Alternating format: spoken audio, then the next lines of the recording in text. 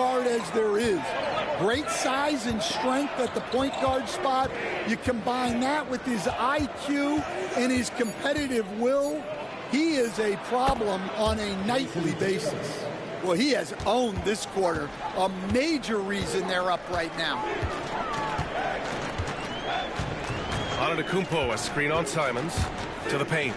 Shot to stop the run. And Giannis with the jam. And you can see early on that Giannis wanted to be aggressive. I mean, he's taken over at the offensive end. White against Harris. Simons passes to Brown. Outside Tatum. Oh, and a great bucket from Tatum. Taking the hit. Well, his offense is carrying them right now. And even with the defense keying on him, he's making great adjustments on the fly. Kuzma for three. Garza grabs the board. Celtics lead by 7. Here's Brown. Oh, look at Brown. Banging inside. Terrific finish there from Brown. He goes up strong and absorbs the contact. Portis with a screen on Tatum. Here's Antetokounmpo. Bounces high off the rim and drops. Antetokounmpo's got 4 points this quarter. Yeah, he's leading the charge for them. But let's be honest, he needs more help if they're going to get out in front. Well, consistent scoring is a good foundation for a comeback. They can't be wasting possessions now. Now here's Tatum. Oh, the block shot. Grabs it out of the air. Antetokounmpo, the pass to Portis. Good. And Antetokounmpo gets the assist. And it's now only a 5-point Boston lead. And Brown has got the ball here for Boston. Their biggest lead of the game was 9. The open shot, White. It's hauled in by Portis. Those are precisely the looks this team is trying to create. Yeah, quality offense will serve you well in the long run. You can't settle for bad shots. Now here's Kuzma. 7 points in the game. Pass to Portis. And then Portis with the dunk. He's just an aggressive finisher there inside. Hey, when you got bounce like that, you feel like you can take on anybody. And Joe Mazzulla calls timeout here. He's going to talk it over with his guys.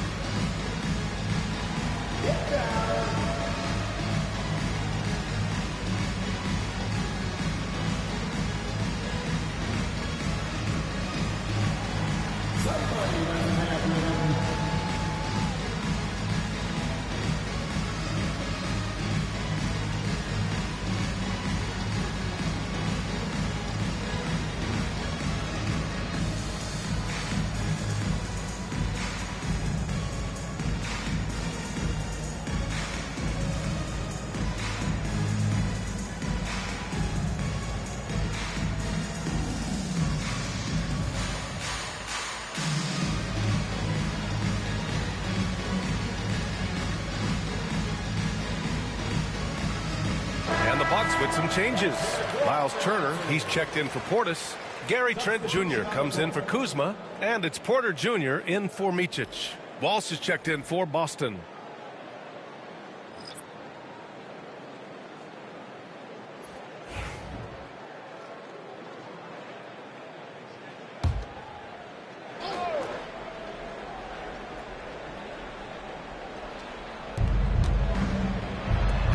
There's Simons with a 3. The rebound by the Bucks. Turner's got 4 rebounds now. Antetokounmpo, the pass to Trent.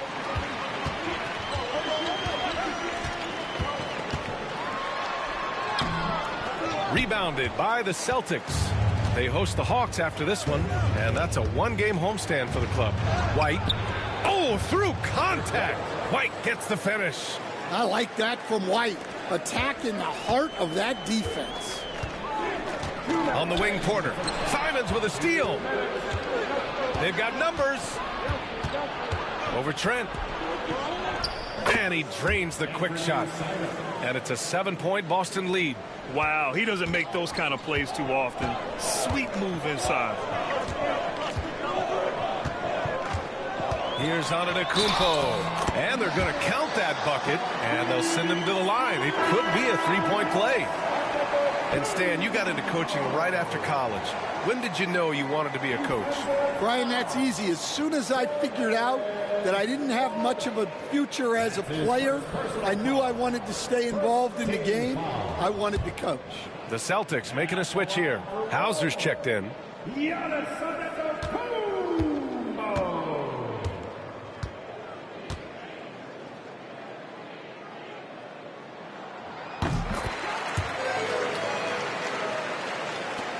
Celtics lead by 4. Simons outside. Rebounded by Trent. Well, that's a miss you can live with. I expect they'll go to it again, especially if the defense continues to concede it. Harris's shot is good. Well, he's a bigger guard at 210 pounds. Harris can mix it up in the paint. Porter against Simons. They set the screen. No good with the triple. One reason this game is so tight is because both teams are hitting the boards with reckless abandon. Garza grabs the board. Well, the defender's stopping the developing fast break. That looks like a transition take foul. He's getting his first free throw attempt of the game here. One shot.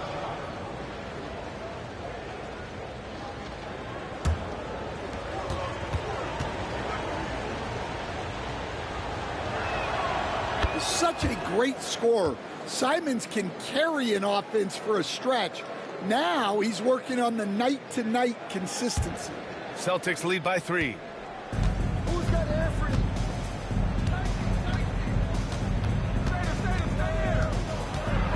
There's 48 seconds left in the second. Great D that time from Porter. He's giving his all, but you can't force yourself back on track. Back to Antetokounmpo. There's a screen by Turner. Antetokounmpo on the attack. So it'll be 2 free throws. He was fouled in the act of shooting. Jaylen Brown picks one up. Early on, he was forcing his way to the line. But in the second period, he's kind of taking what the defense gives him. 5 attempts for him at the line tonight. He's made 3.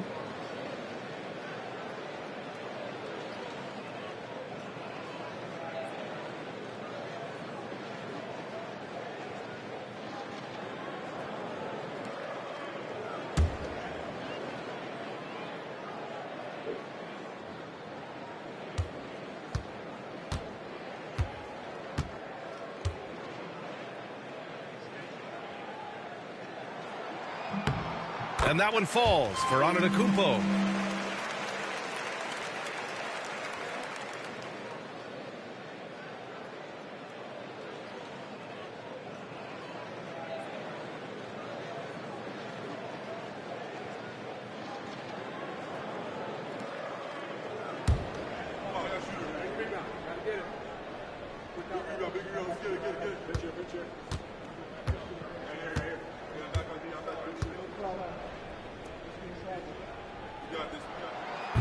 And so Antetokounmpo nails both of them.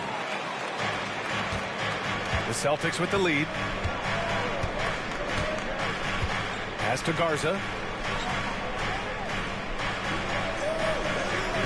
Simons outside. Here's Garza. Nice dish, and the layup goes down. Garza's got his first bucket in this one. Well, credit the screen there, springing him loose for the finish. To the inside. 2 on the clock, and it's going to be a 3-second call.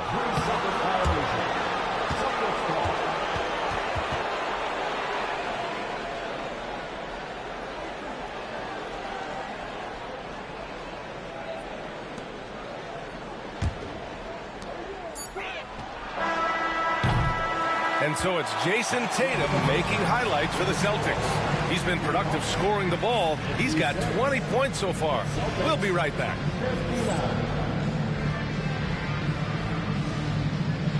Fans, let's direct your attention to center court and get ready for the half-court shot. Drum roll, please. They're thinking about the shot.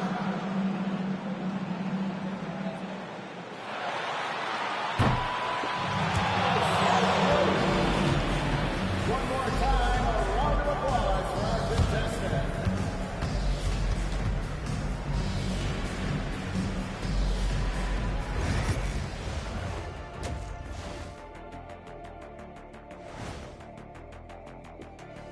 And we welcome you to halftime as the Boston Celtics are getting everything they can handle so far.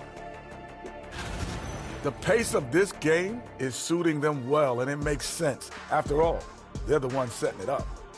Yeah, that's what you want. Establish your tempo while staying under control. They can run away with this literally. And changing it up, my favorite segment, social media posts. Okay, Big Play Jay wants to know, what's the hardest thing about playing in the NBA? The travel. Man, those airplane bathrooms are tiny. Yeah, maybe for some people, but, you know, I never had that problem. That's because you're tiny. And we had a private jet. Thanks, as always, for watching. Let's head back to Brian Anderson and crew for the start of the second half.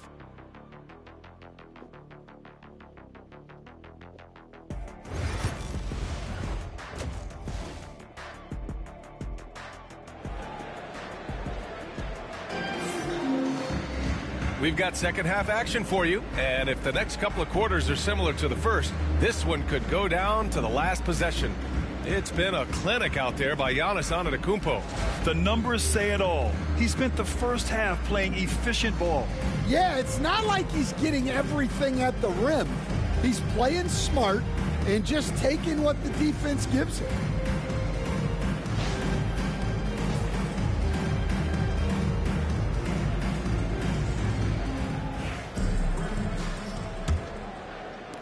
Bucks trail by 3. Giannis Antetokounmpo is out there with Gary Harris. Then there's Miles Turner. Then there's Kevin Porter. And it's Trent in at the shooting guard. That's Doc Rivers 5 as we get into the second half. Here's Tatum. And there's a whistle. He'll head to the line to shoot 2. And look at Tatum getting aggressive inside. It'll be his 4th time going to the line in this game. Jason Tatum, 2 shots.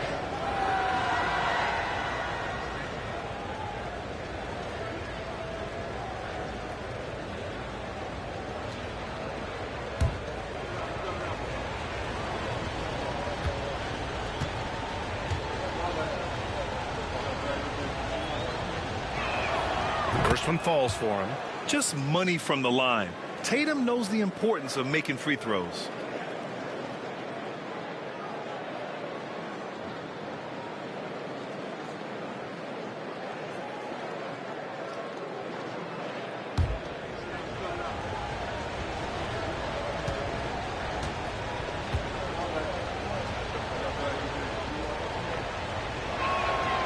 And so Tatum nails both of them. And Milwaukee has possession. Trent outside. Back to Porter. To the left side wing. Antetokounmpo, the pass to Turner. And then Turner with the dunk. Okay, Miles. Getting aggressive and jamming it in. Boston leading by 3. Simons outside. Back to Tatum. Gets the bucket and the foul. They pinned that one on Giannis Antetokounmpo. Well, that was a creative move. Decided to have a little fun out there, apparently. Bobby Portis has checked in for Milwaukee. Shooting 1.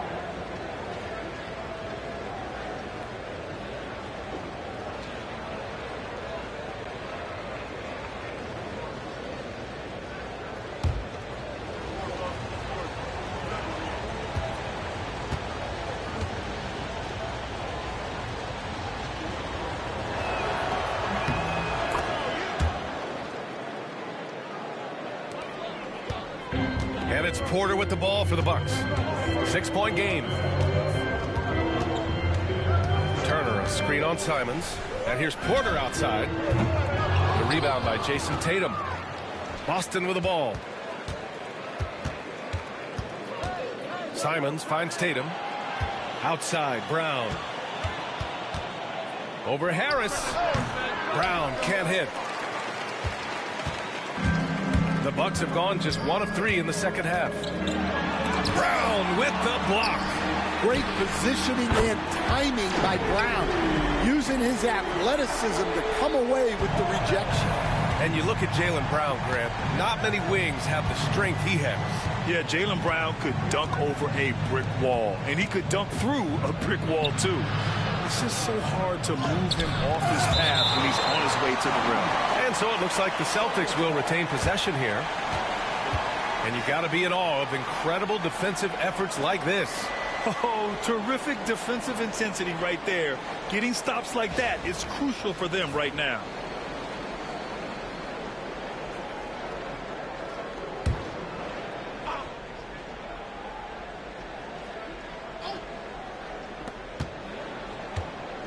Clock at 6. Here's Brown. Oh, my goodness! Brown would not be denied! Bucks trail by 5. Harris outside. Pass to Trent. Portis outside. Outside Porter. Portis with a screen on Simons. Here's Porter, and he hits the jumper. And this is what Porter Jr. is out here to do. His teammates encourage him to shoot the ball. Tatum feeling it out a bit.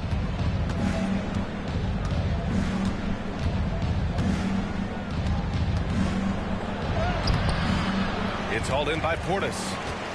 Portis has got his 4th rebound in this one. Trent with it, now guarded by White. And here's Harris outside. Boston pulls it in. Tatum passes to Simons. Oh, there's the alley. Brown can't hit. And gearing up for the alley-oop, just couldn't finish the play. Well, it's not easy to time that up. Just not quite in sync yet. The defense there doing whatever they can to protect the rim. These are his first free throws of the game.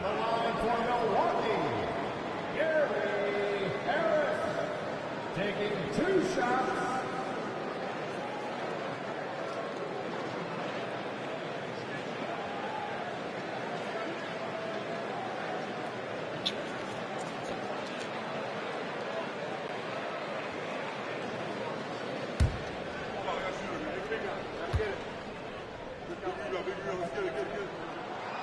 He misses the free throw. It can be a lot of fun watching Gary Harris play. He's agile, he's athletic, he just zips around the court making smart plays.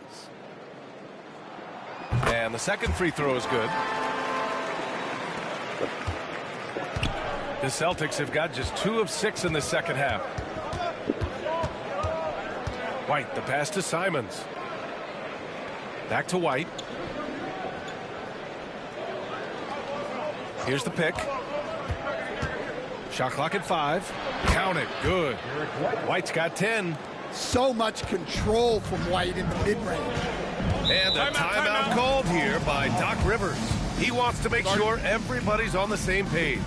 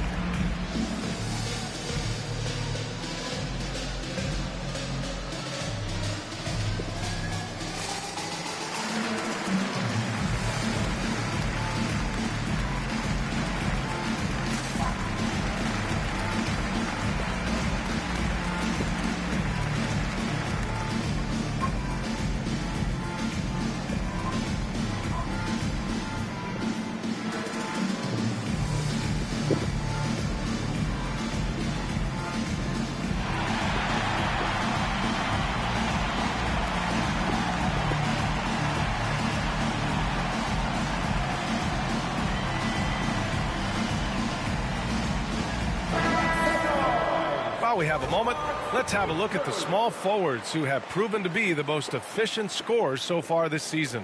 Jaylen Brown is second. And this group does a great job of staying in attack mode. I mean, you have to be getting a lot of layups to have that kind of shooting percentage. Yeah, as a wing, it can be hard to hit your shots at a high rate. I applaud this group for playing smart basketball. Just over 3.5 minutes through the third. Trent outside. Turner, a screen on White. Here's Trent. That shot, no good. Boston leading by 4. Pass to Simons. Porter pulls it in. And it's Porter with the ball for Milwaukee. Now Harris, defended by Brown. Trent against White. Jacks up a 3. And Trent gets the 3. Trent's got 11 points. Rock solid screen right there. The defender got completely lost. Yeah, you've got to lock and trail hard. You can't allow him a clean look from him. Now here's Brown. He's got 10. And he's off from 17. Porter against Simons.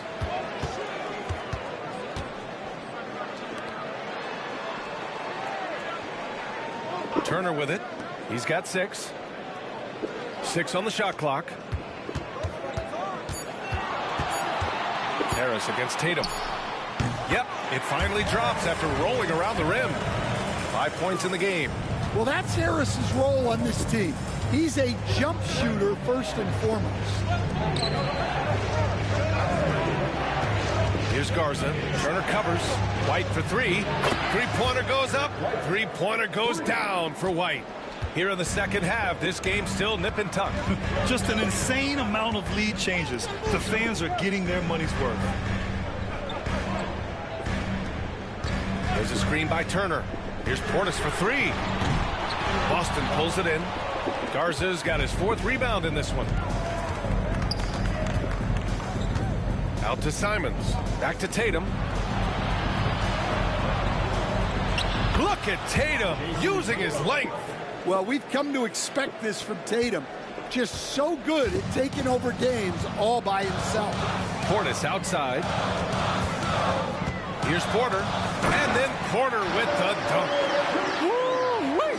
What a big finish out of the backcourt. That might be exactly what they needed at this point of the game. Yeah, what a huge dunk. Making a statement right there. Now here's White. He's got 13. There's Tatum with the 3. And it's Harris with the rebound. This has been a close game in a lot of ways, but they do have an edge on the boards. Inside, unloads. That one a tad offline, but it drops in for him. Turner's got 8. The agility of Turner is huge in these pick and rolls. He's hard to prevent from scoring in these situations. Simons passes to Garza. Back to Simons. Three-pointer. And the three-pointer goes. And the Celtics lead by 3. Well, those go down for him in his sleep. Trent outside. Back to Porter. Banked it in off the glass.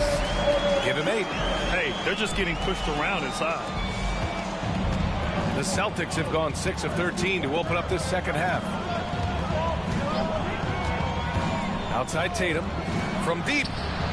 And again, Boston with the triple. This defense is getting spaced out. 3 of the last 5 buckets have come from way beyond the arc. Portis outside. And right away, they match it with a three-pointer of their own. And both teams running long-range plays that are working. Well, you know it's become a three-point shooting league. Teams shooting a steady diet from outside. The shot by Garza, no good. And we talk about the importance of protecting the rim. Right there, outstanding defense. Pass to Turner.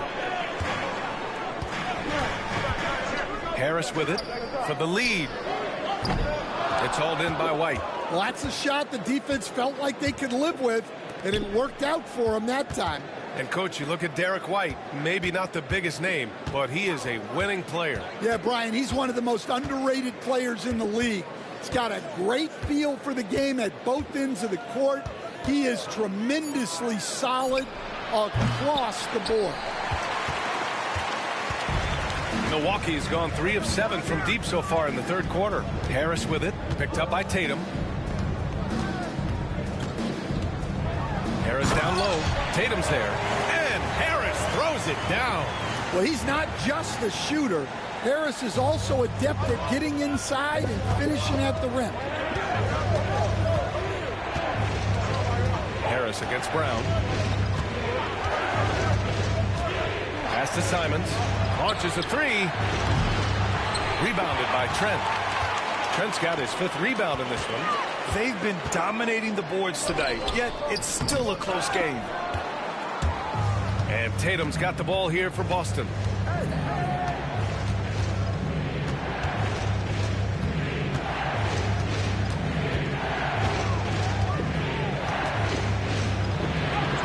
And Tatum finishing the fast break.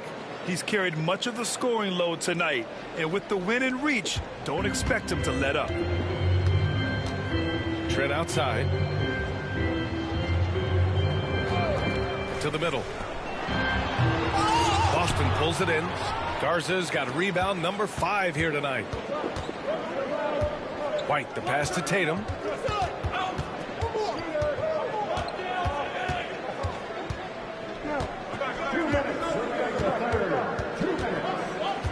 Fires from deep.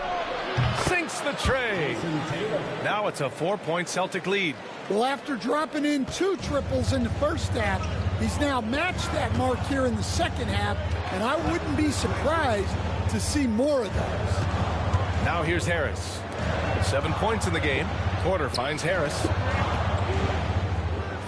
And here's Porter. 4 on the clock. Another score. His 5th make out of 10 tries. Nice job by Porter Jr. attacking the interior, going after a close-range shot. And Joe Mazzulla has called timeout. He's going to gather the troops and talk it over.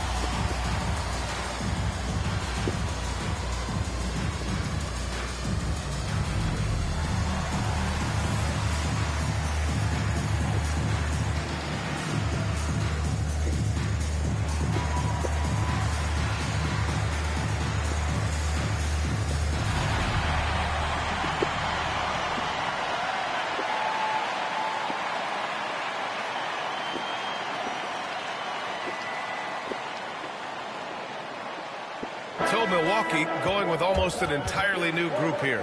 Kuzma's checked in for Turner. Green comes in for Harris. Micic, he's checked in for Trent. And it's Rollins in for Porter Jr.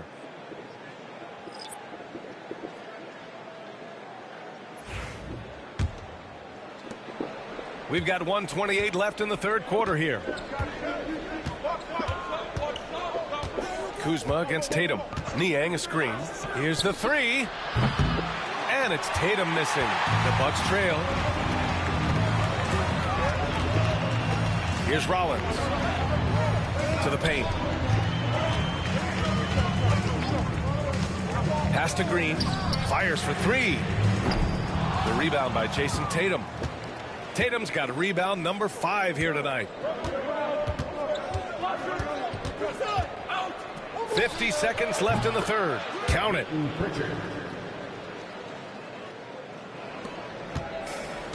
Milwaukee shooting around 52% since the start of the third. Here's Micic. Still without a bucket. Outside, Green. Shot from the wing. And that one off the back of the rim and in. There's 31 seconds left in the third. Here's Pritchard. 10 points for him. Pass to Tatum. And he got the whistle on the way up. So he'll be headed to the line for a pair. An ascending superstar, Tatum has really honed in on what he does best on the offensive end. On the night, free throw numbers for him, 7 of 9. Taking 2 shots.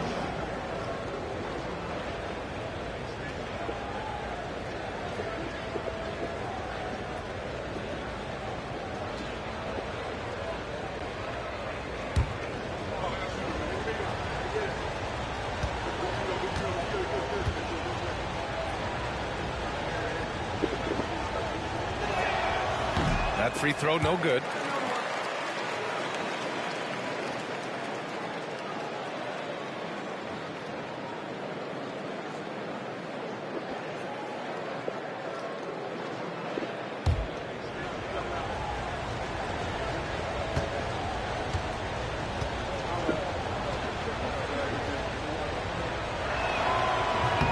And he sinks the second. The Bucks trail by 3. Portis outside.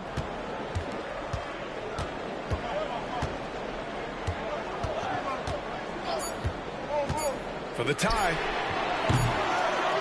Misses the 3. And so it's Jason Tatum making highlights for Boston. Oh, what a quarter. He was absolutely on fire offensively. Time for a quick break, then back to the action.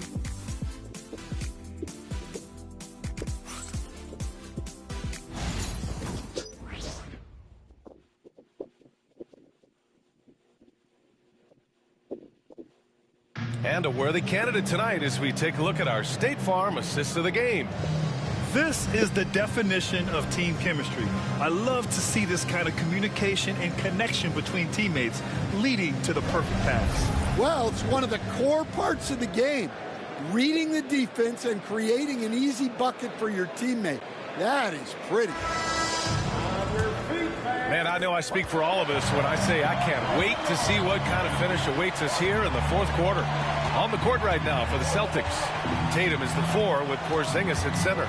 Then there's Peyton Pritchard, and it's Hauser in at small forward. Count it. You're calling Tatum a capable scorer would be an understatement. He is an elite offensive talent. With the step back. Here's Micic. Oh, and makes it with the kiss.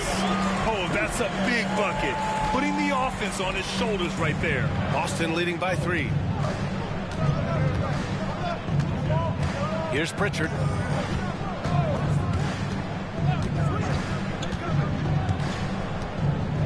Launches it. It's Milwaukee with a rebound. Kuzma outside. Pass to Rollins.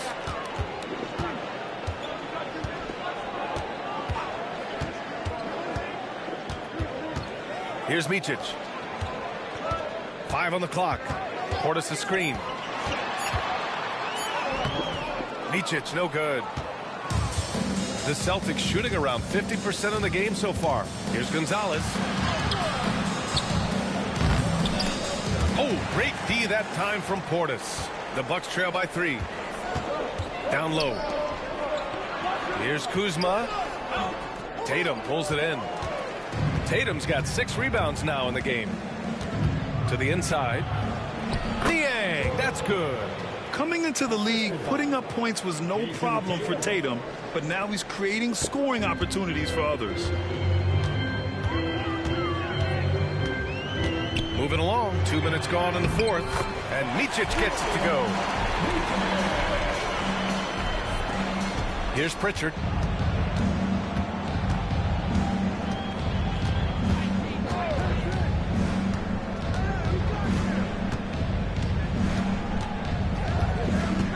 Lets it go from 11. Good. That's his 5th bucket in 9 attempts. And he was dominant in their last outing. And the same thing here tonight. He is in a terrific groove right now. Yeah, for sure. He is just oozing confidence. Thinks every shot is going in. They should just keep running sets for him. If you're just joining us, fourth quarter here. We're just over 2.5 minutes into it. All right, let's take a look at the energy stats, how the hustle game has been going for the Celtics. Well, all you can ask for is your guys to be really active on D, and they've been more than that tonight. Yeah, they've also done a great job of running. Attacking when they get the chance, always a great idea. Here's Pritchard.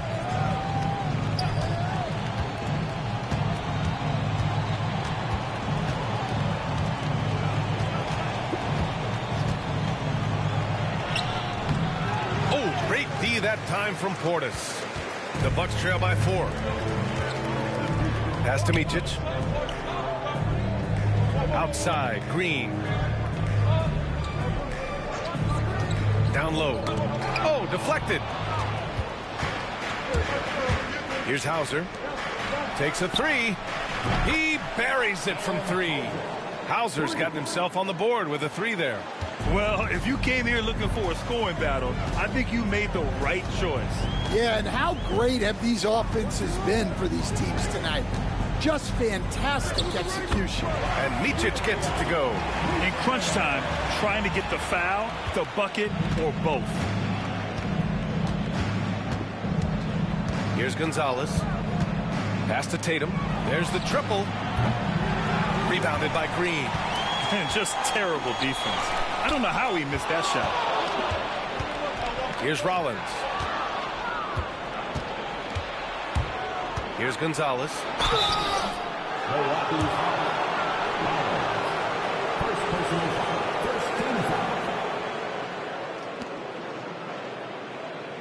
At the line for the Celtics, Gonzalez taking 2 shots.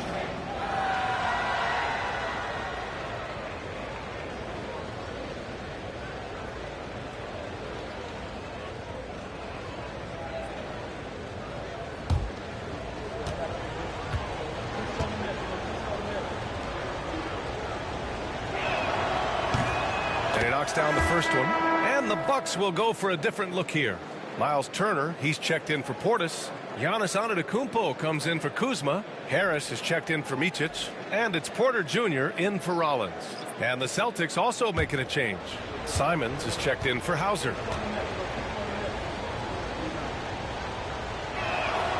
It's both from the stripe. What you can't help but notice this half is how lights out they've been from the free throw line. The Bucks trail by 7. Outside Porter. Pass to Green. Fires from 14. Gonzalez pulls it in. For Boston, they've gotten 5 shots out of 9 to go in this fourth. Now here's Tatum. Releases. Again, the miss by the Celtics. The Bucks have gone 4 of 7 from the field in the fourth quarter. Antetokounmpo, the pass to Porter. Back to Antetokounmpo. Turner inside. And that one's long. And it's Simons with the ball for the Boston Celtics. Pass to Pritchard. Niang outside. And it's good. Fought through contact, hit the shot, and will go to the line. First personal foul. Second team foul. And the NBA has made a significant investment in the G League over the years. Grant, you can really see the impact it's had. Yeah, BA, and it's grown into a real minor league for the NBA. The NBA needed something like that for a long time, and it's helped the product. Gary Trent Jr., he's checked in for the Bucks. Garza's checked in for Boston. Jaylen Brown comes in for Pritchard. And collectively, as the game has progressed, they've been shooting really well from the charity stripe. The Bucks trail by 10. Trent outside. Brown with the steal. It's an even 3-on-3 break. On the wing, Tatum. Pounded by Harris. Outside, Brown. Tatum against Harris. 6 to shoot. Fires from the wing. Tatum, good. Tatum's got 42 in the game. Well, they wouldn't be in the position they're in without his contribution. He has tormented this defense tonight. To the left wing. They need this. Oh, he's a menace in the paint. Antetokounmpo. And the game plan for them should be simple. Keep getting it to Giannis. The Greek freak is on fire. And Joe Mazzulla has called timeout, rallying his guys to make sure they all know the plan. That's right, everybody. It's now time for your Bucks Breaker Brew.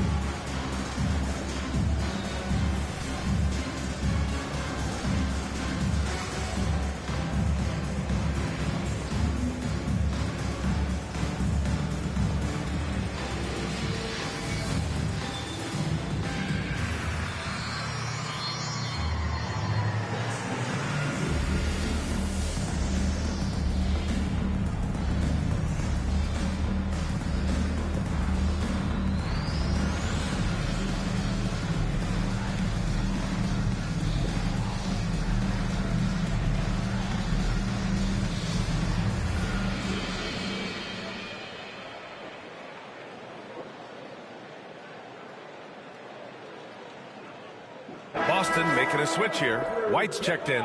Gives us a chance to catch up with Allie LaForce. Over the break, I listened in on Joe Mazzulla's huddle. Despite the lead, Coach was stern with the guys, mentioning to the team, do not let up. I've seen some big comebacks in this league, and this is not over. An interesting message. B.A.? Great work, Allie. Thanks. Simons outside. To the paint. Here's Tatum. Back to Simons. Pass to Brown.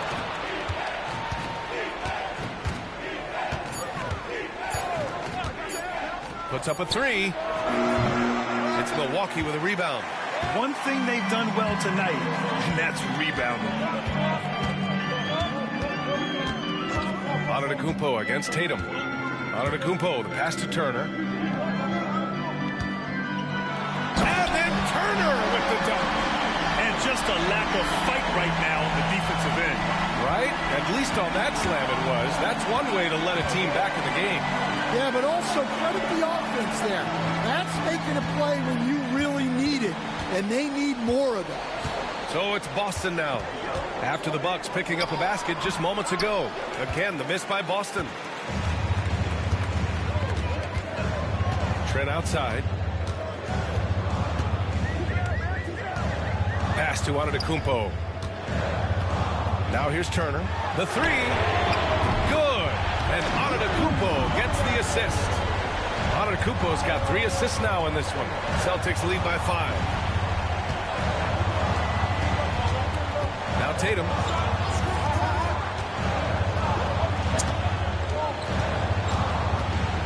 They set the pick.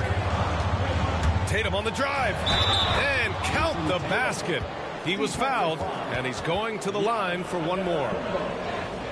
Personal foul. 13 foul. And on for the Celtics, Jason Tatum. 1 shot.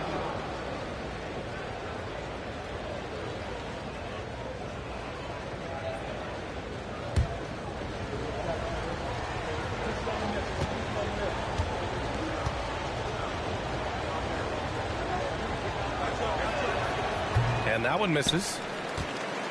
The Bucks trail by 7. Here's Porter. Ooh, another basket for him. He's 6 of 11 now. Yeah, big effort from Porter down low. Getting past some contact into his shot. Pass to Garza. Outside Tatum.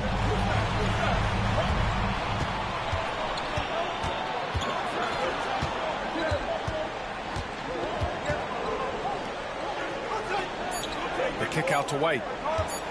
Ooh, here's White on the drive. Back to Tatum from downtown. He drops it from range. Tatum's got 47 points. Well, he's already hit more threes since halftime than he did in the whole first half. He might have figured something out. Shakes him. And off the front iron, and in it goes. Well, maybe the defense thinks they can live with that, but he's pretty consistent from that mid-range area. Trent against White. Pass to Tatum.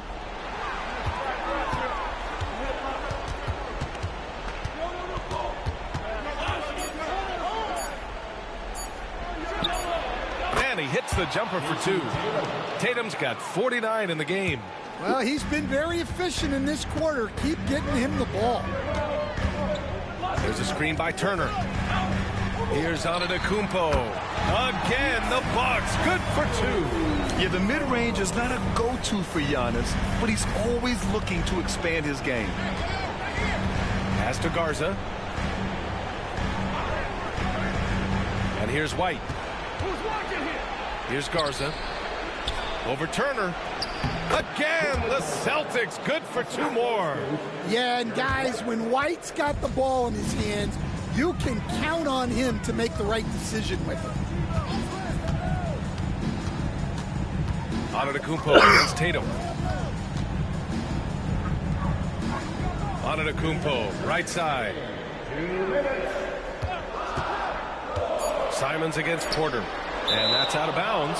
It was last touched by Porter. Yeah, just couldn't make the connection, but you appreciate their attempt at moving the ball.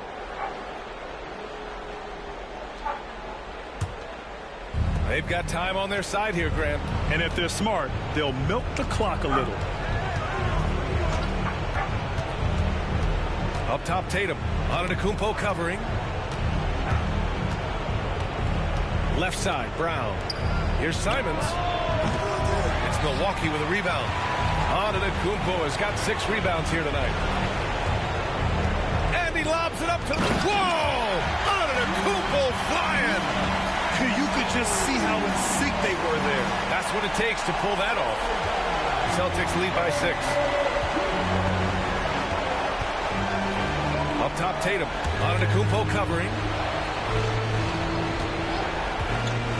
White against Trent. White, the pass to Brown. Off target with the 3. Ooh, that's a tough break. After poor communication defensively, it leaves him all by himself. Well, just doing an excellent job defensively. Using his body to disrupt the shot and then get control of the loose ball. Now here's White. Up and over Porter. White, the pass to Simons. Boston again missing. And here's Antetokounmpo. He'll bring it up for the Bucks. It's deflected. And Giannis Antetokounmpo picks up that foul. And so he's picked up his final foul. And he'll sit the rest of this one out. Yeah, too bad he fouled out. But this team does have some depth at his position.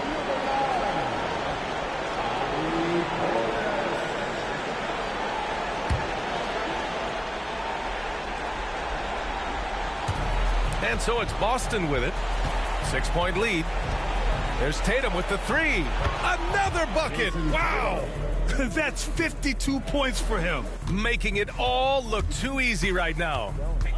Pass to Portis. There's 25 seconds left in the fourth quarter. And he can't get that one. Here's Simons. And it goes. As the official calls the foul, count it, and he'll shoot one more at the line. First personal foul. 15 foul. Shooting for Boston. Anthony Simons. At the line for 1.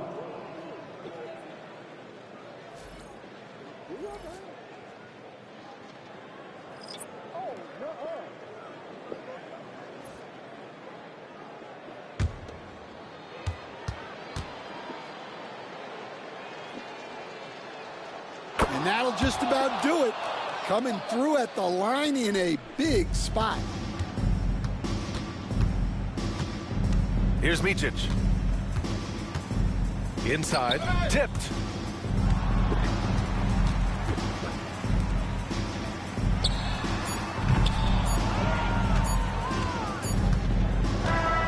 we see the Celtics taking the W here. It ends up being a fairly easy road win. Those are so hard to come by. It's never easy to take a game in someone else's building. And now let's check in with Allie LaForce with the player of the game. Allie. Thank you. I'm here with Jason Tatum. And Jason, congratulations on the win. What did you like about this team's performance tonight? Our toughness. And, we figuring it out. It's early, but we taking it game by game, quarter by quarter, and everybody contributing. So, I like it. Thanks, Jason. Allie, thank you as always. And that's going to do it tonight, folks, for our broadcast. With Grant Hill, Stan Van Gundy, and Allie LaForce, this is Brian Anderson saying thanks for watching the NBA on 2K Sports. And time now to introduce our player of the game, Jason Tatum.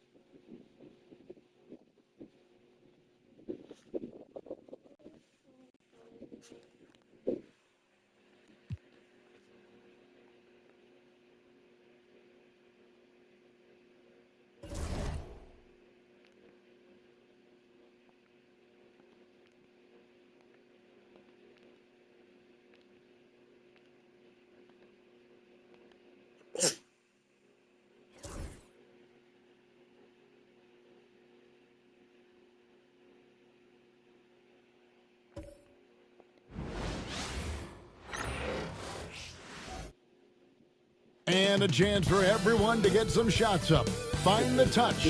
Find the range. Find themselves. We're almost at game time. Welcome, everyone. Thanks for tuning in to 2K Sports. We've got some NBA action for you coming up. This is Kevin Harlan with Hall of Famer Doris Burke and Greg Anthony, giving us the rundown from the sideline courtside, David Aldridge. So a look at our starters for the Knicks. They've got Karl Anthony Towns, Jalen Brunson out there with Bridges. Then it's OG Anunoby, and it's Hart in at the power forward. And for Indiana, Halliburton in the backcourt, Nembhard to his side. The forward spots with Nesmith and Siakam. And it's Bryant in at the 5, patrolling the paint. Now we know, Greg, early on in the year, teams still trying to figure out their rotation. And it takes time before you find the rhythm you're looking for. Coaches will mix and match units to see what works best, with the thought also of the postseason. Now, here's Bridges. Not a good performance from him in that loss to Milwaukee. In the corner, it's Nesmith. Back to Nembhard. Halliburton for 3. Buries it from three-point range. Halliburton, a huge part of this offense, which is why he has the confidence in these catch-and-shoot situations. No hesitation. Anunoby with it. Nesmith covering. Back to Brunson.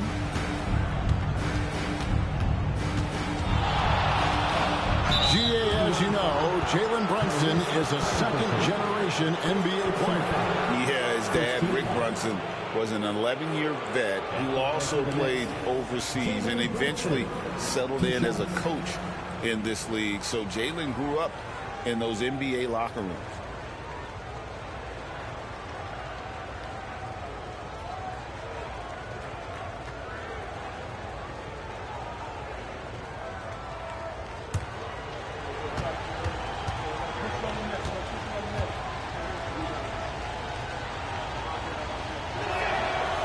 One falls for Brunson.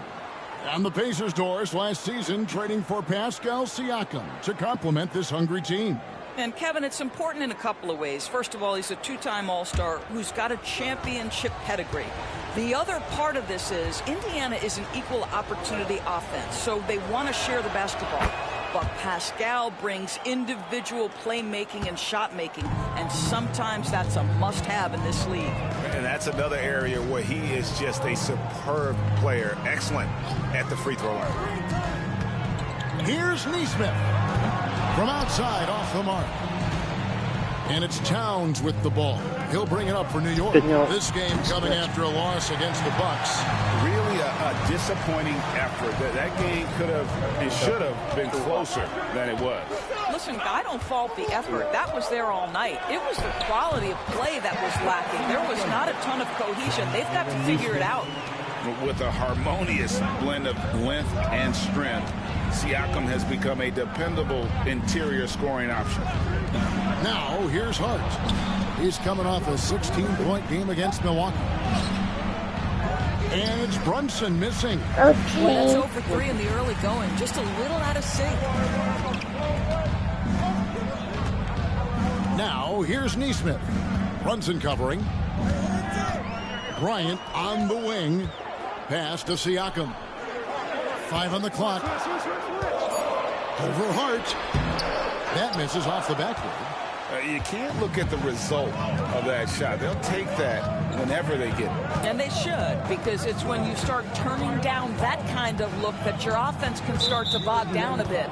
And there's the foul. It'll go on Tyrese Halliburton. That'll be his second foul of the game. And Indiana making a change here. McConnell's checked in. Number 9, T.J. McConnell.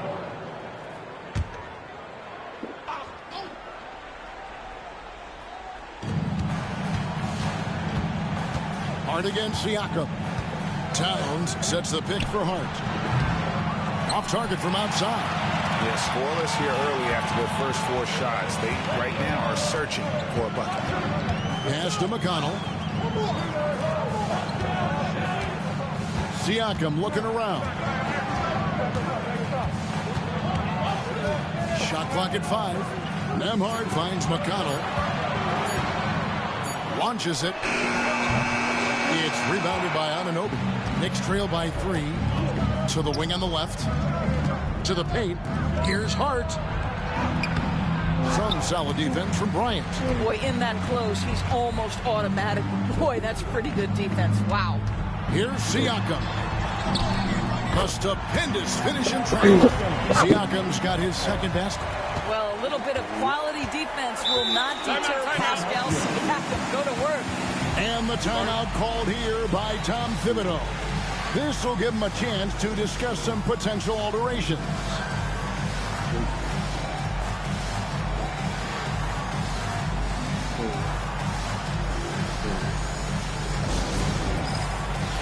Get ready, everyone. You see yourself on the screen. You show us your best move. Let's go.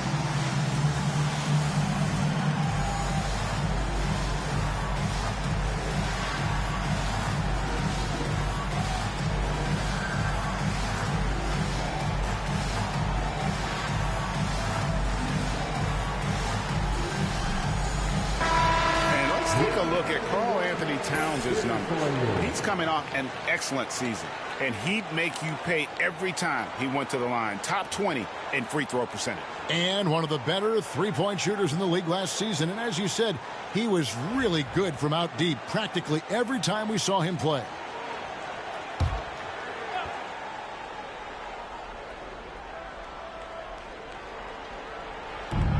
Pacers on defense. Siakam inside. Defended by Bridges. Listen, simply put, he's got to finish that. It's not like the defender was right on top of him. Here's Brunson. That one's in. His first bucket of the game. He's 1 for 2.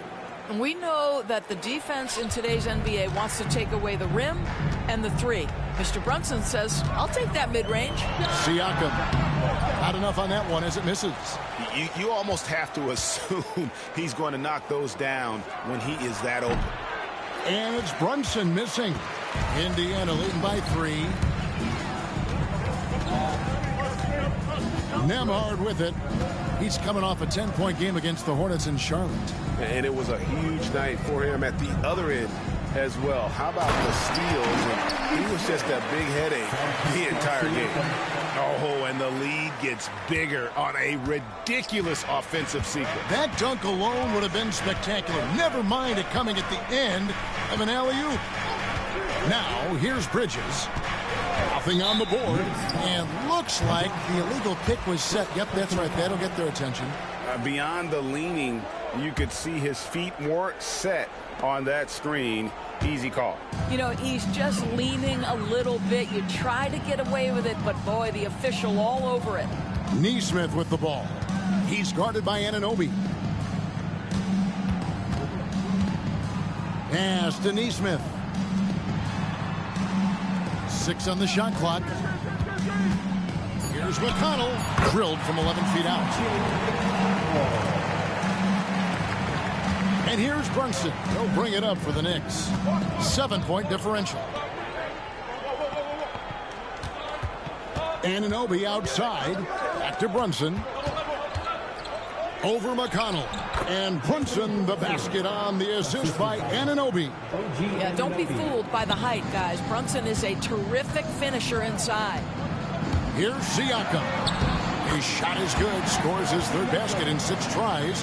Shooting 50%. What a terrific play by just a tremendous all-around player. This guy makes it look easy. Now, here's Hart.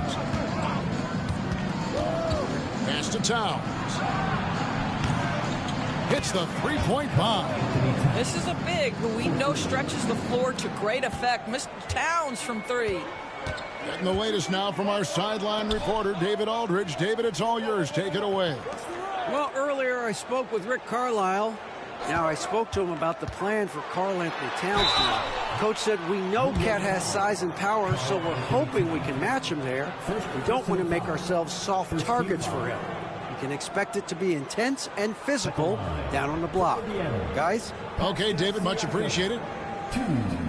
And let's take a moment, guys, to get your take on the scoring so far for Indiana.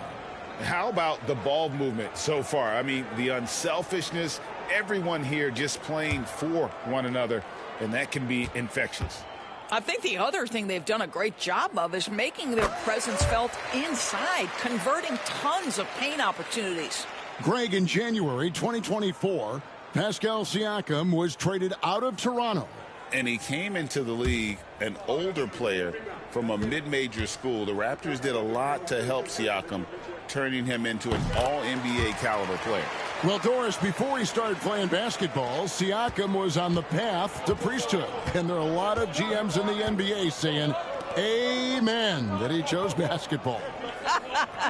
Kevin, this young man actually attended a seminary and didn't pick up a basketball until he was 16. But even with that, he's built himself into an all-star and a champion. An incredible journey. And so it's Rick Carlisle here calling timeout. He wants to regroup and go over the strategy. For your Indiana NBA, everyone. Let's get excited.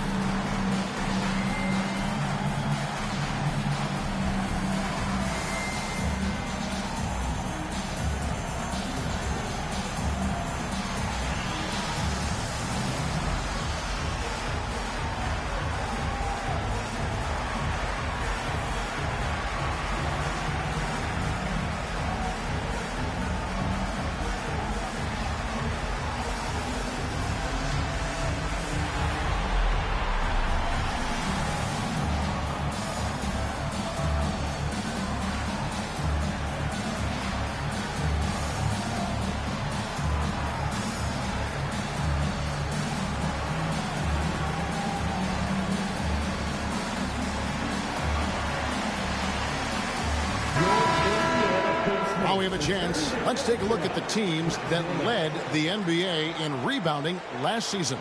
Number 5, the Knicks. Boy, their rebounding last year was phenomenal. Great fundamentals, aggressive to the ball. That helped them pull down a lot of second chances.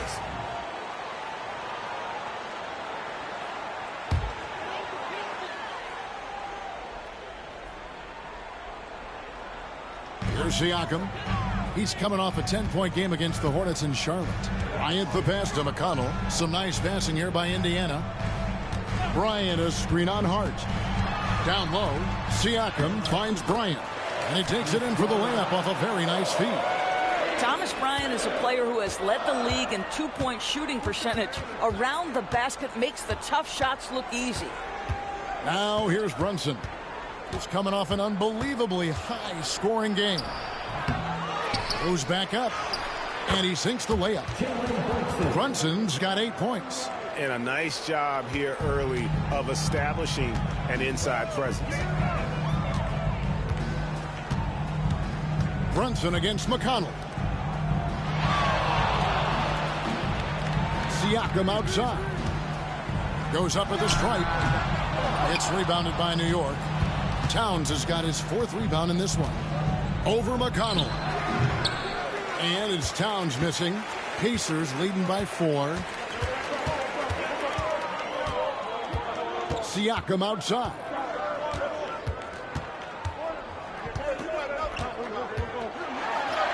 That's good, and that evens things out for him. 50-50. 4 of 8 shooting this game. Well, they're calling his number time and time again, and he is delivering. Here's Brunson. He's got 8.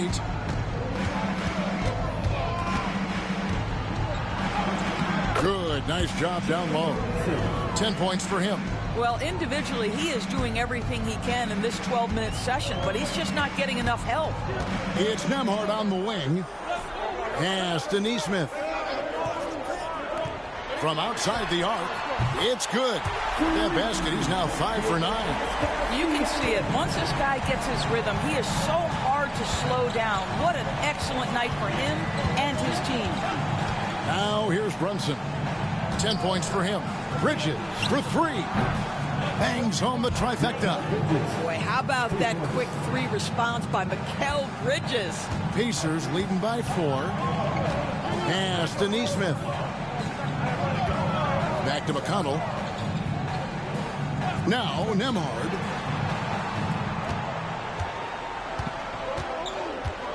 Lock at 6.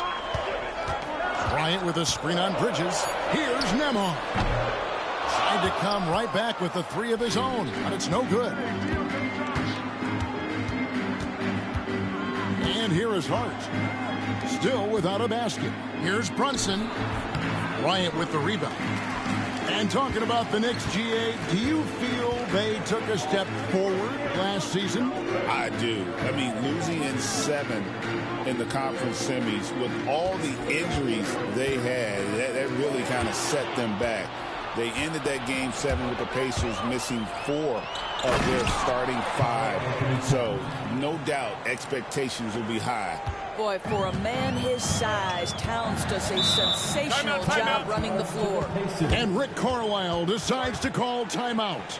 And coach has decided they need a moment to talk things over.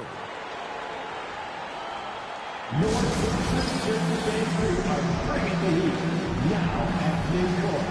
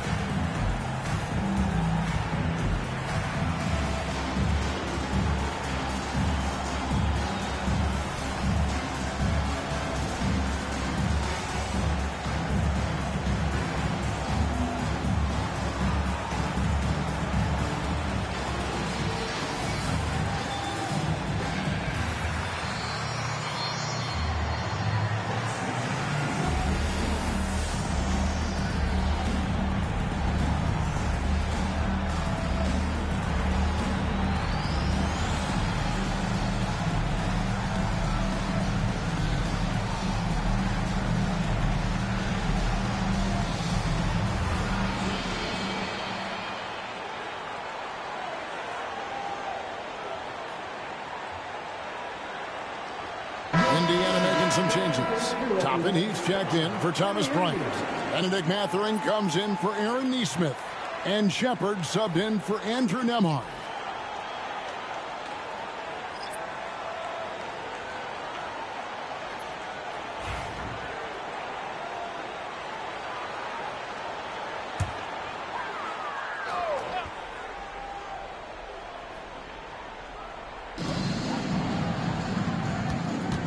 Now, here's McConnell, defended by McBride. Toppin sets a screen for McConnell. Lands soft on the front of the rim and drops. McConnell's got his second bucket. Listen, he hits that shot on a regular basis. Give credit to the offense for getting him a clean look. Pass to Towns. Fires for three. The rebound by Shepard. For the Pacers, they come in off the loss to the Hornets. Yeah, for that loss, you can credit their defense or lack thereof. Too many breakdowns on that end of the floor.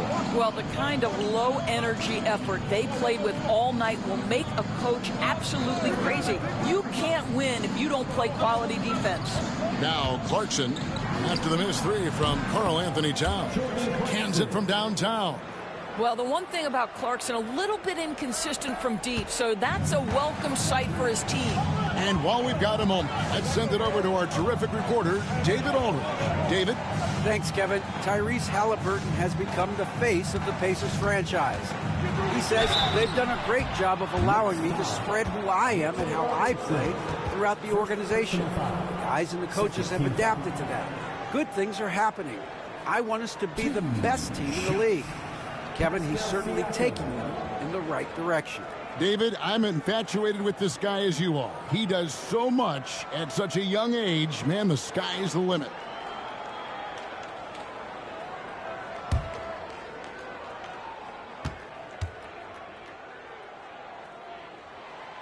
Throw good, Siakam. Boy, the evolution of Pascal Siakam has been such a pleasure to watch. The work ethic is commendable, and he's learning how to be a leader, guys. Jarris Walker, he's checked in for Shepard. And a switcher also for New York. Jalen Brunson, he's checked in for Towns. Siakam hits them both. Well, Greg, we saw in the 2024 regular season that these Pacers actually led the NBA in assists. Averaging over 30 assists a game. Now that's ball movement. These Pacers really trust one another and love to share the load offensively. Clearly a foul. For New York, they had gone 2 for 2 in the game at the line. Taking 2 shots.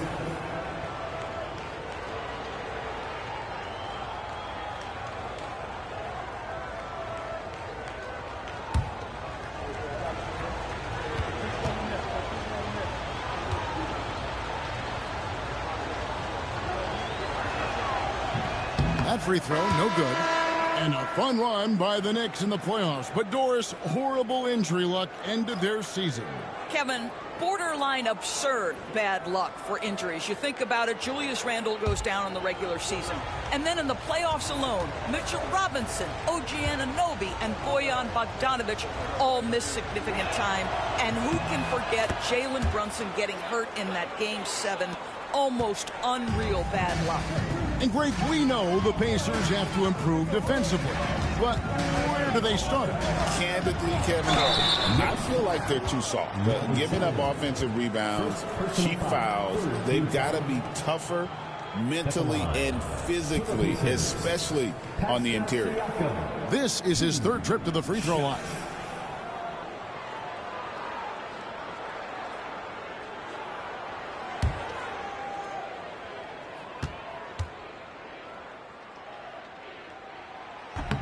No good on the free throw. Doris, the way this Knicks roster was put together, they have a great level of physicality.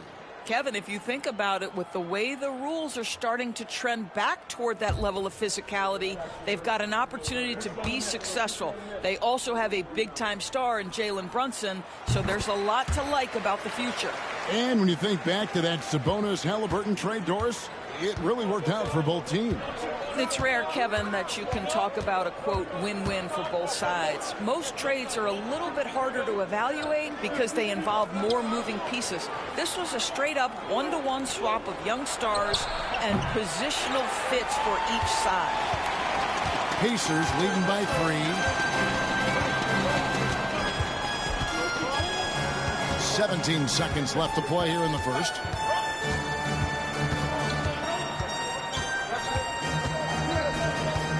Just 5 on the clock. And the call on the shot that sends him to the line. It's on Mitchell Robinson. This will make 4 trips to the line so far in the game. And how good has he been at the line?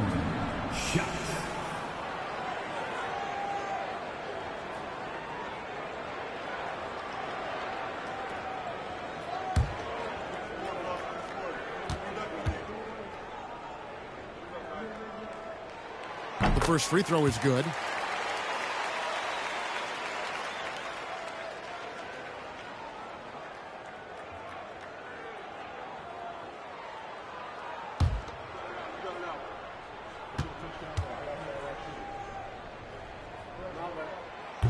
And he can't hit the second.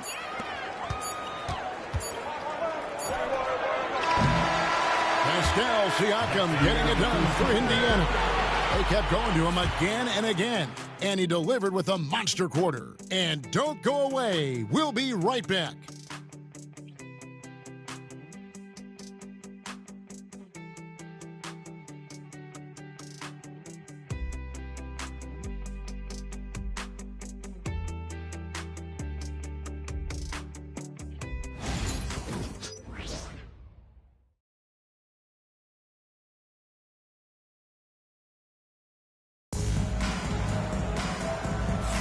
And if you're just joining us, we've played through 1 quarter in this one. And when you consider how the Pacers are doing, guys, what do you think? Attacking, drawing fouls. They won that first quarter at the line. They have done a tremendous job of drawing contact and putting officials in a place where they simply have to make the call. And it's McConnell with the ball. He'll bring it up for Indiana. They lead by 4. We'll be topping out there with Benedict Mathurin. Then it's Halliburton. Then it's Isaiah Jackson. And it's McConnell in at the 1. So that's the group out there for Indiana. Here's McBride. Still yet to score. Halliburton on the wing. That one goes. Count it. What you love about Tyrese Halliburton is his feel for the game, knowing when to shoot. Here's McBride, defended by Mathurin. Clarkson against Halliburton. Here's Brunson. Good. Brunson, no fear down low. Yeah, simply stated, Jalen Brunson filling it up right now. There are no signs that he's slowing down anytime soon. Outside Jackson. Just over a minute gone here in the second quarter. Mathurin passes to McConnell. To the inside. Stolen by Robinson. McConnell against Brunson. And he wills that one in. Sinking right through off the back iron. We call that, folks, the stop and pop. Jalen Brunson with the pull-up J. Mathurin with a screen on Brunson. Here's McConnell. Left side, Mathurin. Jackson with the screen. And it's Mathurin missing. New York trailing. Here's Clarkson. Up again, and it's Clarkson on the follow. Clarkson's got 5. They are just killing them on the interior. McConnell against Brunson. Halliburton for 3. It's rebounded by Brunson. And he didn't punish them for the weak coverage there, but they can't count on him to continue missing. Wasted no time on that shot, but it's off the mark. Pacers have gotten only 1 of their first 4 shots in the second quarter to drop. And good that time. 6 points for him. Halliburton Halliburton's vision and then the ability to thread the needle there makes the defense pay. Here's Yabusele, and he gets the whistle. 2 free throws coming up. Greg, what a great time to be a fan of basketball. Not just in the NBA, but all over the world. Absolutely, Kevin. The sport just continues to grow, and there's increased value being placed on all-around skill, even in youth basketball. And I think that bodes well for the future of the game.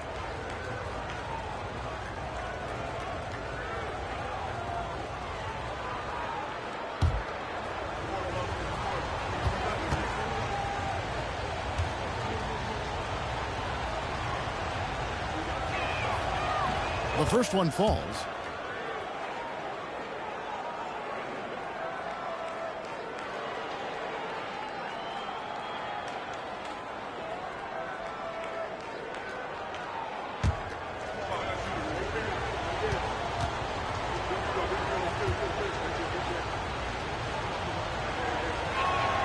Both shots good from the stripe. We're just over 2.5 minutes into the second quarter. McConnell finds Matherin. Jackson with it. Stolen by Robinson. Now McBride. No scoring in this one. Pass to Robinson. Brunson against McConnell. The shot's good from Brunson. And breaking down some numbers here, the hustle stats for the Knicks. Right off the bat, they're going after the ball, looking to jump into the passing lanes and create some steals in transition. They've also done a really good job taking advantage of miscues. Their defense has been stifling in this one. Well, exposing a weakness in the defense, that's just way too easy, guys. And almost 4 minutes gone here in the second quarter of play. McBride passes to Robinson. Now here's Brunson over McConnell. And Brunson the basket on the assist by Robinson. Brunson's got the lead up to 2 now for New York. Indiana's gone 0-2 from deep here in the second. It's Jackson atop the key. Pass to Halliburton. And Tyrese Halliburton, one of the best offensive players in the league, Doris. He is so fun to watch. Kev, this young man is special, and not only because of the flair and the skill as a passer, the shot-making ability. To me, it's the joy he brings to the game and how that joy lifts his teammates around him.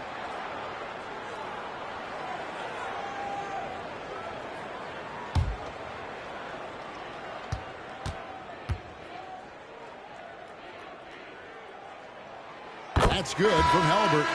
Well, certainly with one of the more unique shots in the NBA, Halliburton gets it done. You know, Kevin, credit to Halliburton and the organizations he's played for, because a lot of them would have changed or tried to rebuild their shot. Halliburton and his organizations knew the shot worked, and he stuck with it, and now he's one of the best shooters at his position. I think if you're talking Tyrese Halliburton, the thing that stands out is the wealth of things he can do on the offensive end. He can shoot the ball with range. He's got unbelievable handle. He can create. He can drive it. He can also set up his guys. A lot to like. And he's an automatic finisher when he gets into that area. He is, and he picks the simple one-hand stuff to get the 2 points. Now here's Bryant. He's coming off a 16-point game against the Hornets in Charlotte. Here's Nembhard. And once again off the mark by Indiana. The Knicks leading by 3. Here's Hart. It's good. He scores. That's his first basket after missing his first 2 attempts. Now 1 for 3. Yeah, and their shooting really starting to pick up here in the second. Here's Toppin.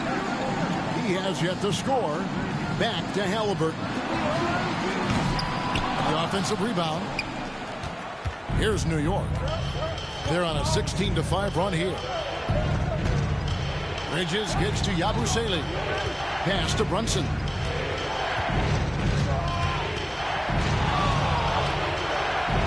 And he lays it straight in. And now a 7-point Knicks lead.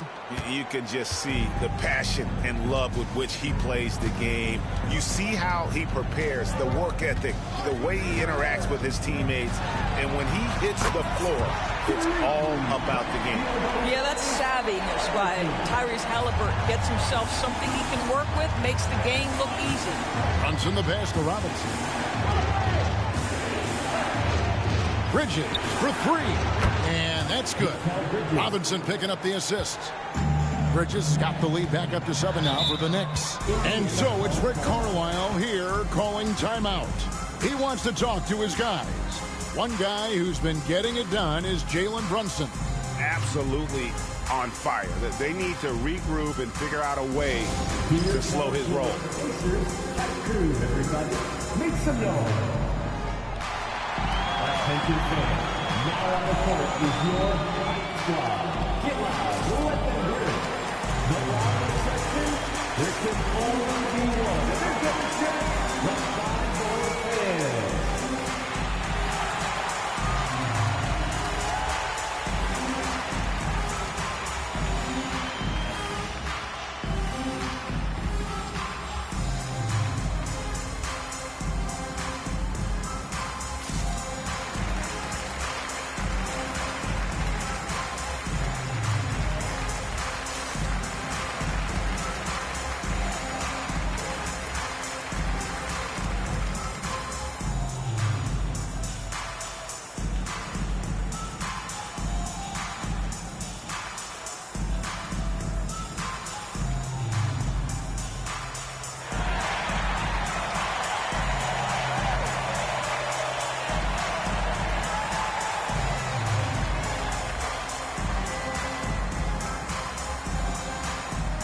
Siakam is checked in for the Pacers.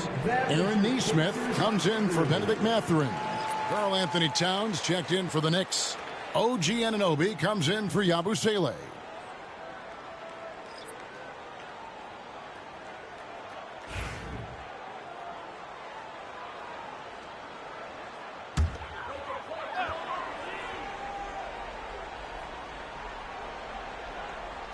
On defense, New York. Now here's Bryant. Pass to Nembhard. And play stops. Whistle on what looks to be an illegal screen. When a pick like that is questionable and creates that much of an advantage for the offense, you have to blow the whistle. I don't think there's any question. There are so many rules that favor the offense these days. You've got to be able to equal things out when an illegal screen is set. Now, here's Bridges. Back to Brunson.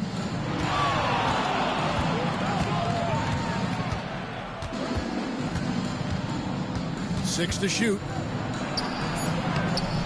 The putback. Great positioning on the putback.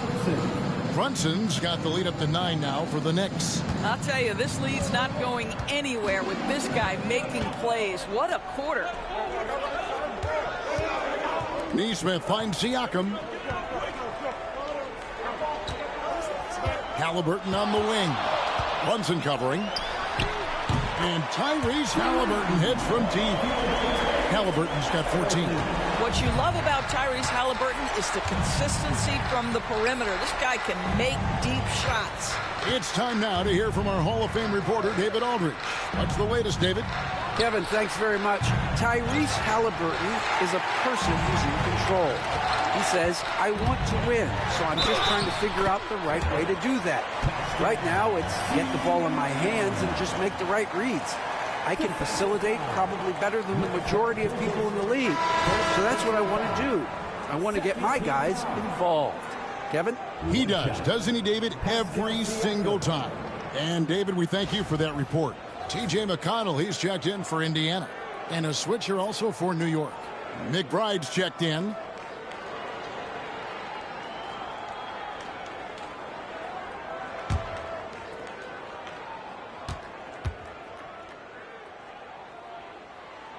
I think the value of Pascal Siakam is the skill set on both ends of the floor.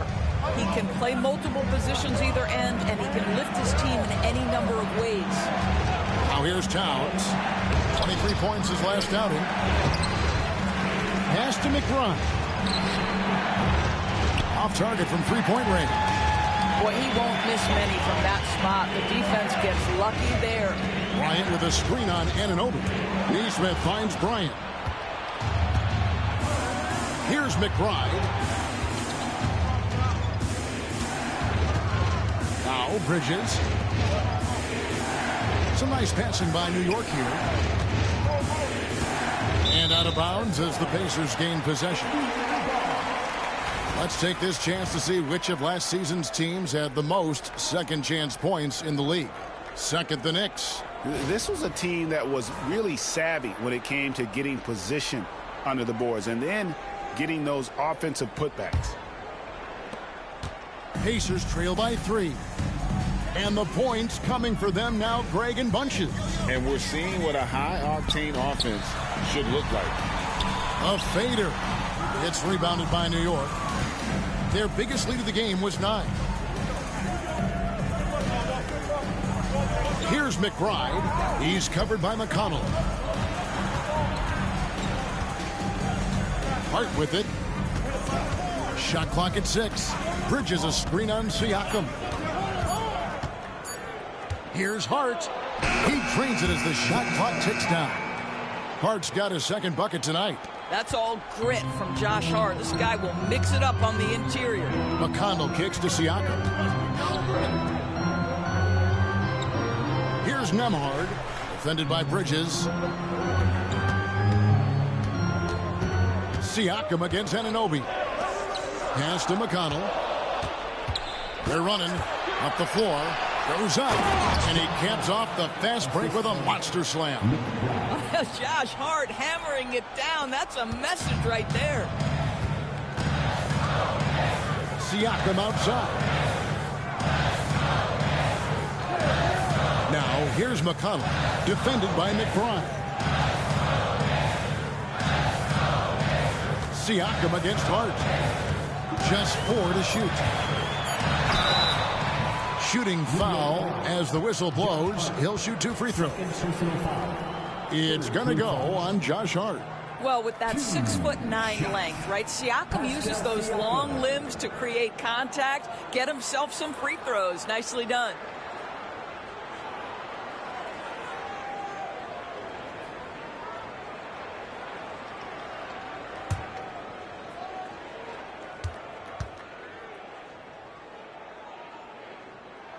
And he knocks down the first one.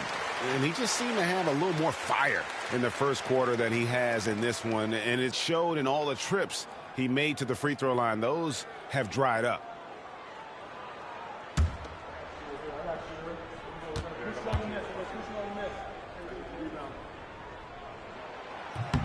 Siakam hits them both. The Knicks leading by 5. Outside, Towns. Back to McBride.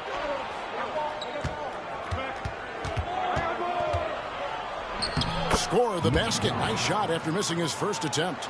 And guys, they continue to put a lot of pressure on the interior defenders with their work down low. McConnell passes to Siakam. And there's the drive. Here's Bryant. And he gets it to go. I'll tell you, Pascal Siakam has shown he is more than capable of passing the rock. New York's gone 1 of 3 from way outside since the start of the second quarter. It'll go, and the New York lead is cut down now to just 3 on the bucket from McConnell. And that's such good work to make this a one-possession game. Terrific steal to get it all started. You know, Doris, the Towns might already be one of the best shooting bigs ever. But Kevin, he flat stated and called himself the best shooting big of all time. He has an argument because not only has she shot the ball incredibly well from deep, even as his volume has gone up, his efficiency stays the same. This is a gifted offensive post player.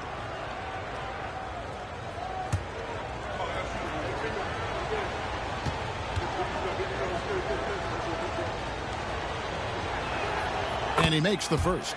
And they have yet to miss a shot from the line here. this quarter.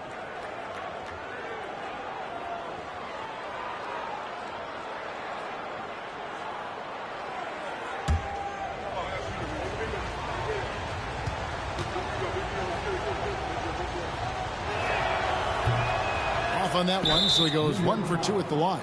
What's striking about Karl Anthony Towns is his resiliency. He'll bounce back from challenges. He's got a very impressive positive attitude. Pacers trail by 4.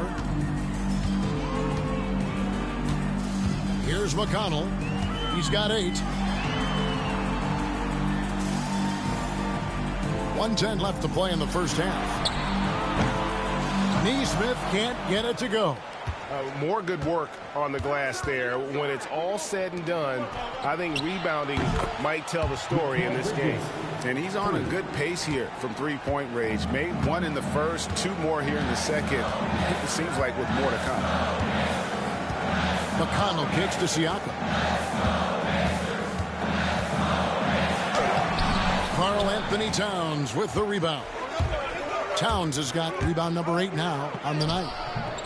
Tries again. He lays it in. And it's a 9-point Knicks lead. And of the last 6 baskets, 5 have come on the interior. This is just smash-mouth physical basketball, guys. Now, here's Siakam. Over Hart. Siakam, the bounce pass. And too much time in the lane. They get called for the 3-second violation. He got a little ahead of himself there trying to pull the team even. That's a big miscue, and you hate to see that happen at this point in the game. The Knicks leading by 9.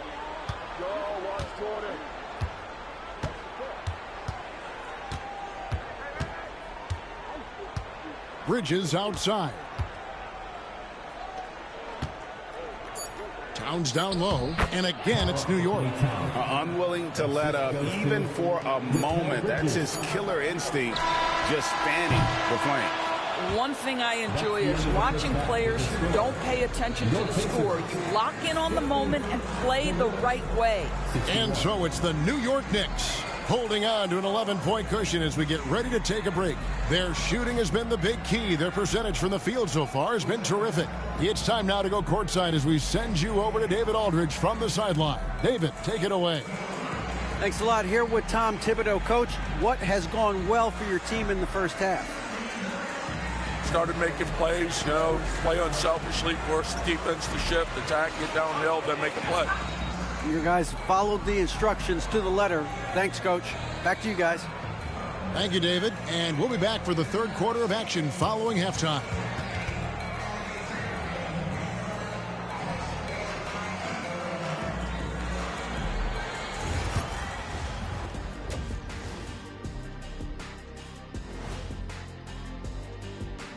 Welcome, everybody. This game revealing a big disparity in play.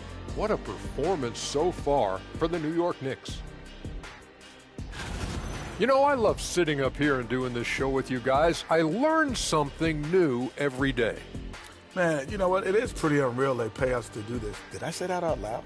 Wait, you guys get paid? Well, yeah, we wouldn't sit here and deal with you for free. You gotta call my agent now. Let's move on, shall we? To that first half we just watched, guys. A tremendous start for Jalen Brunson. Brunson's getting buckets. He's playing to his strength. The defense hasn't had an answer, so he just keeps rolling. Yeah, very assertive, and they trust his decision-making.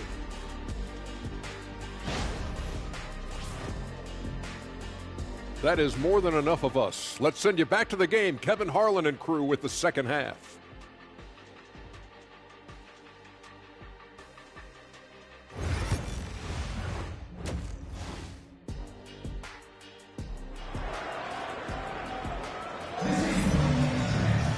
And as we dive into the second half, we'll find out if the next 2 quarters are any different from the first 2. So far, it has been a runaway.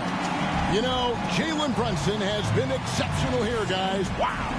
He's done a fantastic job of finding opens first few quarters. One of the things every player is after is efficiency at the offensive end. And boy, this young guy has done just that.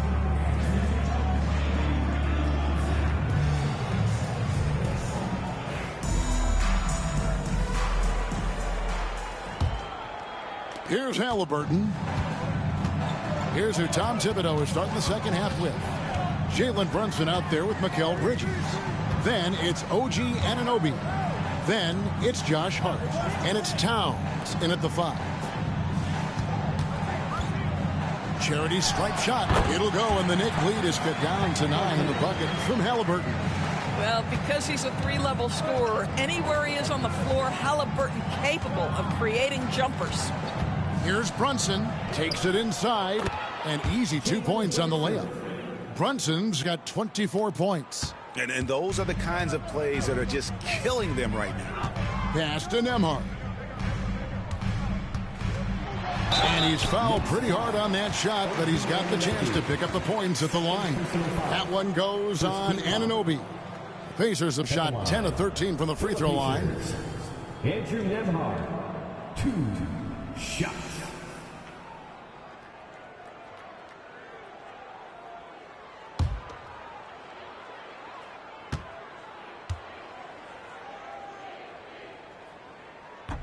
First one falls for him.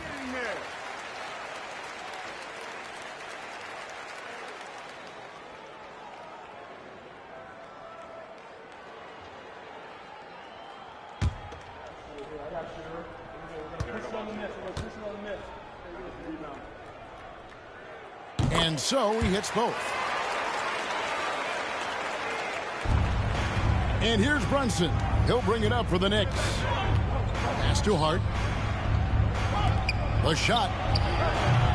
It's rebounded by Bryant. Bryant's got 6 rebounds now in the game. To the left wing.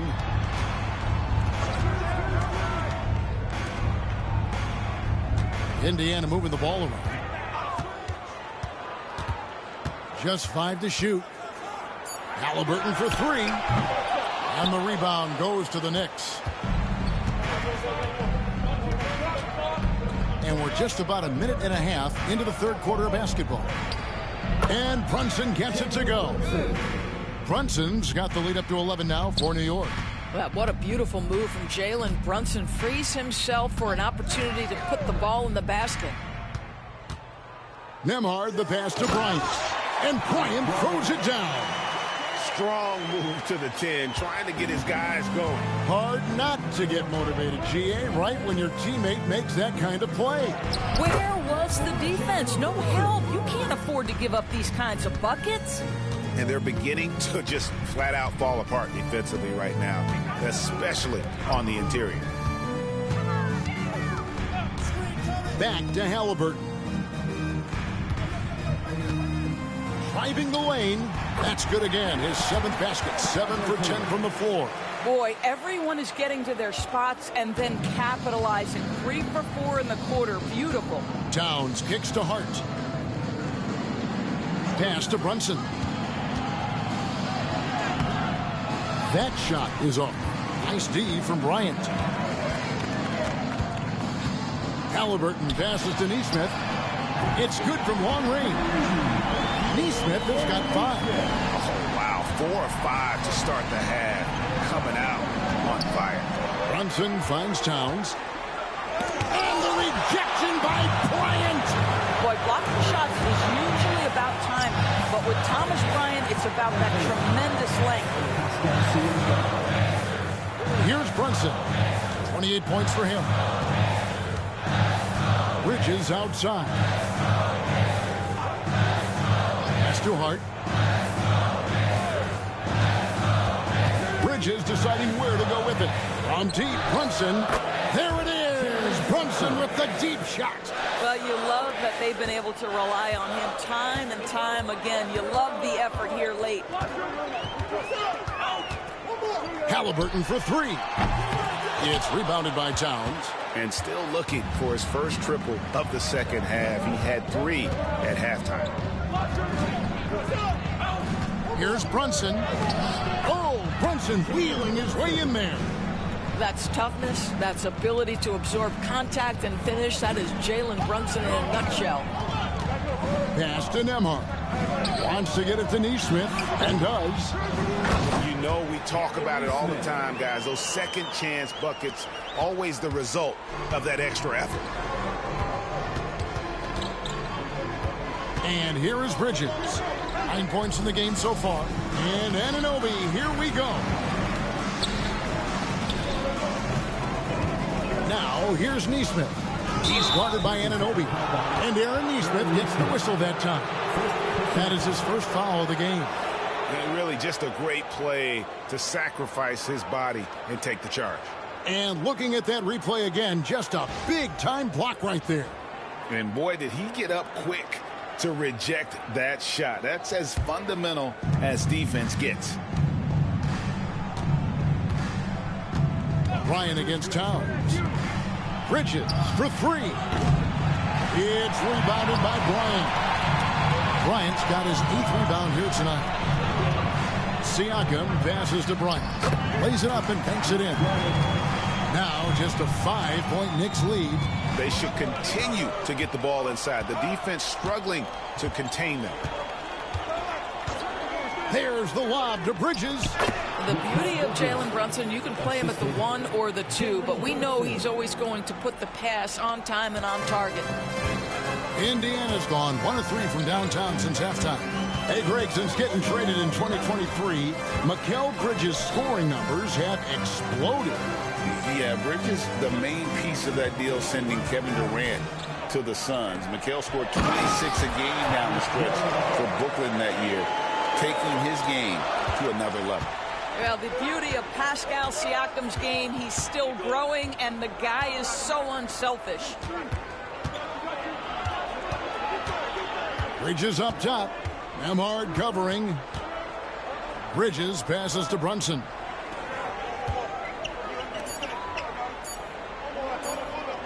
From deep. The Pacers pull it in.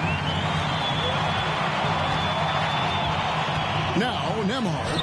Yep, that one goes. Those defenders just look a little bit gassed. I mean, they're getting pushed around on that low block. Pass to Hart. Here's Brunson. It's rebounded by Indiana. Bryant's got 9 rebounds in the game, getting it done.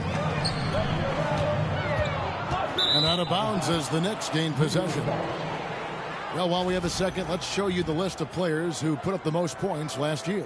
The 4th spot held by Jalen Brunson.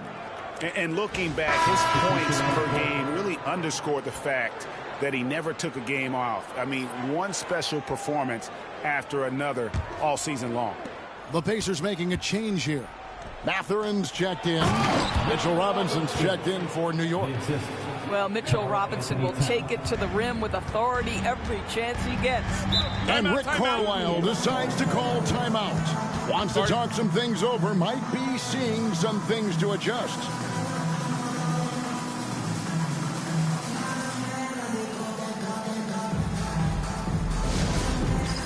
All right, fans, it's dance camp time. Get ready to dance like everyone's watching.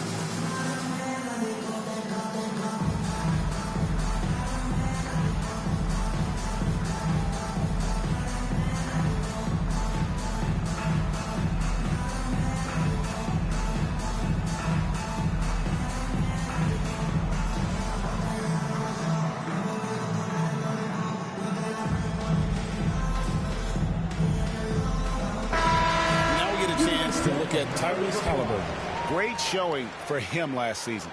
Last season, he averaged 20 points a game, 11 assists, and 4 rebounds. And when he takes over at the point, he really keeps the offense flowing. Well, this is a guy who brings a solid skill set. Excellent ball handler, high level of playmaking, the perfect backup point.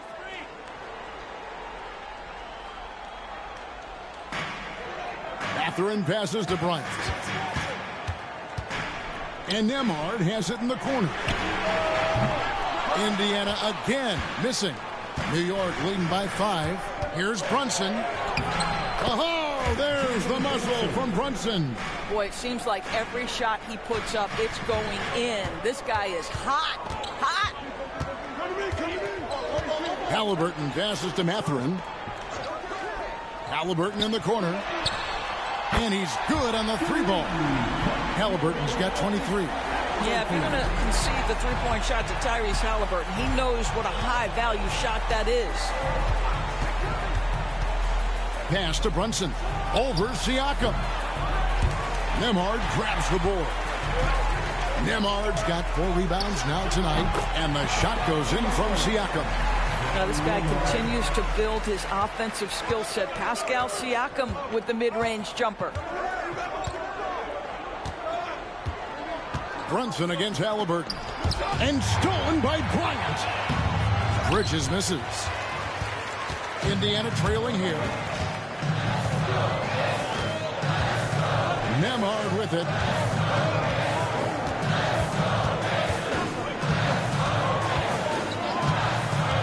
For the lead. And the rebound goes to the Knicks. Towns has got rebound number 12 now. Tenacity on the glass. Mathurin against Hart. Robinson sets a screen for Hart. Down to 5 on the shot clock.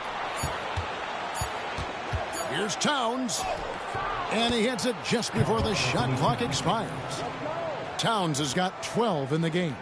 Well, how about the maturity of Towns, recognizing the situation and just beats the clock. Siakam left side. That's good, and it's Halliburton with the assist. Halliburton's got his 3rd assist on the night. And here's Brunson. He'll bring it up for the New York Knicks. They've led by as many as 11 points. The kick out to Towns. They get it back and finished off by Robinson. What a presence Mitchell Robinson has given this team on the interior. He knows he can be a threat on the offensive glass. Outside Mathurin. Back to Halliburton. Here's Siakam. It's rebounded by Towns. New York leading by 3. Here's Brunson. Drives in. Brunson takes the hit. Boy, Jalen Brunson just reads what the defense concedes, and on that one, it's a drive. Outside Mathurin. Siakam up top. A 3. Good on the triple. Siakam's got 30 points. That gives him his second 3 of the half with 3 total for the game. Outside Towns. Back to Brunson. On the corner. And he buries that one, drilling the rim on the way down. Brunson's got 39. Pacers trail by 4. Pass to Nembhard. Brunson against Halliburton. And a chance now to take a look at some numbers for Brunson. Coming off a terrific season, and his passing skills were on full display all year. He ranked among the top 15 in assists. And clearly one of the dominant scorers we have in this league. His top 5 ranking last year puts him right there in the ranks of the elite.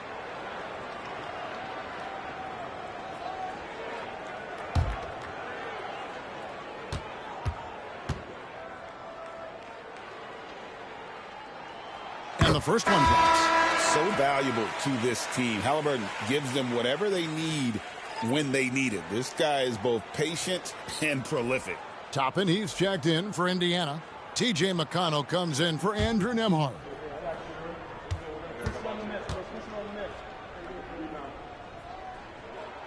And he makes both free throws. This is as good as it gets from the charity stripe here in the second. Pass to Towns.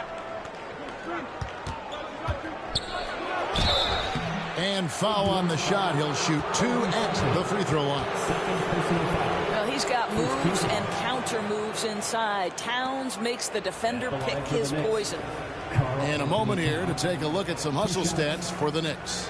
As soon as you turn it over on them, they're off to the races. They have been absolutely relentless in the open floor. And another theme in this game to me, guys, has been how lethal they've been in transition. Attack on the break and make sure you convert. The free throw drops for Towns. When Towns is healthy, he is an absolute force on the offensive end of the floor.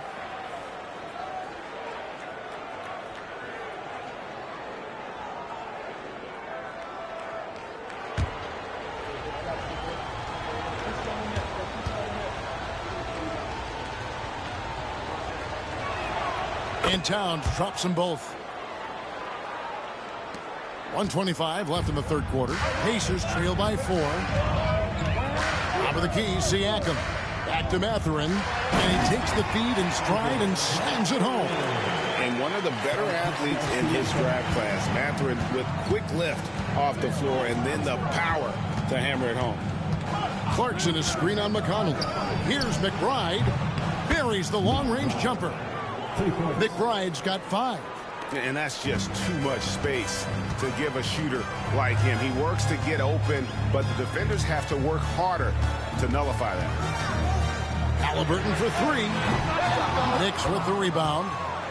Abusele's got 4 rebounds in this game. Outside Robinson. Chopping with the double team. That's a 2 from Towns. And yep, finally drops after rolling around the rim. Now it's a 7-point New York lead. Siakam against Robinson. And foul on the shot, so he'll get a chance at the line.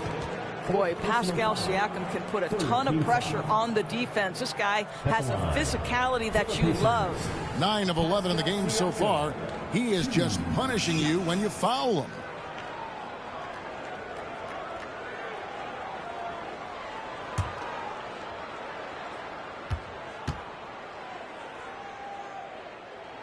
Free throw good, Siakam.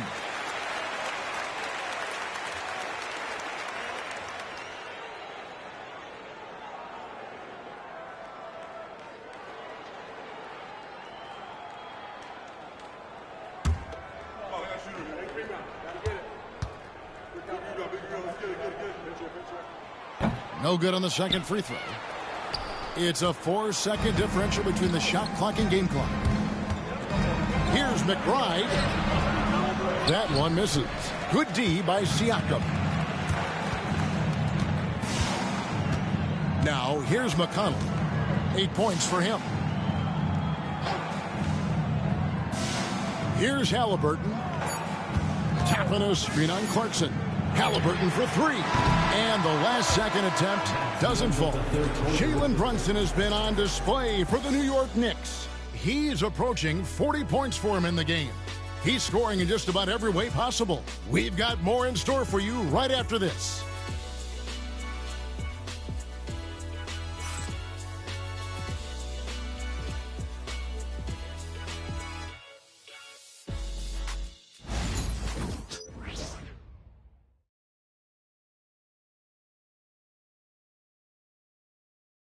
And a worthy candidate tonight as we take a look at our State Farm assist of the game. Yeah, an easy choice tonight. Look at the precision on this pass. Put it on a platter for him. And when you're the beneficiary of a pass that good, you better deliver, and he did just that. And I know I speak for all of us when I say I can't wait to see what kind of finish awaits us here in the fourth quarter. They've got Toppin. Halliburton is out there with T.J. McConnell. Then there's Benedict Mathurin. And it's Jackson in at the center, locking down the middle. So that's the group out there for Indiana. And you can feel the excitement in the building. Both of these teams pouring it on. There's been a bit of a flurry here late, and this game may come down to which side gets a stop or two. And hard work on the glass. Once again, guys, they put a lot of effort and focus on the backboard. Halliburton with the steal. And a wide open look for Mathurin. That falls. Nice feed that time from Halliburton. Halliburton's got his 4th assist in this one. The Knicks leading by 5. Clarkson outside. Brunson up top. And again, it's New York. Well, they're just riding the hot hand down the stretch, and he's been in a zone all night. Indiana's gone 1 of 2 from three-point range here in the 4th. Jackson a screen on Clarkson for the 3. Robinson pulls it in. Robinson's got 6 rebounds now in the game. And now a chance to see what's coming up for Indiana. On Wednesday and then on Friday, they'll head back home to host the Miami Heat. And looking at the Toronto matchup, it's the second game of a back-to-back, and you know they're going to be feeling the effects of it. Playing that much basketball in that short amount of time really takes a toll.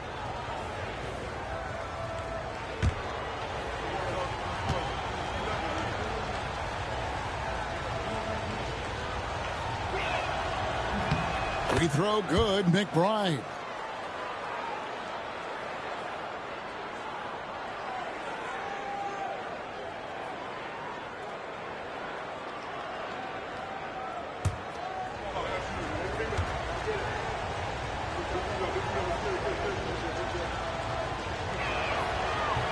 So he makes 1 of 2 as the second one misses. Here's McConnell. A beautiful reverse layup. Boy, completely caught his man off guard by going to the reverse. That's one way to make sure the shot doesn't get blocked. Brunson against McConnell. Brunson kicks to Clarkson. Here's Yabusele. Top and covering. 5 to shoot. From deep three-point land. A shot by Clarkson, no good. And thus far, they've managed to overcome an off game from him offensively. Halliburton. Robinson pulls it in. Robinson's got rebound number 7 for him tonight. And here's Clarkson.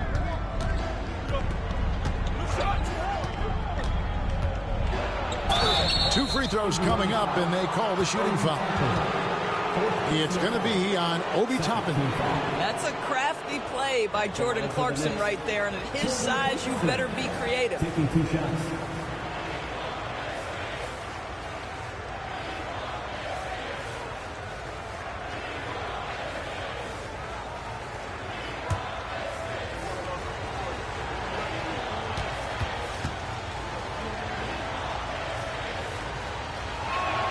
First free throw is good. Sometimes, guys, you need someone on your team who understands my job is to be aggressive, whether I have it going or whether I don't. And Jordan Clarkson is that guy. Andrew Nembhard's checked in for T.J. McConnell. And the Knicks making a change here as well. Bridges checks in, and both free throws good for Clarkson. We're in the 4th quarter here, just under 2.5 minutes gone.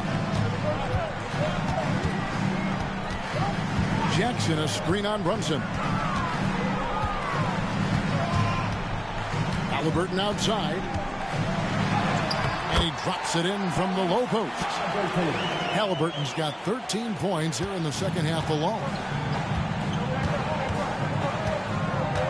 Clarkson taking his time here. Crafty move. It's rebounded by Indiana. Well, they have the advantage, but you still feel like this guy needs to find a way to get himself going. Nembhard, the pass to Halliburton. Robinson against Jackson.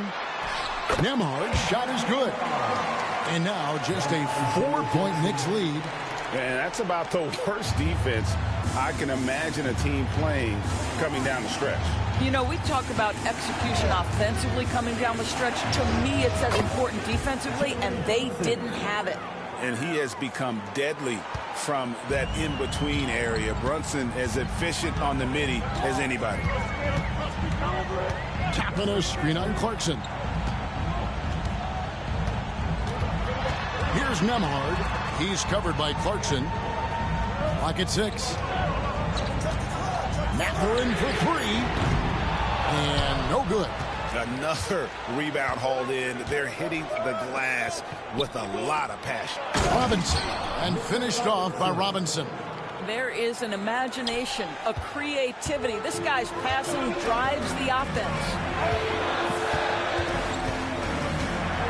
Here's Nembhard. He's covered by Clarkson. Nembhard, the pass to Toppin. Halliburton outside.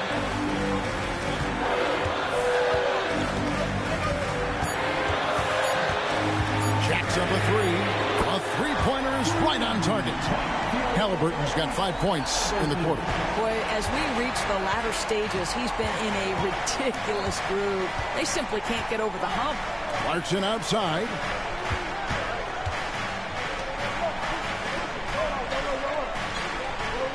Bridges sets the screen for Clarkson. Trying to answer back, but that three is off the mark. Mathurin passes to Halliburton. Pass to Nembhard. Stolen by Brunson.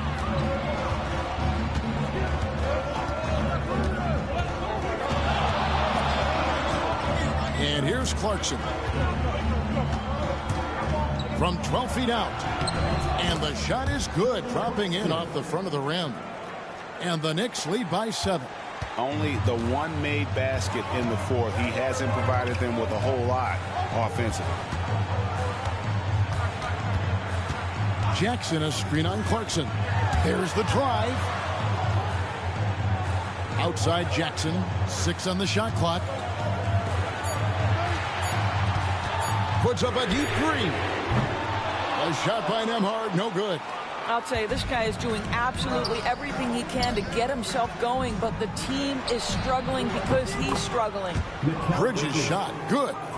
Well, you know Mikal was thinking three as soon as he got free. That's nice delivery. Pass to Jackson. Mathurin with the ball. Tapping a screen on Clarkson. A 15-footer. Oh, and that one had the right spin on it, and it is good. You've got to have a short memory. Put a core first half in your rear view and now make an impact. And here's Brunson outside. The Pacers pull it in. And Nembhard has it in the corner. Drills it from outside. And now it's only a 5-point New York lead. I really like the way he's playing in this half. He looks so much more aggressive and confident. And Tom Thibodeau decides to call timeout. He knows every possession is critical now. All right, who wants a free t-shirt?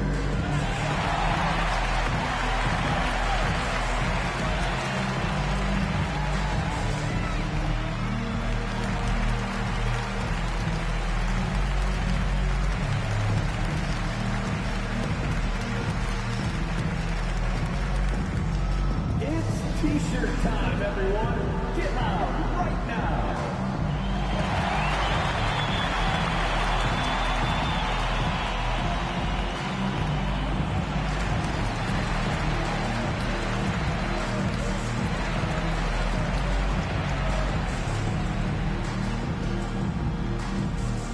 The loudest sections get t-shirts. Let me hear you.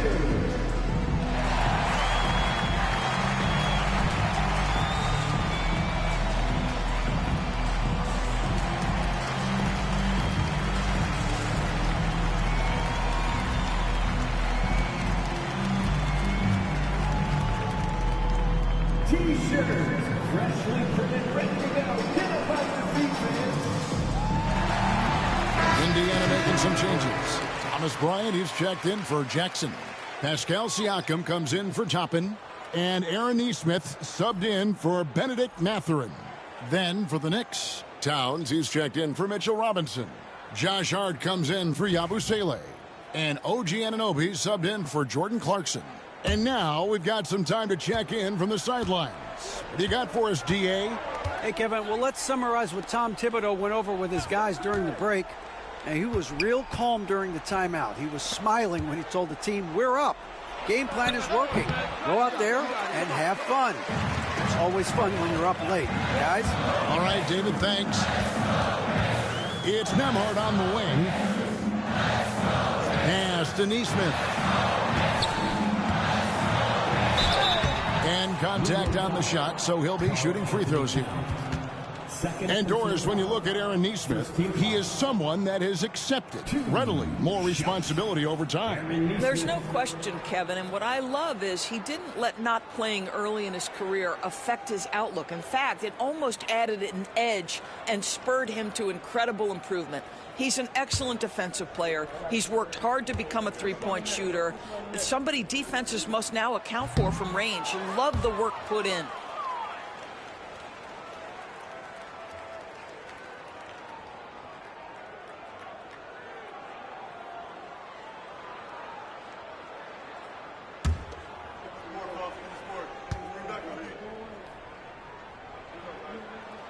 Good on the second free throw. Listen, they're still right in this thing. Missing that free throw, though, keeps this a two-possession deficit. Pass to Bridges. Here's the three.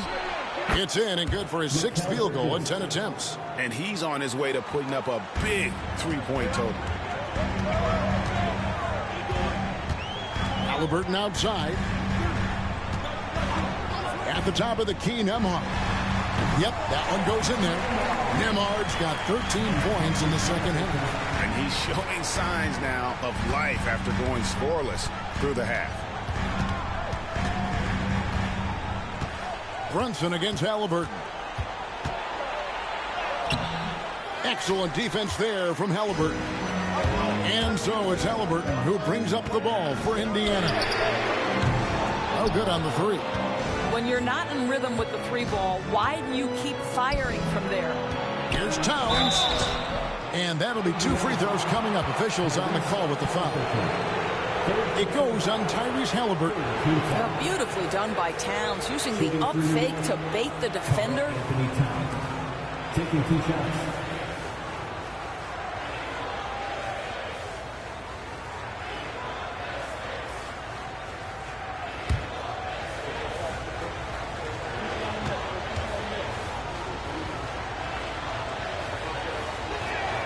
The free throw drops for Towns.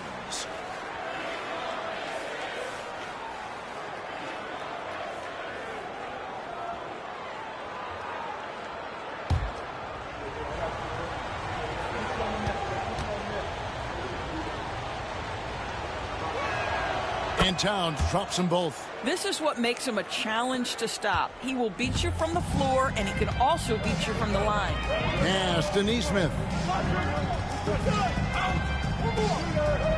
Back to Halliburton. And it's off from three-point range.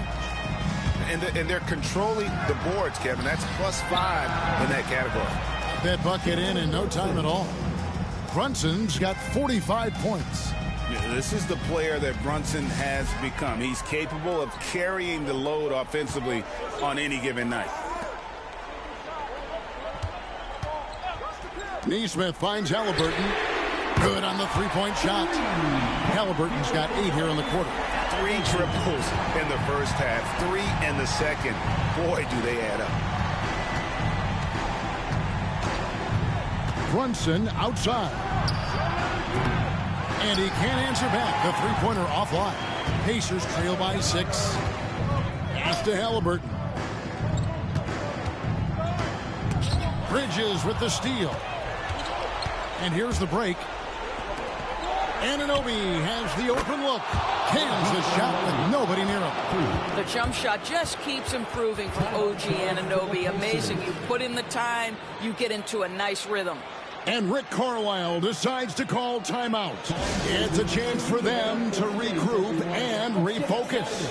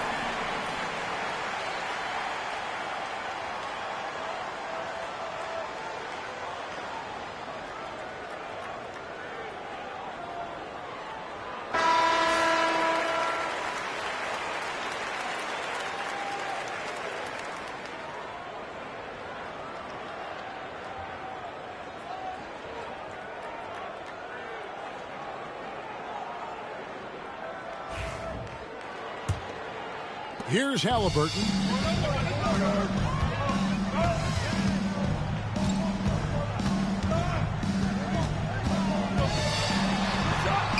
Count it. Halliburton's got 10 points in the quarter. Tyrese Halliburton is putting in work right now. This guy getting to his spots and scoring with ease. Here's Brunson. The focus from Brunson. Coming off a big game, his confidence couldn't be higher, and coach knows it. Well, the best players to me deliver night after night after night. So as long as he's hot, keep riding it. Halliburton outside. Takes the three. Rebounded by Hart. And you could tell he thought that triple was going to fall.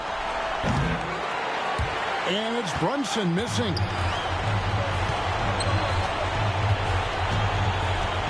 .130 left here in the fourth quarter.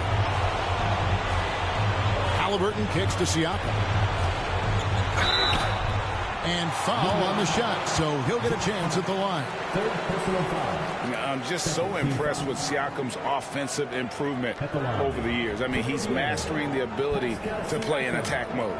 2 shots.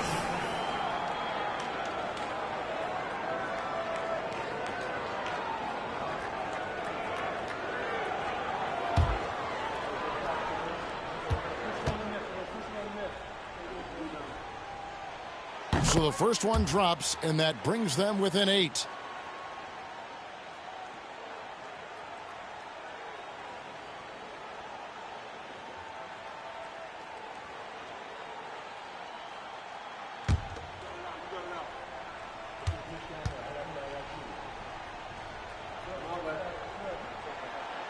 And he cannot convert on the second. That misses. Boy, he'd sure like to have that miss back. Hard to chip away at a lead when you're leaving freebies at the line. Towns looking it over. Here's Brunson. And it's good off the back of the rim and in. Brunson's got 49 points in the game. 1:05 left to play here in the fourth. Pass to Nesmith. Halliburton against Brunson. A three ball. And Tyrese Halliburton gets the three. Halliburton's got 38 points. You watch Halliburton shoot. The release is a little low, but it's quick and it's deadly. Yet another bucket that gives him 51. Making it look easy. Saw the opportunity to put this away, and you could see the killer instinct take over. And you want to save your best for last. Tonight, they've done that and then some. And here's Bridges. He'll bring it up for the New York Knicks. They've led by as many as 11 points. Here's Anunoby, and the Knicks good for 2. This is where OG Anunoby is going to grow. That offensive game will expand to the mid-range. 4 seconds separating the shot and game clocks. Halliburton passes to Nembhard.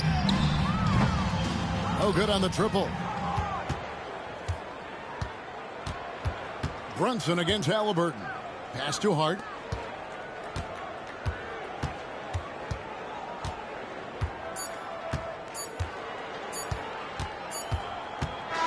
And so it's the Knicks with the win. This was a very strong showing for him, Greg. Not necessarily a runaway win, but one they'll feel very good about. And let's face it, anytime you can go on the road and win in the fashion they did, you have to feel good about it.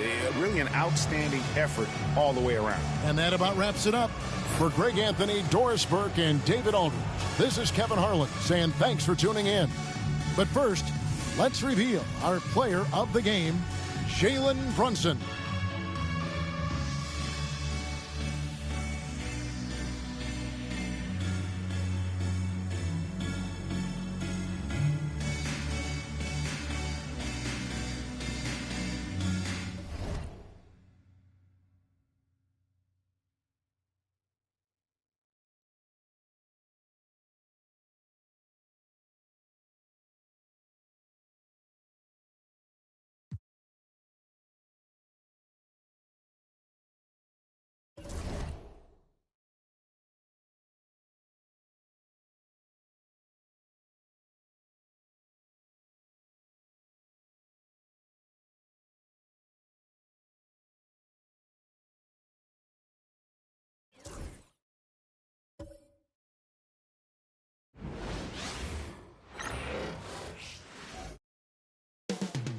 Up next, for Washington, they've yet to find that spark this season. Off to a slow start. Coming up next.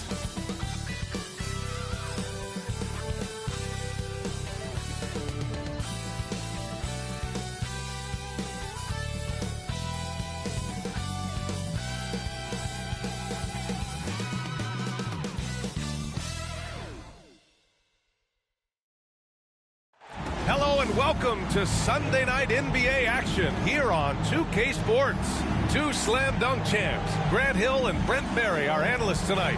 Brian Anderson here. We'll hear from Allie LaForce as well. Now that we're into November, let's see how the Eastern Conference standings are shaken out. You look at Orlando, they currently hold the 4th best record in the conference. And of course the Wizards, not posing much of a threat right now.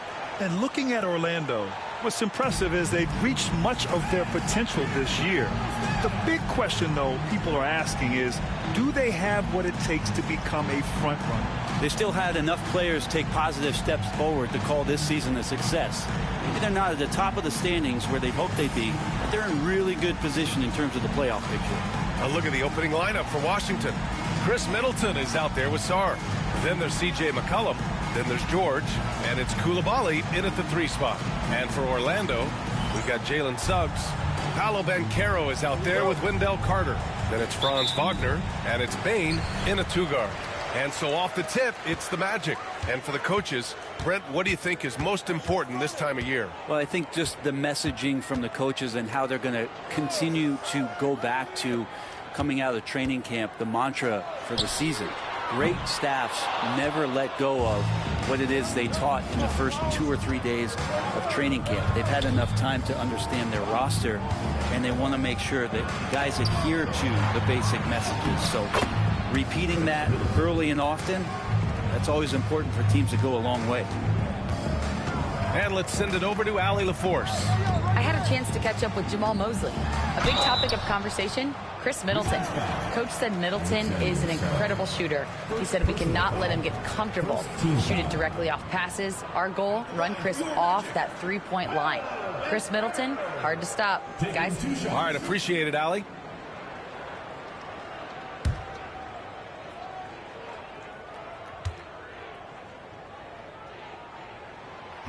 The free throw drops for Banchero. I'll say this, Banchero is a guy that opponents can't forget about for a second. And you see it in all the defensive attention he gets. Teams show him all kinds of different looks, and he draws a bunch of double teams in isolation. And Banchero drops them both. And the playmaking skills Banchero has already are outstanding. Just such a unique young player. Banchero against Middleton. Over Banchero. It's tipped. Pass to Suggs. And that's good. His first bucket of the game. And I like the shot selection. Suggs recognizes when to look to score inside. Now here's Coulibaly, defended by Wagner. Sarr. Oh, nice D from Carter. First quarter of play with about a minute and a half gone by. For 3. McCollum pulls it in. The Wizards have gone 1 of 4 to begin this one. Middleton looking around. Right side, Coulibaly. That one doesn't drop. Nice D from Wagner. Still searching out their offensive game right now. 1 of 5 from the field to start this one. Wagner with a screen on McCollum. Suggs, the pass to Carter. Banchero outside. The 3 is up. Connects from downtown. Banchero's got 5. You know, I know some would like to see Banchero increase his shooting range, especially since he doesn't have a solid shot from behind the arc.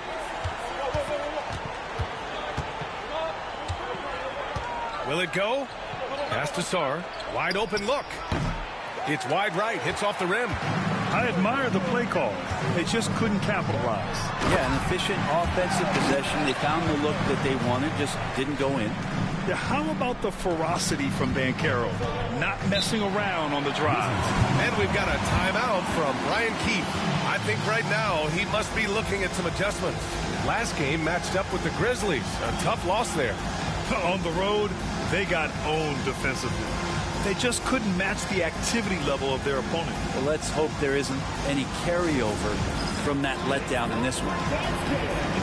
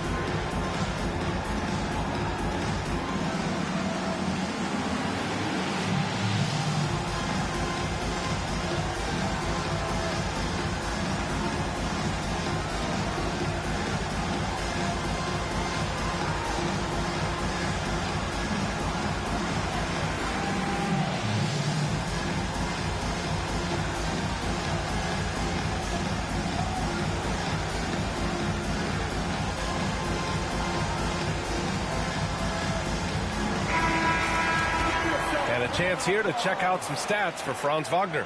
And he's been locked in at the free throw line for sure. In the past 5 games, his percentage at the line is much better than it had been prior. Sometimes that's how it works. You just get that extra focus at the charity stripe.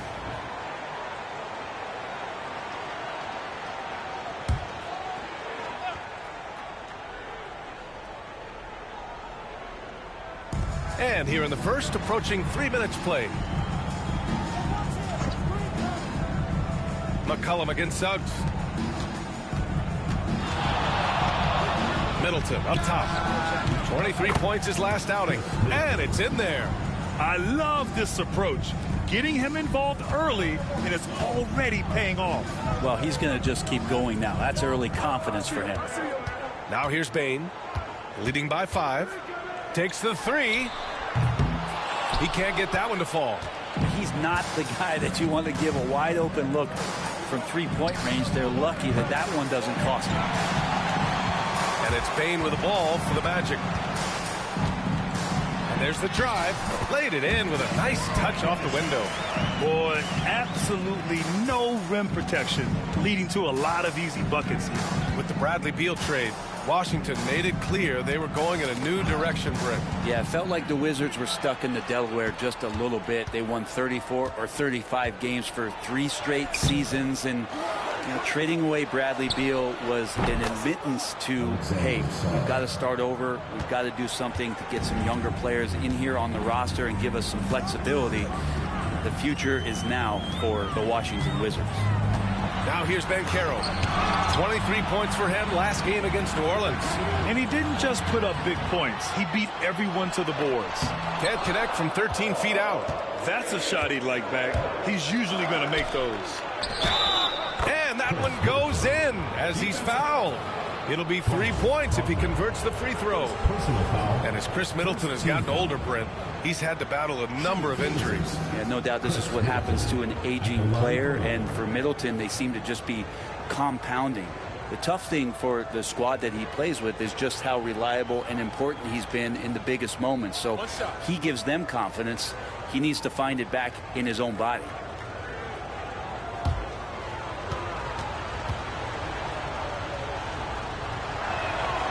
So many teams out there are trying to find their next Chris Middleton. This is a guy that works hard, always ready to drop a shot, will play defense. Such a switchblade at that wing position. Now here's Carter. Still no points. Suggs outside. Back to Wagner. Clock at 6. Fires the 3. Gets the 3 ball to go. Yeah, and when Wagner is hitting from deep, the floor opens up for everyone else. Nice triple. And here's McCollum. 14 points for him last game against Memphis. Another shot, and it's good on the layup. Attacking in the painted area. Clearly that was their game plan coming in. Middleton against Banchero. Pass to Wagner. To the middle. Deflects the pass. Here's Sarr. Coming off a 16-point game against Memphis. And also in that one, he had the opposition on pins and needles on the defensive end of the floor, recording 4 steals that night on his way to an overall stellar game. Now here's Banchero. Wagner outside from behind the arc. Rebound by Middleton.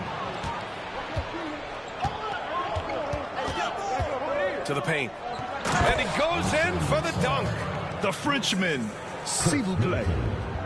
Taking flight. You gotta like Sarr. For Orlando, they've gotten 5 of 11 shots to go. Suggs outside.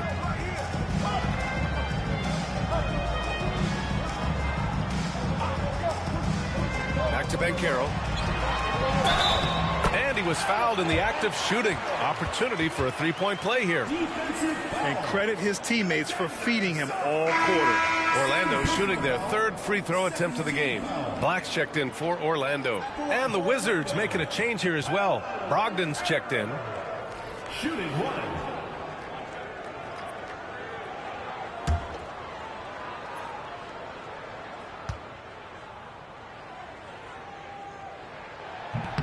And Banchero no good on that one. He gets to the line a lot. Banchero knows that and works on those shots at practice. Brogdon, the pass to McCollum. And that one drops for him. McCollum's gotten his 2nd bucket on the night. Looks like we're starting to see a pattern here. Not afraid to get in the paint and get wet. And keeping us updated from the sideline, Allie LaForce. Well, Paolo Banchero grew up in Seattle playing pros every summer, and that gave him a huge leg up in the NBA. He said, quote, "They'd always tell me it's not as hard as you think. You just have to be focused and locked in." That's what led to me having that demeanor. Brian? The 2023 Rookie of the Year, Allie. He hit the ground running. Wagner for 3. It's rebounded by Washington. And this is their first time matched up with Orlando this year. Here's Brogdon. He takes it in. And that's good. His first bucket of the game. Really good angle of attack there for Brogdon. Just saw a little angle and took it. Black passes to Wagner.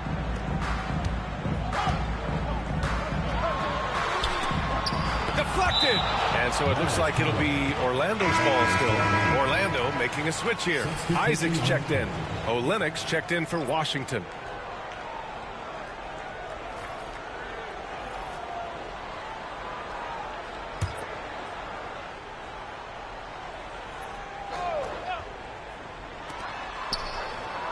Pass to Black. Banchero with a screen on Brogdon. 5 to shoot. Black. Oh, and he got fouled on his way up. He'll head to the line to shoot 2. Yeah, you never want to let shots at the rim go uncontested. And a moment to look at the scoring approach in terms of where the points are coming from for Washington. It's all about the offensive boards. I mean, they're just a statement about toughness, trying to demoralize your opponent by outworking them, out-hustling them. Well, they've done a great job tonight of getting out in transition, so that focus on fast break will add to your total in a hurry.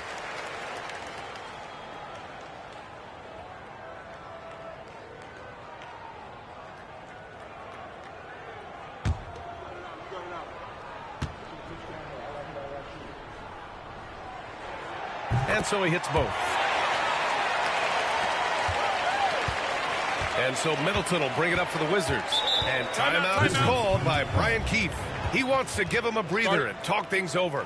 And one thing I've learned through the years is no matter the situation, there are always adjustments you can make. Yeah, not just there to pump up or to discipline players. You got to make sure that the coach makes the proper adjustments and has his team in the right mindset to carry it out.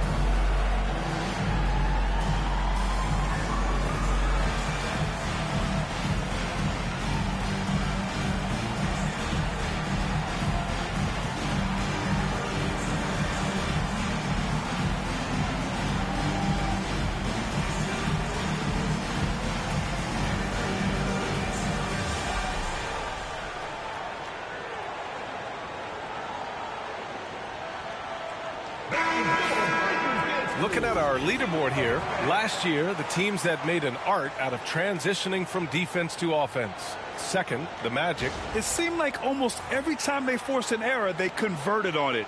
Not just winning turnovers, but taking them to the bank.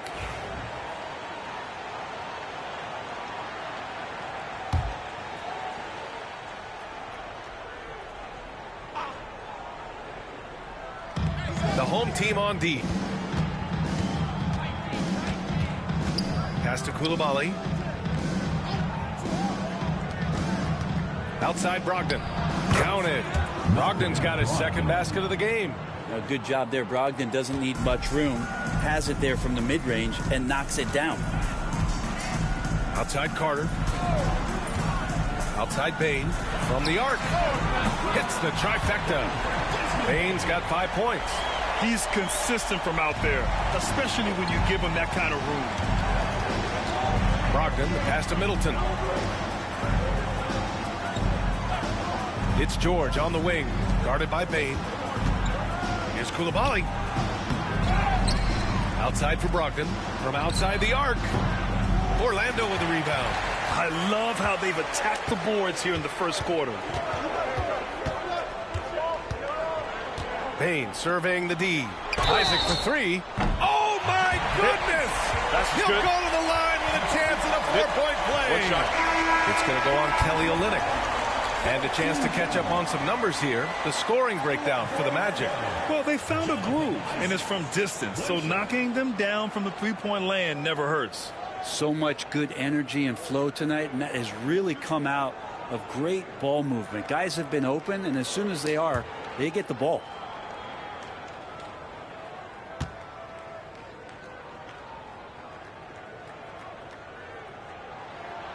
And the free throw, no good. You know, Isaac had some injury struggles in his career, but he hasn't let that deter him. He still plays with a lot of intensity and gives this game his all. And Orlando shooting about 47% during this first quarter. Pass to Banchero. And here's Carter.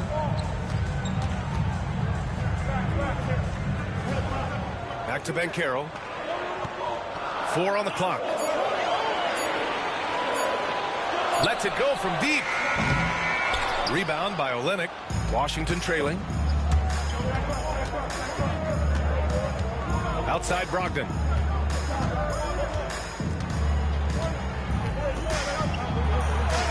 And a nice finish on the layup. Brogdon's got 8. How about Brogdon? Doesn't really have explosive speed, but his balance there, able to get it done. Outside Bane. 13 feet out. Good. He hits the jumper. And the Magic lead by 2. He just takes advantage of the D in a way that very few players playing today can do.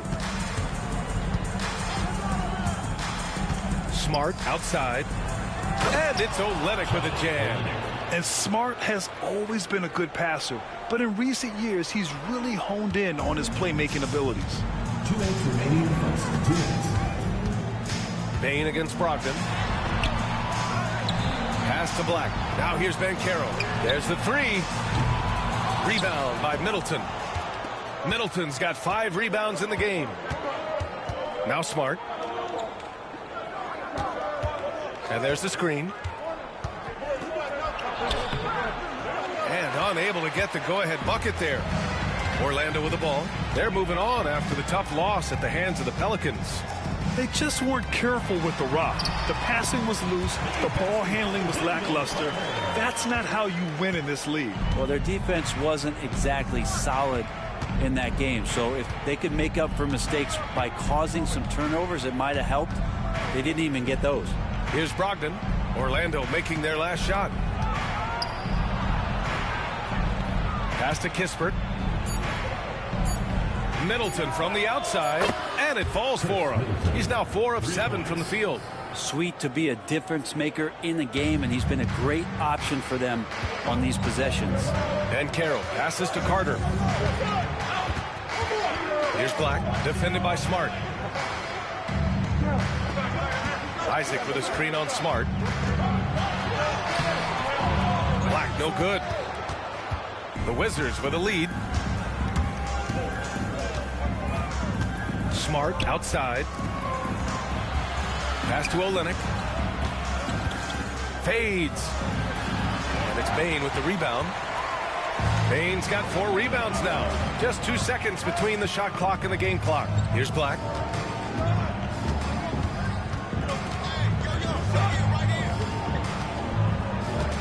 Outside Carter. Down low. Here's Banchero. And counted from 12 feet. Banchero's got 11 points. Already 5 lead changes here. Speaks to how evenly matched these teams have been thus far. Paolo Banchero getting it done for the Magic. He had solid production this quarter with scoring and rebounding. All right, we'll get back to the action after this break.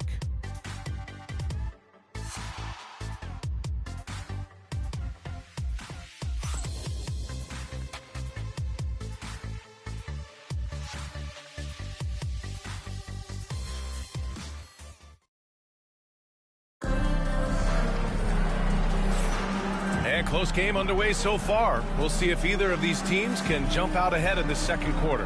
And for Orlando, what jumps out to you guys, stat-wise? Attacking relentlessly, drawing fouls. They won that first quarter at the stripe. Yeah, they were going right at the opponent here and forcing their hand. I mean, like literally making them foul them. Grant, there are such intense rivalries at the college level. Do any of those carry over to the NBA? Oh, BA, they sure do. I was part of some serious college rivalries. There was a lot of trash talk with the guys on the other side. It didn't stop that much after we got to the NBA. Wagner is out there with Jonathan Isaac. Then it's Goga Bitadze, and it's Richardson in a shooting guard. And for the Wizards, Malcolm Brogdon out there with C.J. McCollum. Then it's Kispert, then it's Kelly Olynyk, and it's Whitmore in at the 4. And Wagner is money from there. And so it's Brogdon who brings up the ball for the Wizards. They trail by 1. And for the Magic, Jonathan Isaac is out there with Wagner. Then it's Goga Bitadze, and it's Richardson in at the 2-guard position. Number 14, with Riley. Here's Riley. Pass to Olynyk. Here's Brogdon. Brogdon with a nice finish down low. Brogdon's got a strong handle, not a quick dribbler or a shifty dribbler, but a strong handle and busts in there with a nice move. Wagner outside. Bitadze with a screen. Inside. It's tipped. And slammed it home. And a foul. A chance at another point at the line. It's going to go on Kelly Olynyk. Oh, what ferocity on the throwdown. I just love when he goes up with purpose. Where was the D right there? The effort lacking big time. Now, there's some ways to get your coach's attention, and that draws the coaching staff's ire. Orlando making a switch here. Suggs is checked in, and a change for the Wizards. Smart's checked in.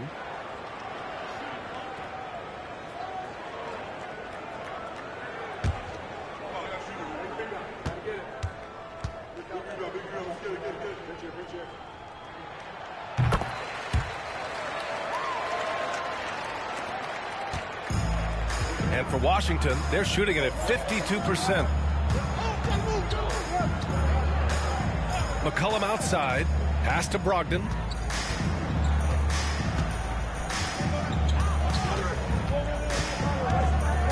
Just 5 on the clock. Here's McCollum. No good. Great D that time from Suggs. Well, the Magic shooting around 50% of the game so far. Tipped. And it's out of bounds. Last touch by McCollum.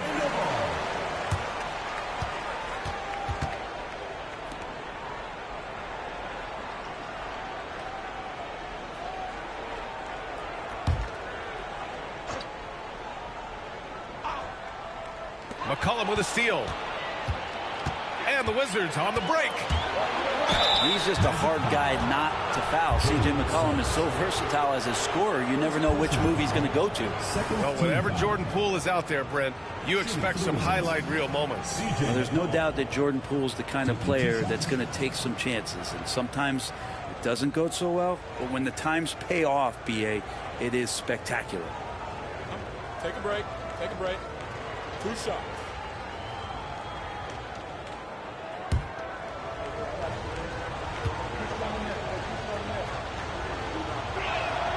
And he makes the first. All right, Grant, what do you think about Jordan Poole's nickname, the Pool Party? Oh, it's very apt, right? Because when he's on, everyone is having a good time. But it also speaks to his relaxed attitude. He's out there to shoot and have fun while doing it.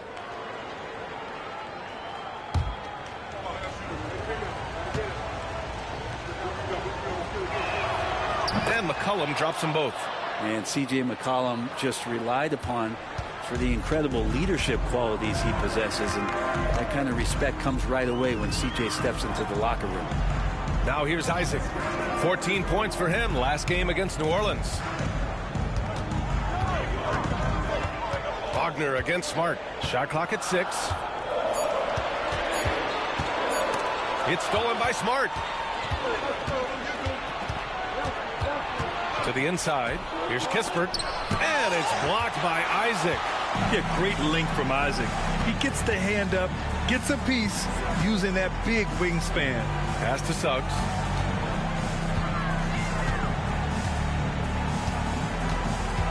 Unloads from 13. And the jumper is on the mark. Suggs has gotten his second bucket of the game.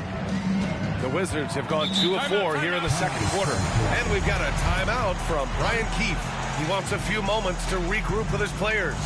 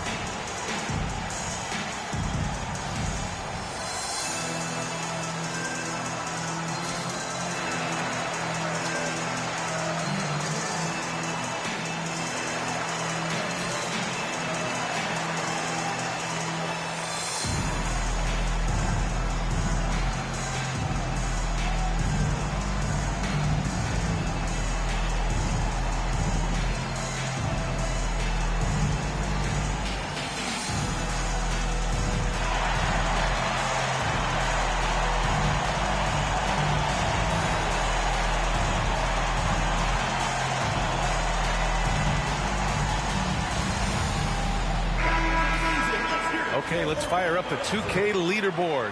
Last year, you really had to protect the ball against these teams. 5th, Orlando. And this is a team that takes great pride in being aggressive on the defensive end. They take good risk and know when to go after opportunities for steals.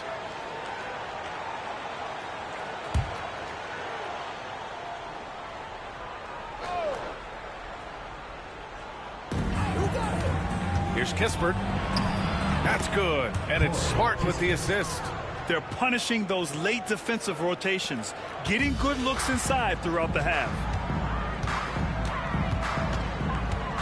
McCollum against Suggs. To the middle. Here's Batadze. Good setup. Led him to the rack perfectly for the layup. Batadze's got 5 points now this quarter. And here's McCollum. He'll bring it up for Washington. Trailing by 2. They've got the Rockets ahead of them next in Houston. That'll put them right in the middle of a 5-game road trip. A moment to hear from Allie LaForce. Well, the Wizards last season, for the first time in a long time, hitting the reset button. A losing record, no surprise, but they're trying to build something from the ground up. Enough of treading water in the middle, Brian. They're 45 straight seasons without hitting 50 wins, the longest such streak in NBA history. Ooh, not good there, Allie. Thank you.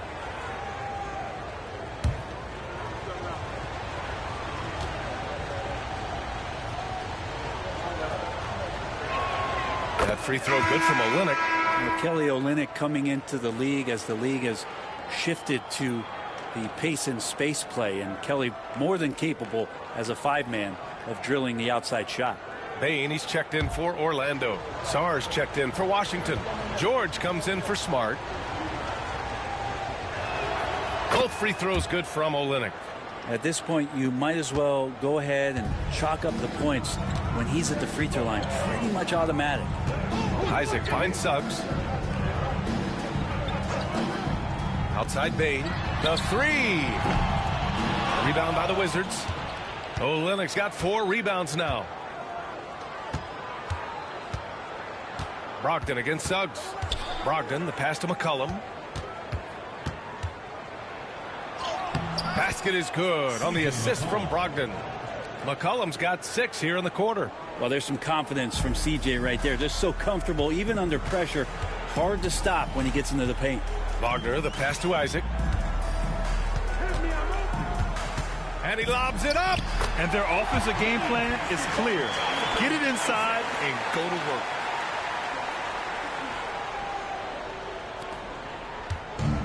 The Wizards have gone 4 for 6 here in the second. Outside Olynyk. And stolen by Suggs. And here they go on a free run to the bucket. And the dunk by Isaac. This game has been like a seesaw. Both teams going back and forth at one another. Yeah, everybody trying to get away from one another, and the threads are keeping them close. This has been highly competitive. Back to McCollum. George, a screen on Suggs. Here's McCollum. It's rebounded by Wagner. The Magic have gotten an impressive 6 of 8 shots to fall in the second. The Tadze back to Suggs. Brogdon against Bain. Clock at 6. Here's Wagner. Out to the right wing. Batadze, the pass to Wagner. Suggs outside. 4-3. Sinks it from distance. Suggs has gotten his 3rd basket of the night. They are passing the ball around tremendously right now. Brogdon feeling it out a bit. McCollum outside. And another miss by Washington. Orlando leading by 5. Now Wagner. He's coming off a 19-point game against New Orleans. And with all the attention he drew offensively, he did a great job of just kicking to the open man. Bain's got 1 3-pointer tonight so far in 4 tries. There's McCollum with the 3. That won't go either for McCollum. Now, one player sometimes can drag down your offense, and he seems to be an anchor here in this quarter. Suggs, no good. That's the shot you hope for, right at the rim. Just couldn't capitalize. Outside Brogdon. Olynyk with a screen on Bain. Here's Brogdon. And he's going to the line for 2. The official saw contact while he was going up. It's going to go on Jalen Suggs. No problem getting a little bit physical. Brogdon's got a good, solid base build there and drew the contact. 2 shots. Take a break. Take a break. 2 shots.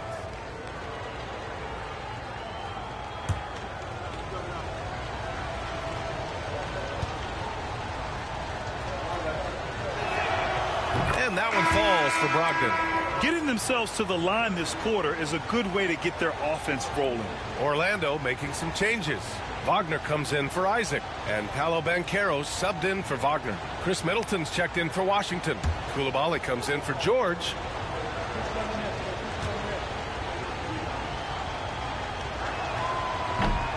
And that one goes in. 2 from the line that time. And the veteran leadership Brogdon offers is tremendous.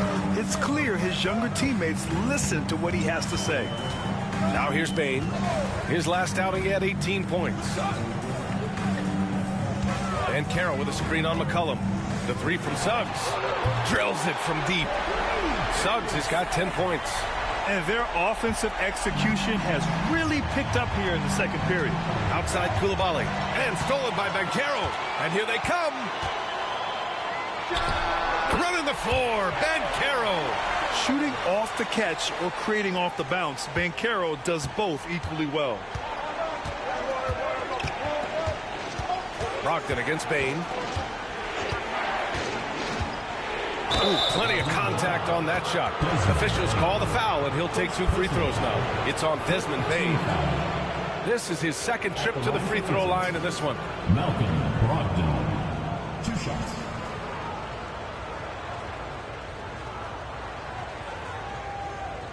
Shooting 2.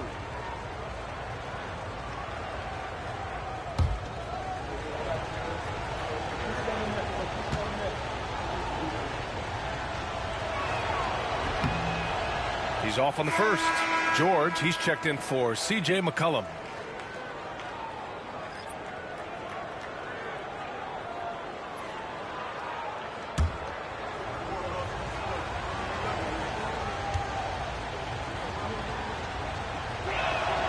He hits the second from the line.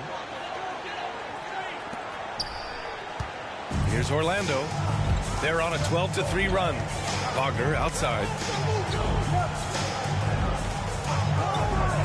Pass to Banchero. Let's go with a 3. It's rebounded by George. The Wizards trail by 7. Brogdon with the ball. Outside Coulibaly. Launches a 3. The shot no good. And so it's Suggs. He brings it up for Orlando. And at home for the next game, it'll be Charlotte pulling in to face him. That game will be the 3rd of 5 at home. Here's Sarr. He's off on that one. Nice D from Wagner. Grant, you talk about NBA length. Alex Sarr has it in spades. So many young bigs we're seeing these days.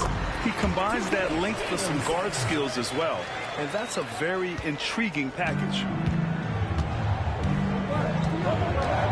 Brogdon against Suggs. Pass to Sarr. Middleton with it. Takes it inside. And his 5th basket. Now 5 for 8. Looking comfortable out there. Focus from Chris Middleton like he'd been there before. I don't know if he saw the defense. The results were good. Banchero right side. Coulibaly brings the double. Kicks it out to Bain. 6 to shoot. Banchero surveys. A deep 3. Rebound Washington. Yeah, we're chipping some orange paint off the rim here, guys. He must be more patient on offense and trying to find ways to penetrate inside and get closer to the rim. Now here's Middleton. 12 points for him. Takes the 3. Good. And that makes him 6 for 9. A quality game for him so far. And that's what Middleton is known for, a remarkable outside shooter, and that release got off pretty quick. Outside Bain. Back to Banchero. Kicks it out to Wagner. From downtown, drains the triple. Wagner's gotten himself going here. His first points of the game on the deep ball. Here's Brogdon. 13 points in the game. George outside. Back to Brogdon. And he'll draw the foul. He'll head to the line for 2. Squads that love to run. Last year's team leaders in fast break points. The Wizards in second. You know, it really made for some exciting games the way this team ran the floor. Always maintaining impressive energy in transition. 2 shots.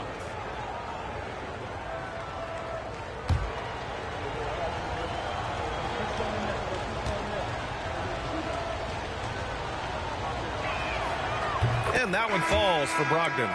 Orlando making some changes. Wendell Carter, he's checked in for Bataze. Franz Wagner comes in for Wagner. And Richardson subbed in for Suggs.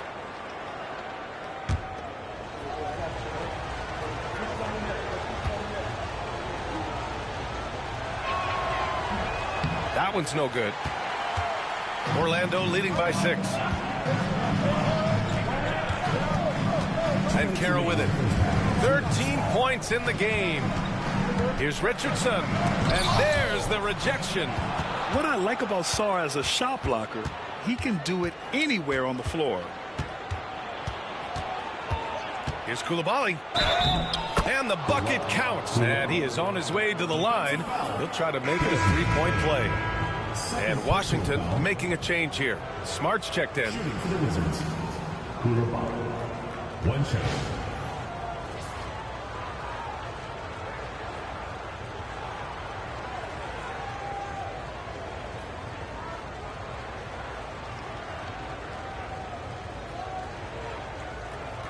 Mind the lanes. Mind the lanes. One shot.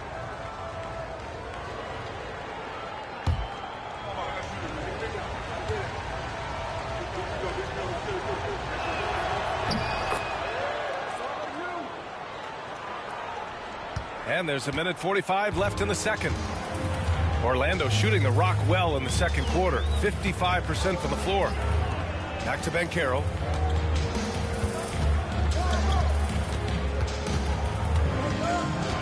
Outside Bane. 6 on the shot clock. And another 3 for Orlando.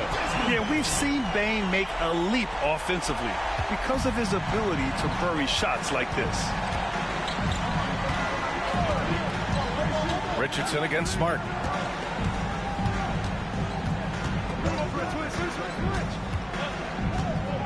Pass to Sarr. Up and over Carter. Sarr. It's good on the putback.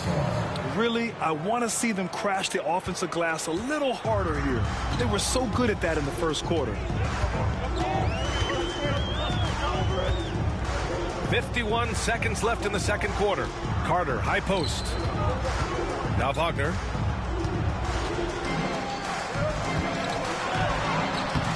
Not going to go that time. Some solid defense from Koulibaly. Pass to George. The shot. Orlando with the rebound. Banchero's got 6 rebounds now in the game. Wagner with it. Oh, got a piece of it. And so it looks like it'll be Orlando's ball still. Nice deflection there. Really trying to disrupt their offensive flow. Yeah, appreciate the work right now on the defensive end. And how about that replay? Man, you got to appreciate the hustle on defense. And this is exactly why he's out here, in order to block shots in tight games like this.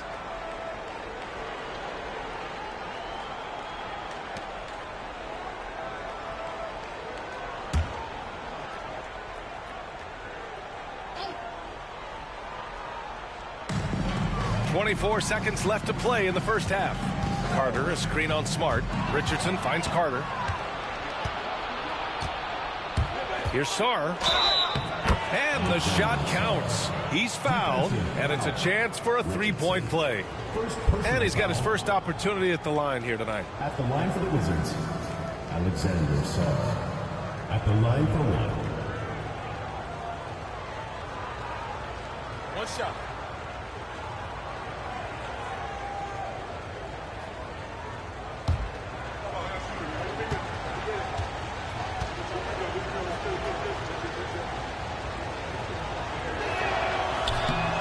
Yeah, and the potential Sarr has is enticing. He's a talented, mobile big man who wants to keep improving. Richardson, the pass to Banchero. With 4 on the clock. And no good. Trying to get that one to fall. And the first half comes to a conclusion in a game that's been very close so far. Orlando ahead, leading by a point. And we'll be right back after halftime for the start of the third quarter. See you in just a bit.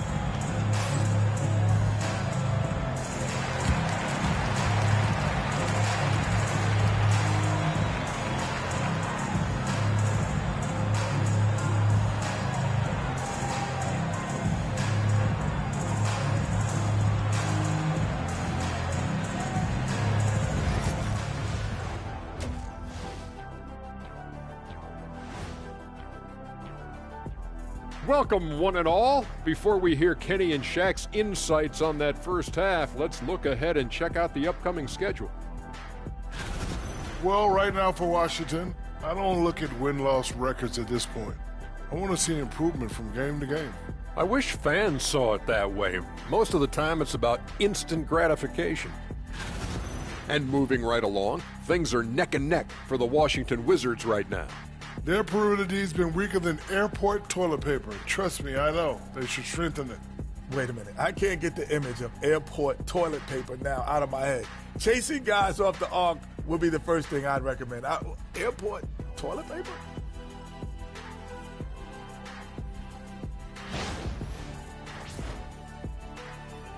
And that'll do it for us. Thanks for stopping by. We'll head back down to Brian Anderson and crew for the start of the third quarter.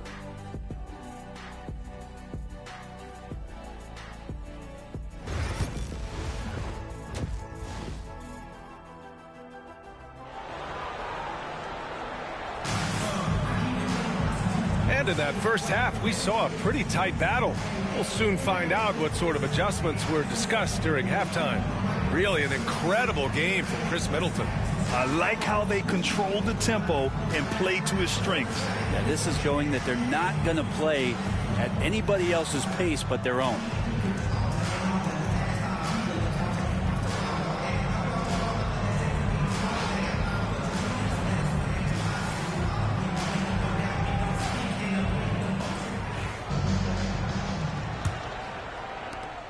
Washington trailing. So on the floor for the Wizards, we've got Bilal Coulibaly. C.J. McCollum is out there with George. Then it's Chris Middleton, and it's Sarr in at the center position. And that one's good. Coulibaly. Coulibaly's got 5 points. Not only is Sarr a willing passer, he's a very skilled passer as well. Bain against George. High arcing shot. No good there. The Wizards shooting a nice 50% for the game. Banchero against Middleton. Coulibaly on the wing. Middleton outside. Over Banchero. And again, it's Washington converting. This is a good sign for the offense, handing the ball off to Middleton, who right now has got it going. Wagner, the pass to Banchero. Now Bain. Carter, a screen on George. From deep, Bain.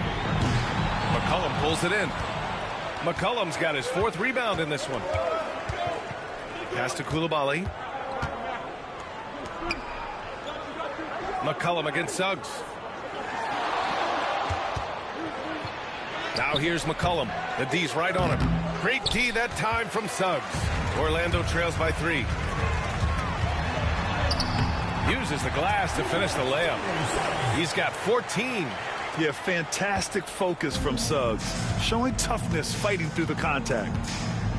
George, a screen on Banchero. Here's Middleton. Rebounded by Suggs. The Magic have gone just 1 of 3 in the second half. 2 minutes gone in this third quarter now. Here's Sarr. He's got 10. McCollum. And that one's on target from the wing. And the Wizards lead by 3. Well, the coach has confidence in C.J. taking that shot, and so C.J. has confidence in making it. Here's Carter, and the foul is called. He missed it, so he's got a couple of free throws coming his way. Personal foul. First team foul. First trip to the free throw line for him in this one. Wendell Carter.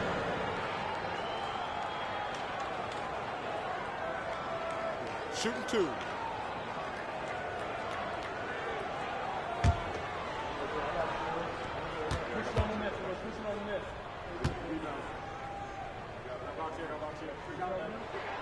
And that one falls for Carter. Versatility is what Wendell Carter Jr. brings to your squad. He has offensive game both inside and outside. And on the other end, he gets the job done using his size.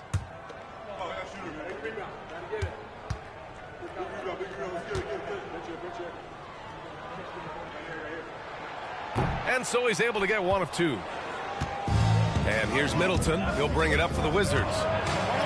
Since the second half started, they've only given up 3 points. That is tough. Watching Middleton find some kind of shooting window there and then knocking it down. Orlando with the ball, following the score by Washington. And out of bounds, the Wizards will take it. And timeout is called by Brian Keefe. A moment to rest and confer on the game plan. Let's give Coach credit. He's trying to find a way to squeeze the most out of every possession. Got to feel good as a coach if you make all those adjustments, pull the right strings. That's what they love to do.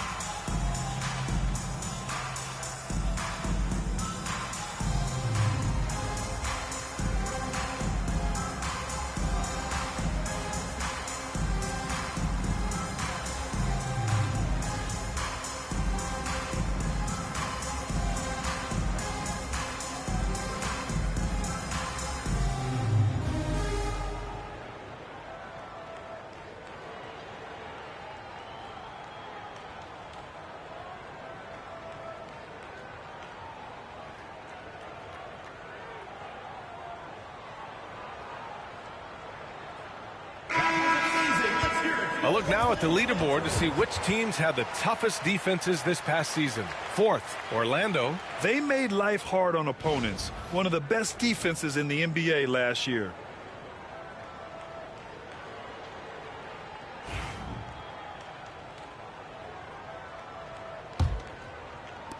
Washington leading by 4. Outside Coulibaly.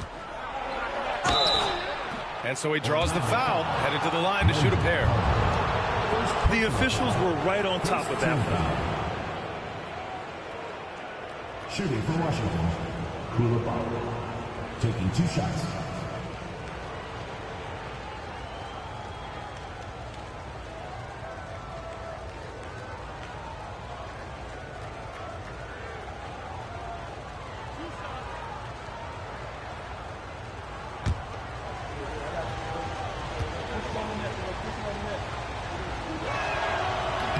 That one's off.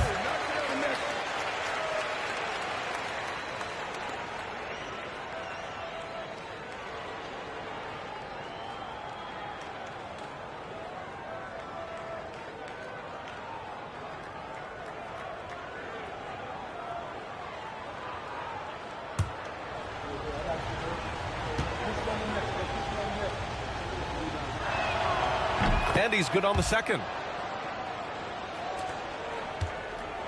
Now here's Banchero. 13 points in the game. Suggs outside. Banchero outside. Incoming, Banchero. Clock at 6. Orlando again missing. The third quarter has not started well. Just 1 of 4. Here's Sarr. Orlando with the rebound. Suggs has got 4 rebounds now. Here's Banchero.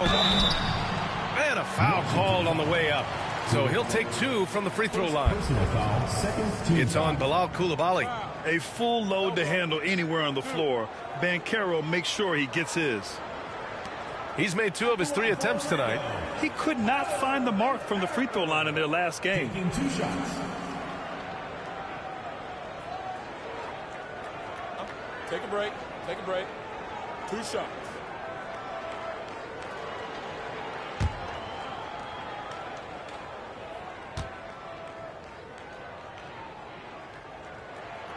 The free throw drops for Banchero.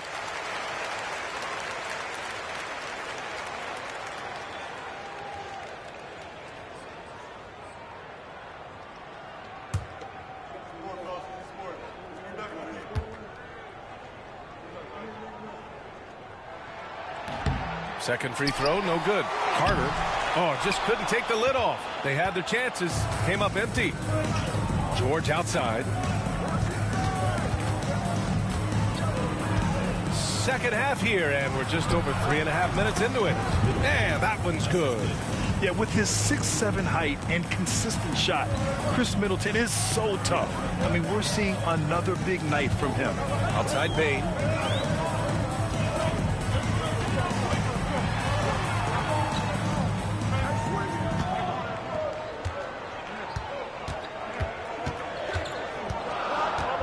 Picked by Carter. Fires the 3. And Bane with the 3. Bane's got 13 now. Anytime he can, Bane is taking this shot. I mean, he is supremely confident from range. Outside Coulibaly. Pass to Middleton.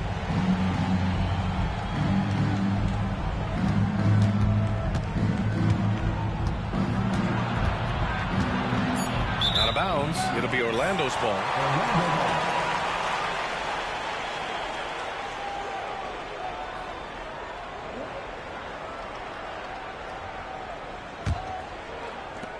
Orlando trails by 3. And Carroll passes to Carter. Here's Wagner. Goes back up. And he's going to the line for 2. The official saw contact while he was going up. And you can't be too physical with how you guard Wagner. That's asking for trouble. And let's quickly check out the scoring breakdown here for Washington. Well, picking all the low-hanging fruit, defenses these days want to concede the mid-range. and they're happy to take it. And I feel like another part of tonight's game has been the hustle points, getting up and down, getting second chances, getting transition opportunities. They've been fantastic in that area. Grant, you look at the development path of Franz Wagner. Not surprising he had an easier transition to the NBA. Well, think about this, BA. I mean, he played against men very early in Germany, splitting time in Euroball, and at Michigan let him really develop in multiple ways. So he's seen it all and is still so young. And both free throws good for Wagner. He's one of the league's best free throw shooting bigs. A performance like this certainly proves it.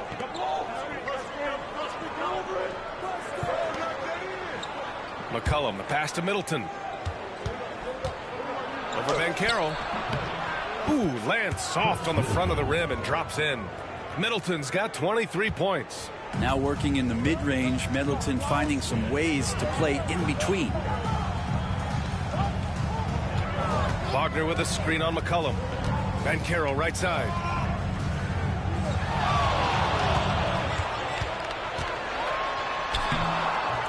And it's Coulibaly with a rebound. Koulibaly's got 6 rebounds in the game. To the paint. Here's Sarr. And that one is hammered home. And this is something he does all too well. Great position for the putback there. And I like how he doesn't think twice about passing it out. Just going right for the slam. Oh, his competitiveness right now is why the teammates love him. 2 points. That one goes. And I think we're going to see a lot of nights like this from Banchero. He is built to score and never seems to take a play off. Banchero against Middleton. There's McCollum with the 3. Finds it again. 6 for 12 and remaining assertive. He's the last guy you want to leave alone on the perimeter. Orlando trails by 6. Banchero passes to Suggs. Banchero against George. And Banchero with the bucket. And the assist from Suggs. Suggs has got 6 assists here tonight. George outside. Outside Coulibaly. Back to Middleton. Uses the glass on the layup. Middleton's got 10 points now, just in this quarter. And force feeding the ball inside. I mean, no reason to go away from what's working. Suggs, the pass to Bane. Here's Banchero. No, stopping him there. Jams it in, and he's fouled. An opportunity in a three-point play. They'll pin that on Chris Middleton. 5 attempts for him at the line tonight. He's made 3. Black's checked in for Suggs. And the Wizards making a change here as well. Brogdon's checked in for Coulibaly. Mind the lanes. One shot.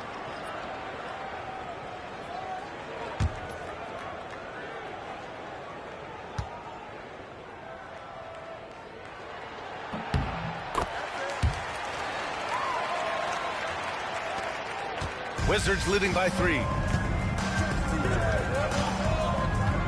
McCollum taking his time here. And he got the whistle on the way up. So he'll be headed to the line for a pair. I think the defense let up a little bit and thought CJ was an easy cover inside, but he's too crafty. He gets the foul. And this will be his 3rd and 4th free throws of the game here.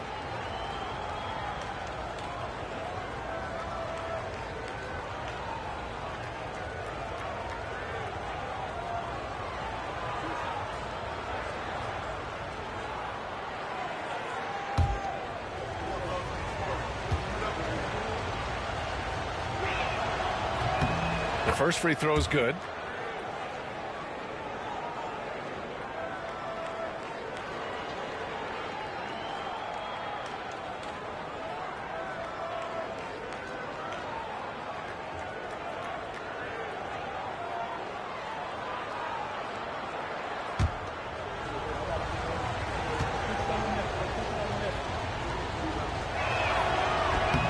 And McCollum drops them both.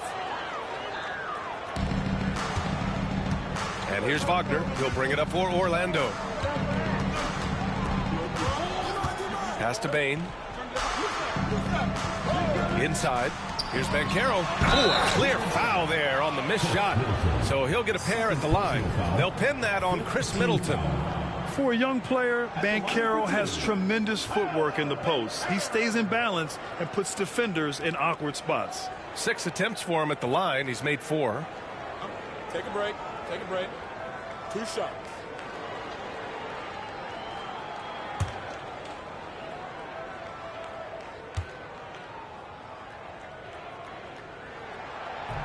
The free throw drops for Banchero.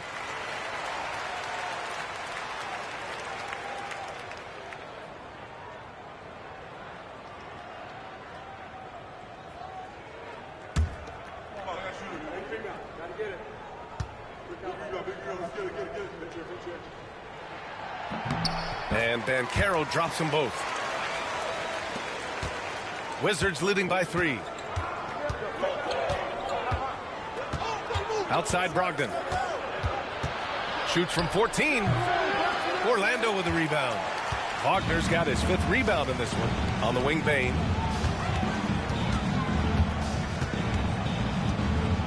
Banchero outside. Pass to Carter. Carter, a screen on George. The 3 from Bane. And it's slammed in by Carter. They're using his frame to set a big pick. Carter effectively disrupts the defense. Here's Sarr. There's the triple. The rebound by Carter. Carter's got 4 rebounds now. Well, if he wants to make the defense work, he's got to start knocking down the threes. Only one so far in this game for him, and none since halftime. Yeah, right there with Bane, you see the advantage of size and toughness in the backcourt. Here's Brogdon. Orlando making their last shot.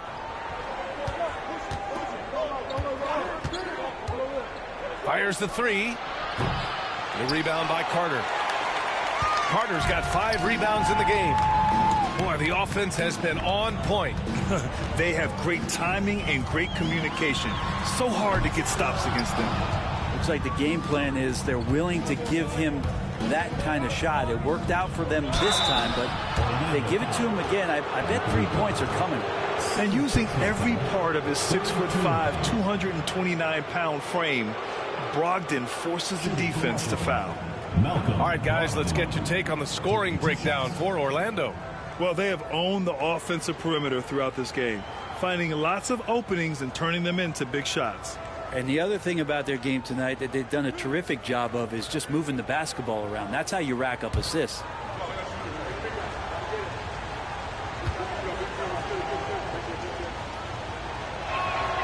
And that one falls for Brogdon. Olynyk checked in for Washington. Kispert comes in for C.J. McCollum.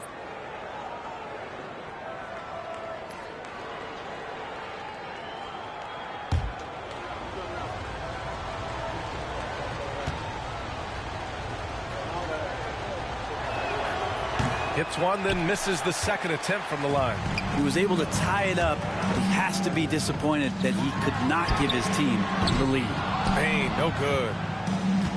Washington is gone, only 1 of 3 from deep here in the 3rd. And it's Middleton driving.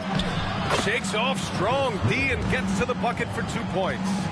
Middleton's got 27. Middleton's length coming into play and finishing strong. Here's Carter, and it's slammed in by Carter.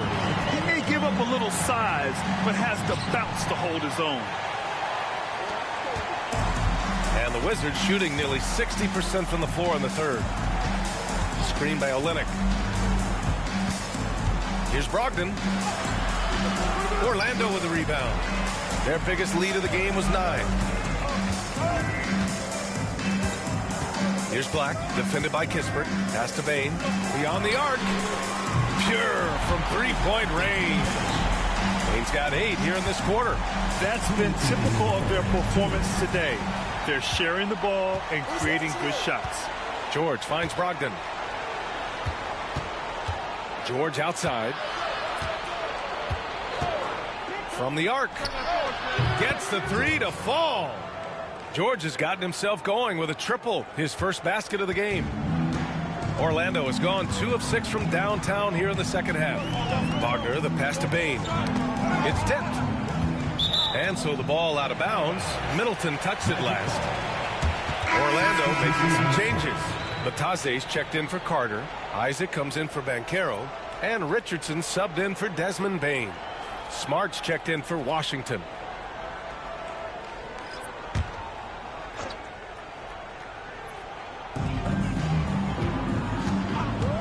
Here's Black, defended by Smart.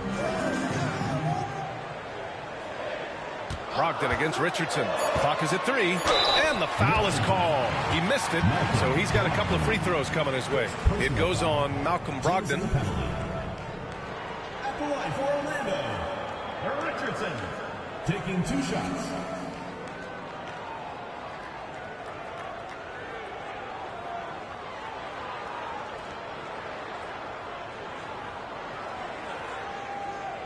Shooting 2.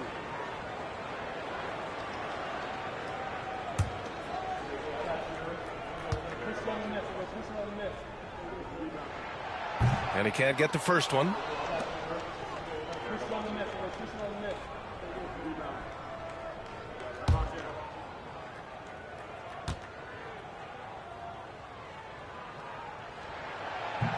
And the second free throw is good. They come away with the lead, but I'm sure he's kicking himself over that last miss. And so it's Smart who brings up the ball for Washington. It's a 1-point game. Screen by Olynyk. Middleton from the outside. It's rebounded by Bataze. He got off to a terrific start from the perimeter, but in the second half, he can't seem to build on that early success. Wagner against Brogdon.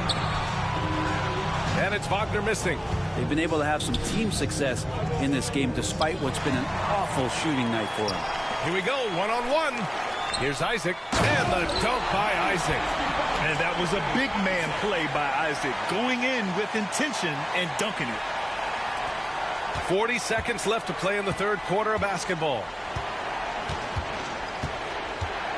Here's Middleton. Oh, and he got fouled on his way up. He'll head to the line to shoot 2. They'll pin that one on Jonathan Isaac. And he's gone 1 for 1 in the game so far at the line. And something I remember from their last outing, he was excellent at the charity stripe.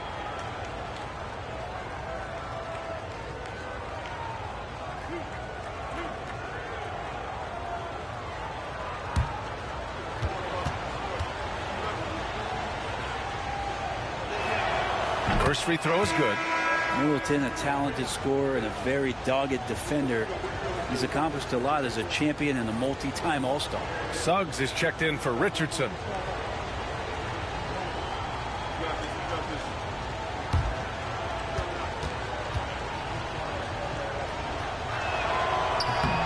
That one falls, so he hits both of them. 32 seconds left in the third quarter.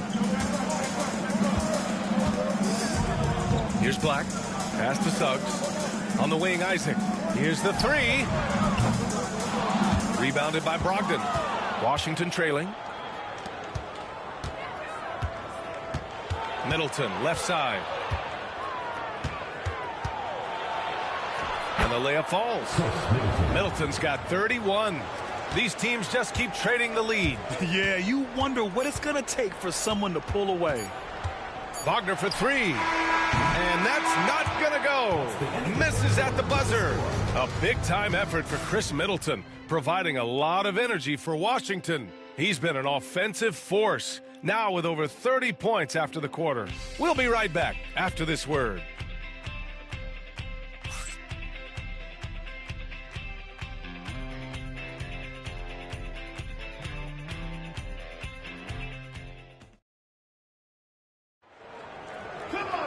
And with 3 quarters behind us, we'll start the fourth in what is still anybody's ball game.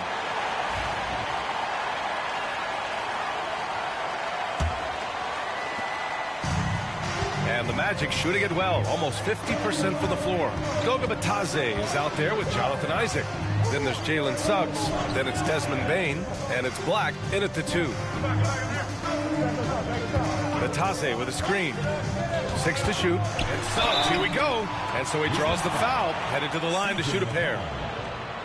the tenacity from Suggs. He doesn't back down from anyone when he's knifing inside. Orlando, Jalen Suggs taking 2 shots. Take a break. Take a break. 2 shots.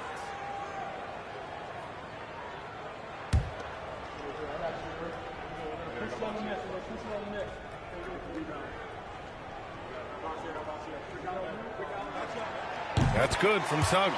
And what I like about Suggs is that he does many things well, and that's because he plays with so much confidence.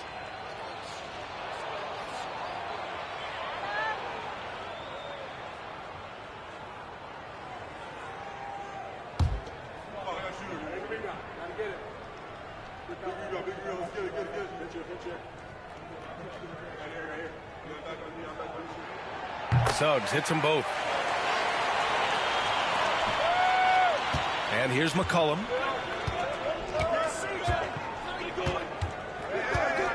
Pass to Kispert. Left side Olynyk. Outside Brogdon. Shot clock at 6. Got a piece of it. It's a 3-on-3 fast break. And he was fouled while in the act of shooting, so he'll take 2 free throws. It's going to be on C.J. McCollum. And forcing the defense's hand right there. I mean, Jonathan Isaac to the line, a good sign for this team.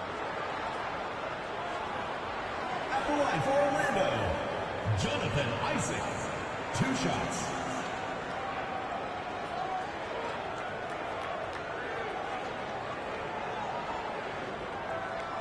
Take a break. Take a break. 2 shots.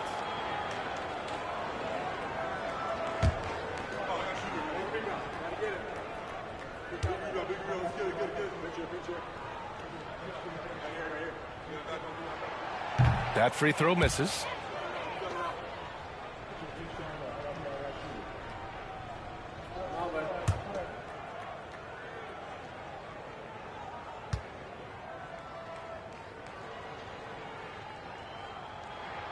Good on the second one. He missed the chance to put them up by 3. You know he'd like to have that one back. McCollum against Suggs. Olynyk with a screen on Suggs. And the foul called on Jalen Suggs. That'll get him his 4th foul of the game. And that's number 4. Definitely something to keep track of as we move forward.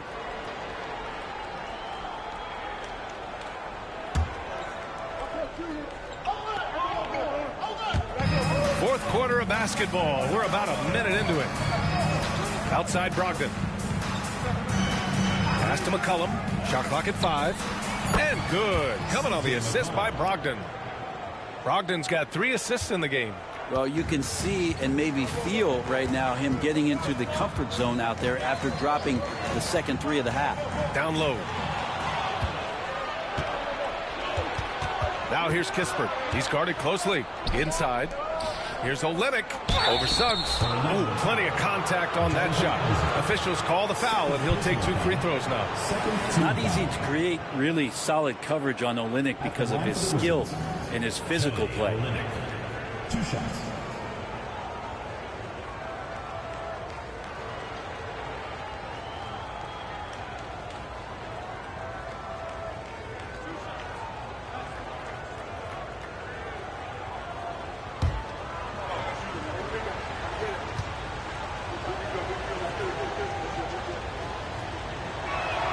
And he drops the first.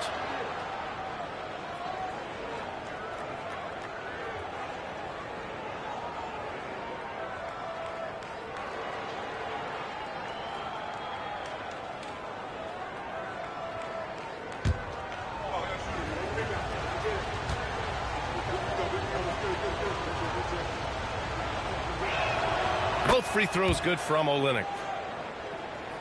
About a minute and a half through the 4th quarter now. Suggs surveys the D. Outside Bain. Jacks up a 3. Kispert grabs the miss. Washington leading by 3. Outside Brogdon. Here's McCollum. And good. Coming on the assist by Brogdon. Brogdon's got his 4th assist with that last one. Orlando shooting at a 48% clip from the floor. Suggs, the pass to Isaac. And here's Bane to win the run. Perfect. Right between the eyes on that one. Bane's got 20 points. Yeah, that's where Bane makes his living. So confident from all over the floor. Olynyk with a screen on Suggs. For 3, McCollum. Orlando with a rebound. Bane's got 6 rebounds here tonight. Pass to Batadze. A little over 2.5 minutes have passed here in the 4th. Up top, Isaac from outside the arc. Hey, in 6 attempts, he's made 5. Talk about efficiency. And this is why so many love Isaac. Almost 7 feet tall, able to space the floor, too, with his three-point shot. Washington has gone 1 of 2 from deep in this quarter. From the line, shot's good by McCollum. McCollum's got 14 points now in the second half. Just a bad time for a defensive breakdown, and he really took advantage. You might see this in the early part of the game, but at this stage in the game, that's just really something unacceptable. He's a great mid-range scorer. Yeah, once Suggs gets hot, he's not easy to stop, especially when he's getting whatever shot he wants. To the paint. Here's Smart with the tip. Great positioning on the putback. Smart has got his first points in this one. Real smooth, guys. Great job with the tip-in. Those are the kind of plays on the offensive glass that can tell you a lot about a player. Suggs with the bucket. 0 rim protection. Unforgivable in a tight ball game like this. Well, I hope there's one player on that team out there that has interest in winning this game. Right now, it doesn't look to be one. Now here's Brogdon. Pass to McCollum. Got a piece of it. Suggs outside. And here comes the break. Oh, a beautiful reverse layup. Suggs has got 8 points in the quarter. Yeah, nice initiative from Suggs. Seeing an easy scoring opportunity and pouncing on it. Now here's Olynyk. Back to McCollum. Olynyk with a screen on Suggs. There's McCollum with the 3. It's rebounded by Batadze. Batadze's got his 4th rebound in this one. Pass to Black. Outside Bane. Batadze with a screen. From deep. Bane, no good. The Wizards have got 4 of 8 shots to drop here in this final quarter. Here we go, 1-on-1. Here's Batadze, and he jams it after taking the nice feed on the run. Got to give him credit for jumping on the ball and making the most at the other end. Boy, inexcusable at this point of the game. They got to be more composed in these moments. And how about the sequence in its entirety? Momentum swing, and you love the effort here. Shot's good by McCollum. CJ operating like a surgeon out there tonight. Suggs against McCollum. Suggs outside. Up and over McCollum. Suggs no good. The Wizards have gotten 5 shots out of 9 to go in this 4th. Now Brogdon. Kispert outside. This one for 3. It's rebounded by Batadze. Batadze's got 5 rebounds tonight. Here's Black, outside Bane. Batadze with a screen. The 3 is up. Offensive rebound. Pass to Black. Bane against Smart. 6 on the shot clock. Here's Batadze. Over Olynyk. Nails the baby hook. Batadze's gotten 4 this quarter. Their ball movement on this run has been tremendous. It's led to a lot of good, clean, open looks. McCollum outside.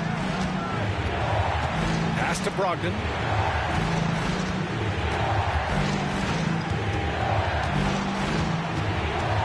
Back to McCollum. The Wizards need to get off a shot here. And it's Smart missing. Orlando leading by 4. Bain, the pass to Bitadze. Out of bounds. It'll be Washington's ball.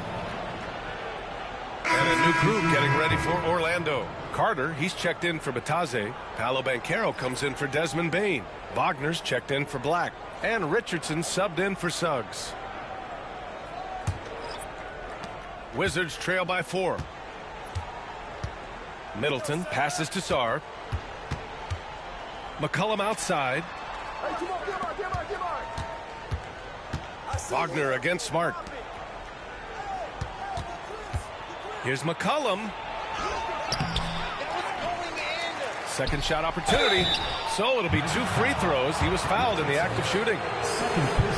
Well, I like how McCollum sells the shot. He doesn't do anything to speed it up. He makes it look like the repetitive motion that draws the defender in.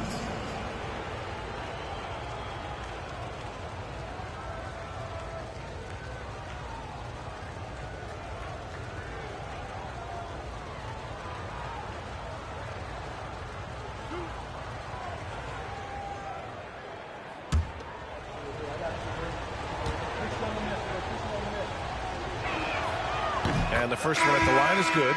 Bain, he's checked in for Orlando. Suggs comes in for Richardson. And the Wizards making a change here as well. Koulibaly's checked in.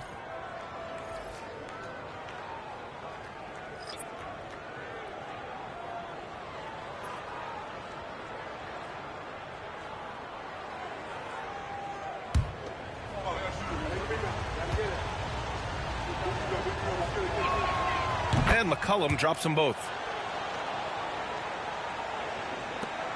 Wagner with it.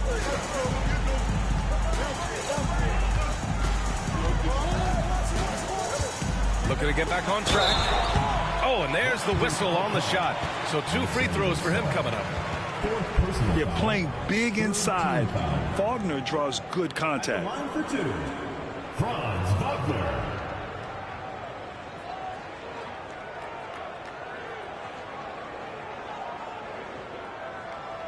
Take a break. Take a break. 2 shots.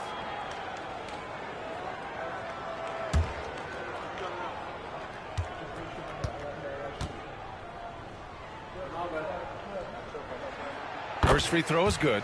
Yeah, a very energetic player. Franz Wagner always seems to be searching for his next chance to impact the game.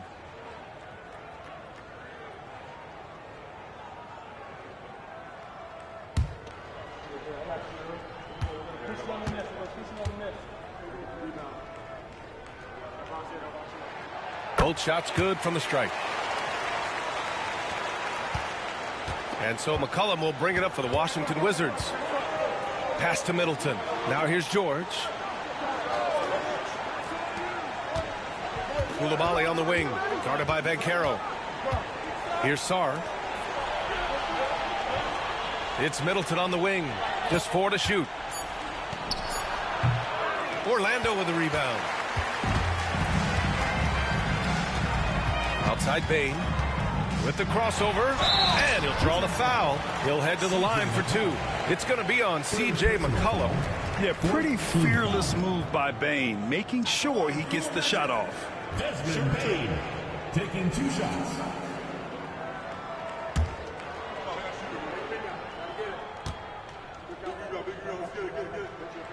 The first one falls. And such a unique player. Bain is a powerful guard with an incredibly soft touch.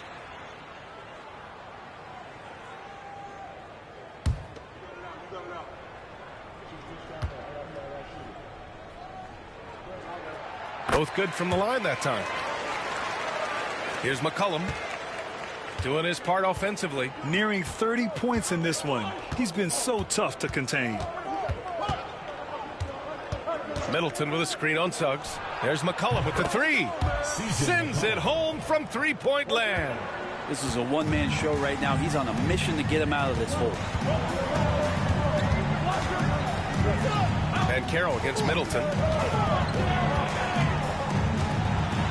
Banchero left side over Middleton, and it's good. Off the back rim and in. Banchero's got 12 points in just the second half. Yeah, this is a part of Banchero's game they'd like to develop here in the league. Middleton outside. And down it goes. 2 points. Middleton's got 33 points. Well, the rest of the team has looked pretty bad tonight, but he's done a fantastic job of scoring the ball and carrying the load on offense. Now here's Carter. Pass to Bane. Shoots over George. Bane, no good. Well, if he's going to keep shooting, they've got to run some plays for him. Screens, pick and rolls, anything they can do to get him started. Sarr lays it up and banks it in. Now just a 1-point Orlando lead. Ooh, important points from Sarr. And just great recognition of the moment. Don't see that in a lot of young players. Wow. Now here's Bane. Wagner outside. 6 to shoot. The 3 from Banchero. On target from range. Banchero's got 5 points now in the quarter. Oh, no holding back from Banchero. He wants this team to be able to rely on him in these type of moments. Here's Middleton. Orlando with the rebound. Carter's got 6 rebounds in the game. And there's the lob. Gliding the pass to where it needed to be. Wow, a strong finish to seal the deal. Wizards trail by 6. Middleton outside. Out of bounds. It'll be Orlando's ball.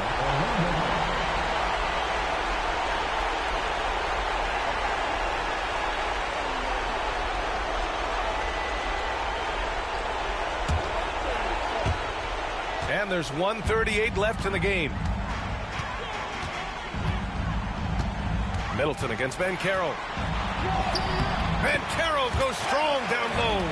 Oh, too big, too strong. It'll take more than that to stop Banchero. For the Wizards, this one not looking good. Steps back. Here's Middleton. And he drops in the layup off the glass. Middleton's got 35 in the game.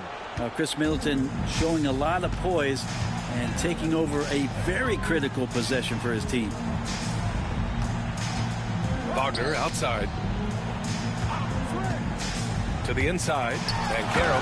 Oh, Banchero throws it down. That's the guy they're going to keep going to, as they should. The lead's only going up if they keep feeding him. Middleton against Banchero. And that one's good. Middleton's got 37. Well, Middleton proving again how clutch he is for this basketball team. Big shot there. Pass to Banchero. And that's an intentional foul. Personal foul. 14 foul.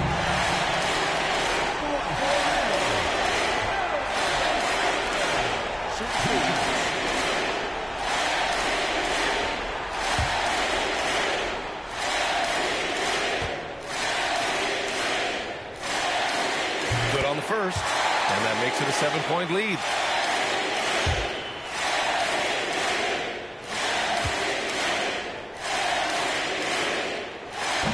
So he goes 2 for 2 at the line, and it's an 8-point ball game. Now a timeout called by Washington. 44 seconds left to play in the fourth quarter.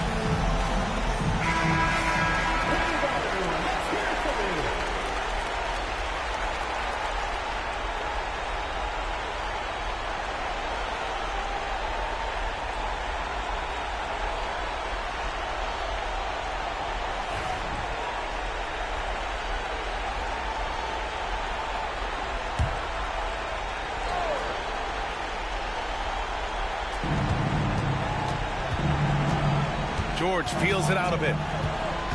There's a screen. Oh, and he got fouled on his way up. He'll head to the line to shoot 2. Third personal foul. It's on Desmond Bane. Team foul. At the line for the Wizards, George. 2 shots.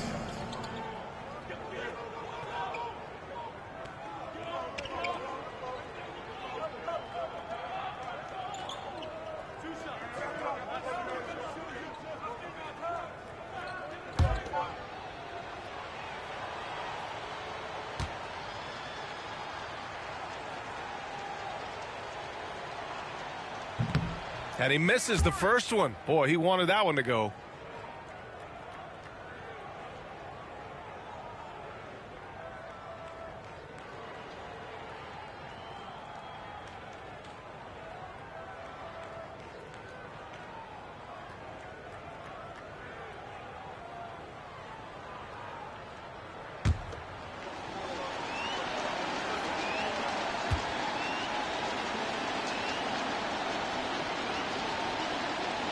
And he's able to hit the second one, and that narrows the gap to 7. Not a perfect trip to the free throw line, but they'll take what they can get at this point. And Suggs has got the ball here for Orlando. The kick out to Banchero. Pass to Bane. Launches it. Sarr pulls it in. So it's Washington now. Puts up a deep 3. And it's Bane with the rebound. Wagner outside.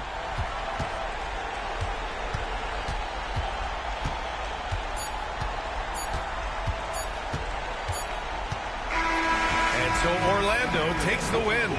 Boy, a hard-fought game. They did a great job of holding on to the lead at the end. Yeah, get the coffee, because that's the way to close. You're going to face some obstacles in the game. They overcame every one. And that about wraps it up. For Brent Behring, Grant Hill, and Allie LaForce, this is Brian Anderson. Thank you for watching this 2K Sports presentation of the NBA. And as we leave you, here's a look at our player of the game, Paolo Banchero.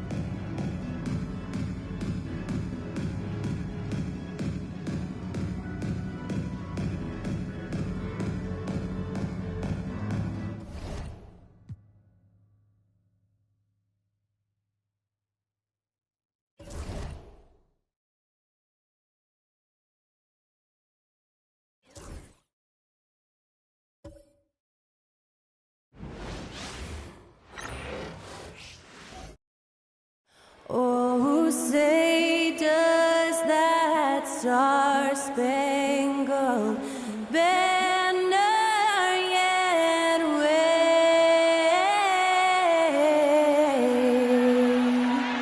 o'er the land of the free and the home of the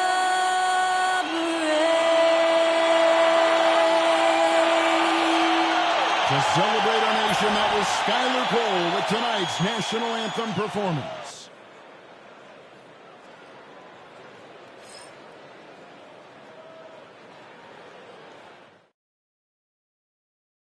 Live coverage of the NBA here on 2K Sports. A happy Sunday evening to you and yours.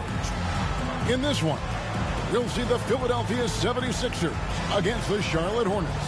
This is Kevin Harlan alongside Clark Kellogg and Greg Anthony. DA will join us tonight on the sideline. Here's the starting group for the Charlotte Hornets. The guard spots filled in by Ball and Miller. The post tandem, Bridges and Williams. And it's Green in at the small forward position. And for the 76ers, we've got Maxey. Watford out there with Paul George. And there's Embiid. Another NBA season, Clark, upon us. What's the biggest change you've seen since you played? Well, I think a couple of things. Actually, I would consider these a tie. The ball handling and the three-point shooting of 7-foot guys. And then lastly, maybe the matchup zones defensively are the biggest changes for me. That one good for 2. And how about the terrific use of the crossover there to just throw the defender off balance.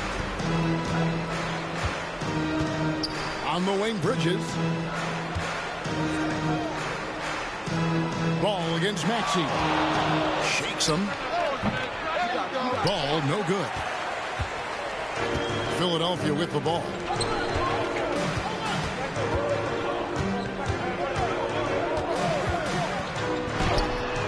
Traps in the tray. He's got 5. And here are the Hornets now. It's a 5-point game. They defeated Indiana in their last game. Yeah, I felt like they attacked, but with a purpose. They knew what they wanted to accomplish coming in. Well, it really showed the trust they have in one another. I love how they got after it, and you could feel that they were playing for each other. Maxey against Ball. Now, here's Maxey. He's covered closely. It's stolen by Green. Here's Bridges, and Bridges jams it in. Oh, just an impressive dunker of the basketball. I love how Bridges just takes the initiative and gets funky with his throwdowns. And that's life above the rim, courtesy of our AT&T 5G Slam Cam. Here's Maxey, following the score by Charlotte. Shoots over Ball. Maxey, no good. Well, you've got to be there defensively. I mean, that's an easy mid-range jumper that he'll typically drain. Ball, no good. That's exactly the look they wanted, guys. Right guy, right play, wrong result. Here's Green. 2 free throws coming up, and they call the shooting foul. Wow, he got whacked on that one. Shouldn't be much debate there. Blatant contact. Straightforward call. Simple. The Hornets shooting their first free throws of the game on this trip to the line.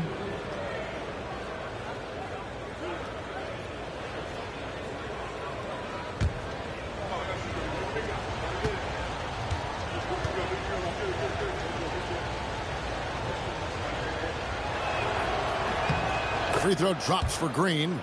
You know, Clark, the days of trust the process are long gone. The Sixers are now focused on the now. As well they should be, Kevin. With a superstar big guy in his prime and Joel Embiid, there's no time like the present. And it's not going to last forever, so they need to capitalize.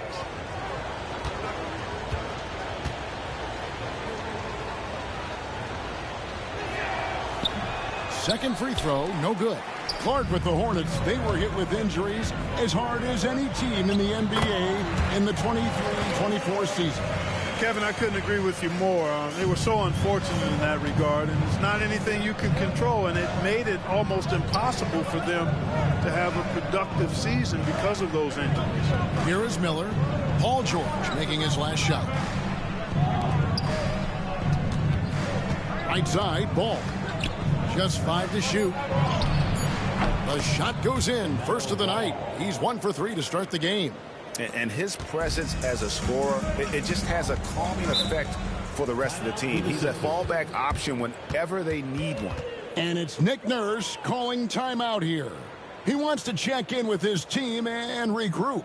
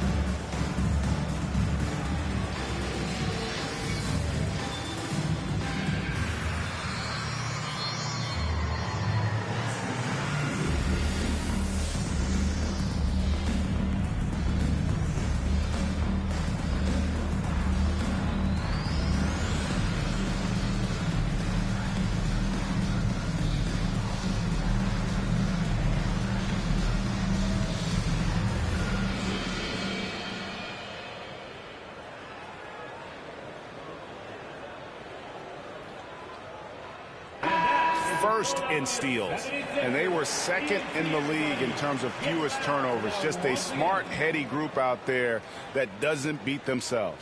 And last season, everything started with their defense. You mentioned their #1 ranking in steals. The pressure they put on opponents was nonstop.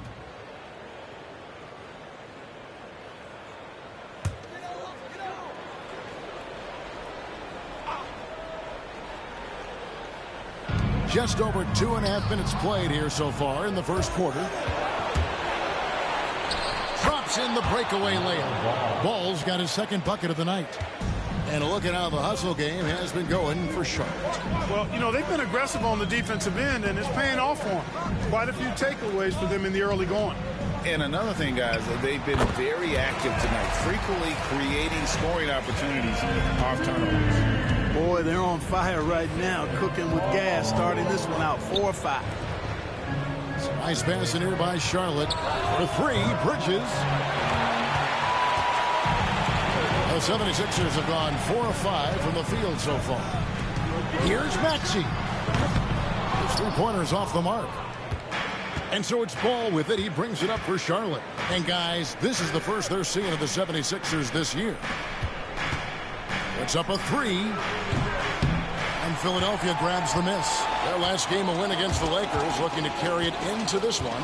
Well, you look at the points they produced in that game. Great adjustments on the offensive end. Well, it's really hard to stop them when they're in a groove offensively, and they were in a comfort zone all game long in that one. This team has handed a lot of responsibility to Tyrese Maxey, but Greg, he's lived up to it. And has grown very well into his role with the team. Shown that he can be a scorer all over the floor.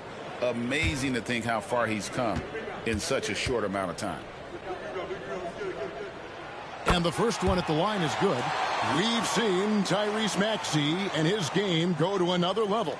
Clark, what makes him a top-level scorer in your opinion? Kevin, there are a couple of things that really stand out. His sheer speed with the ball is remarkable. His fearlessness and confidence, every great scorer has that. And then his ability to knock down the three-point shot off the catch or off the dribble gives him an added step of quickness when he's taking it to the rack. And all of that makes him a dynamic scorer. And so here is Philadelphia. Following the basket by LaMelo Ball. Shoots from the elbow. The rebound by LaMelo Ball. You can't look at the result of that shot. They'll take that whenever they get it. Well, you know, I hear you. That's a good look, but when you're that wide open, I think you got to knock it down. Now Embiid, following the miss by LaMelo Ball from deep. Back to Embiid. And contact on the shot, so he'll be shooting free throws here. LaMelo Ball picks one up. Love the way Embiid knows how to play with force down low, which in turn makes the defense get physical with it. Take a break. Take a break. 2 shots.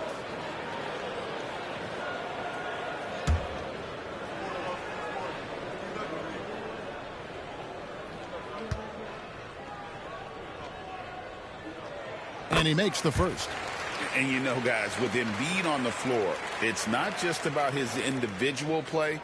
He changes everything for everyone on that team. That's how dominant he is. It's not just statistics. His presence alone propels them. And Embiid drops them both. And Nick Nurse, Greg, the 26th head coach in 76ers franchise history. And Kevin, known for his creativity and that outside-the-box thinking, I think it's a good fit with this forward-thinking front office. Pass to Miller. Lets it go with a three.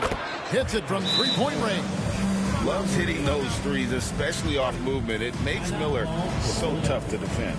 And we will have a timeout called by Nick Nurse. Looking for a breather and maybe just 1 or 2 things to talk about. Come on, fans, get up, get loud. It's your Sixer EST.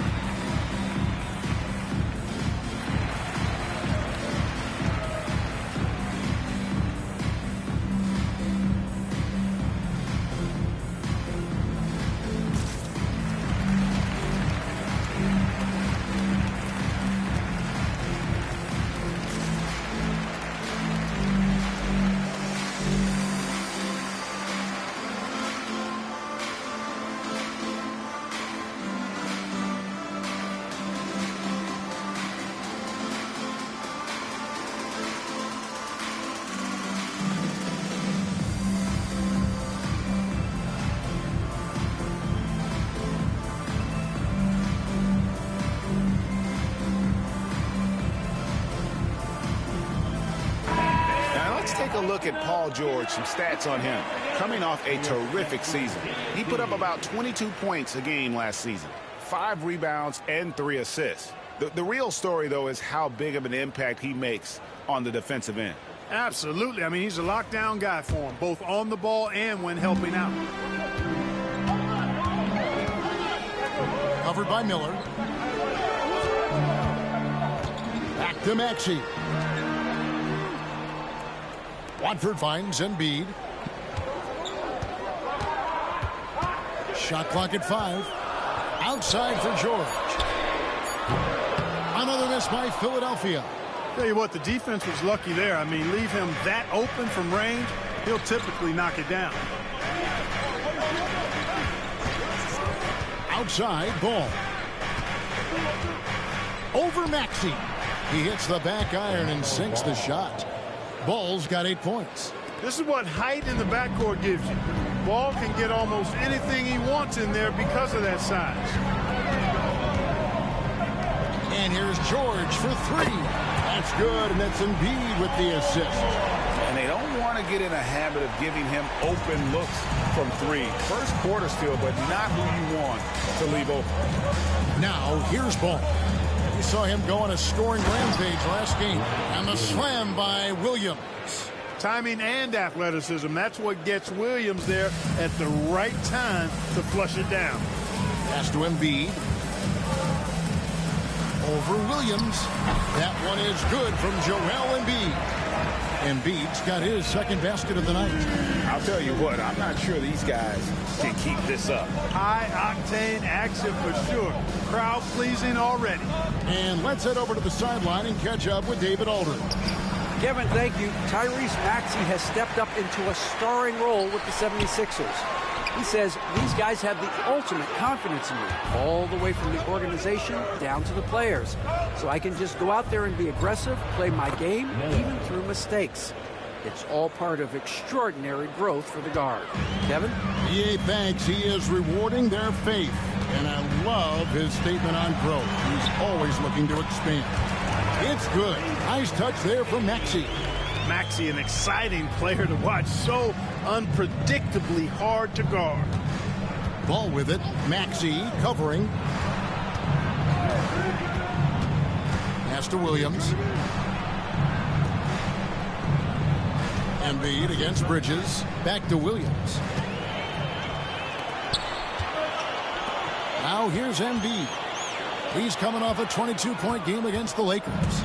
Yeah, but the rebounding in that game as well was just tremendous. I mean, he dominated the backcourt. The shot by Williams, no good.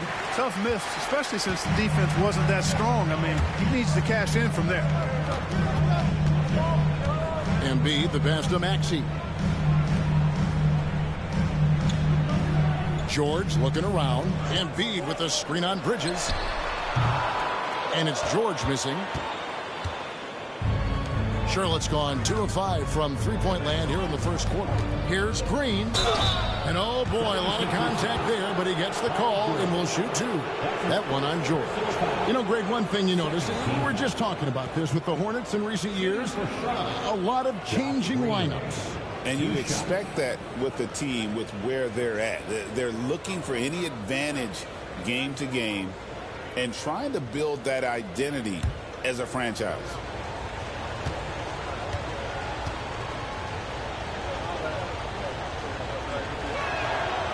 No good on that. And Clark, we know the last handful of years, the 76ers have been a threat in the East. 7 straight years of playoff runs. Can't get past that second-round barrier, though, Kevin. But as far as success, they've been as consistent as it comes in the East the last decade. Here's what Charlotte's going with right now. Plumlee, he's checked in for Williams. Sexton comes in for Bridges. And it's Trey Mann in for Ball. And he's good on the second.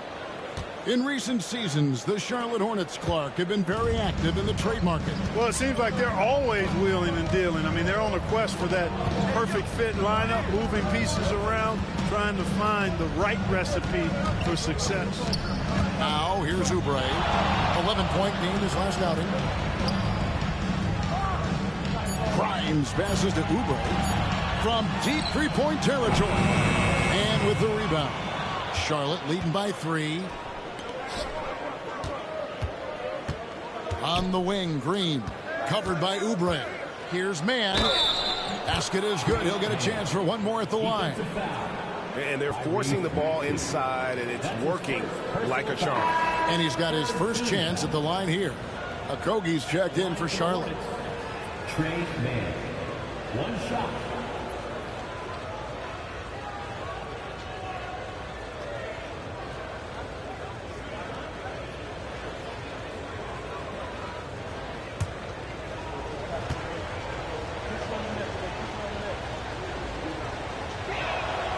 And what about the evolution of Tyrese Maxey? Greg, according to him, he's just getting started. Well, Kevin, I'd have to agree. I mean, he's got some big shoes to fill with James Harden leaving, but each year this guy has just gotten better.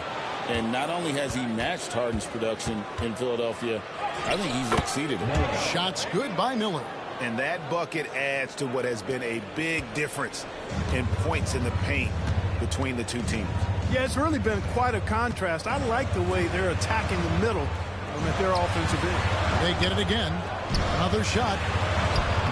Crimes with the bucket. You know, as you add experience, you start to see the floor better.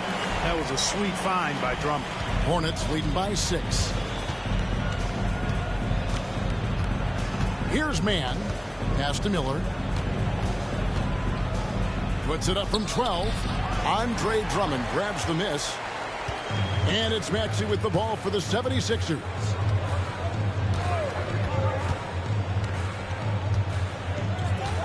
Here's Grimes. The 3. Gets it to go from beyond the arc. Now just a 3-point Hornets lead. And he's really been working to get those looks, and it's starting to pay off here early on. Here's Mann. He's covered by Maxey. Okogie's missing. You know, he's not a knockdown shooter from there, but when you're that uncovered, you almost are forced to take it. Pass to Drummond.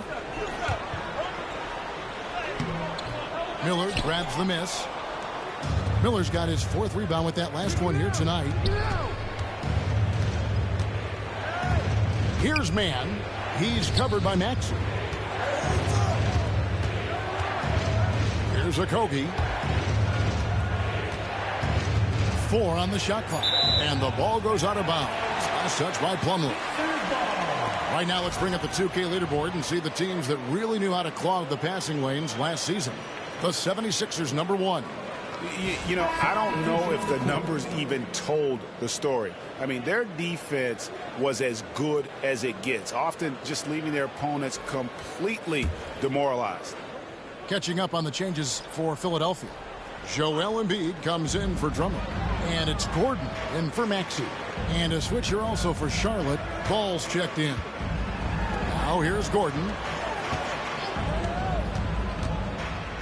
Oubre finds Embiid.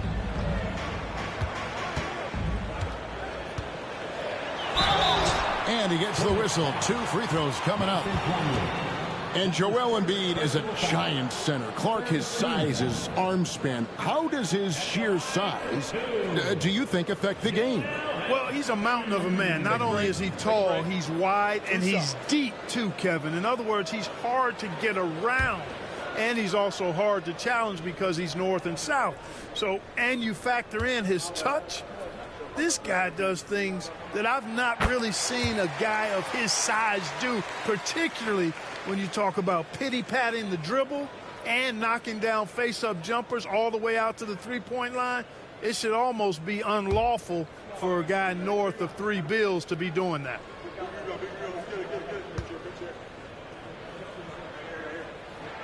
And that one goes in. 2 from the line that time. Well, he's certainly been on target with the free throws. Such an advantage when your bigs can knock them down from the line. Mann passes to Okogie. Here's Ball with the 3. Make it 5 for 10 with him in that bucket.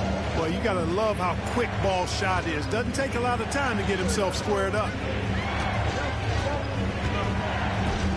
Gordon against Sexton. Pass to McCain. 76ers moving the ball around. Deep two from Ball. And a kind roll that time off the rim as that one falls. Now it's a 6-point Charlotte lead. Here's McCain. He's covered by Ball. Here's Grimes. The tray connects from three-point range. Grimes has got a couple of threes now in the first with the 76ers. Ball with it. Here's Mann. Oh, and the buzzer beater's good. Resourceful move there, ending the period on a high note. Nothing like knocking down that last possession of a quarter to give you a little feel-good momentum. LaMelo Ball getting it done for the Hornets. He put together quite a quarter, 13 points in all, and he looks to be planning for more. We'll return shortly.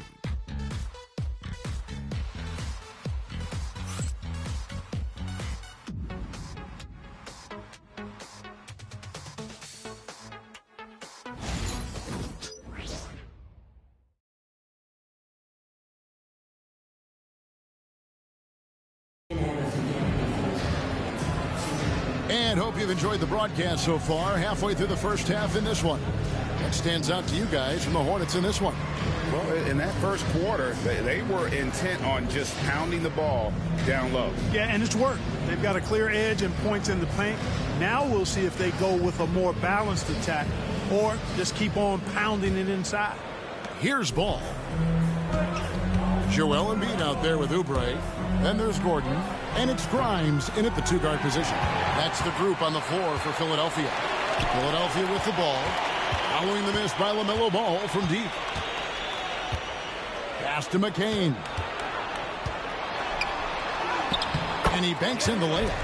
McCain's got the first points up on the board here in the second quarter for the 76ers.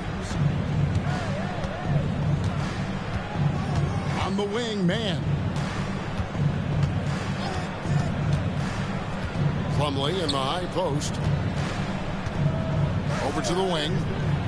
Kogi inside the three-point line. Oubre putting those long arms to work. Manages to get a hand on it. The 76ers trail by 3. Outside Gordon. Here's McCain. Pass to Grimes. Oubre with it. And here's Embiid. He's guarded by Plumlee. Out of bounds. Charlotte takes possession. Just didn't get his hands up in time on that one. They weren't on the same page there. And that rejection had some mustard on it. Huge, huge play. Reads the play well there and gets himself in the air at just the right time. Terrific denial. Just over 1 minute has passed here in the second quarter. And here is Ball. He's got 13. And Ball slams it in. Ball showing a lot of effervescence on the offensive end, and it's probably infectious for the rest of his squad. Here's McCain. Shooting foul as the whistle blows. He'll shoot 2 free throws. That's his second. LaMelo Ball picks one up. The 76ers have shot a good percentage from the free throw line so far. They've made 5 out of 6. 2 shots.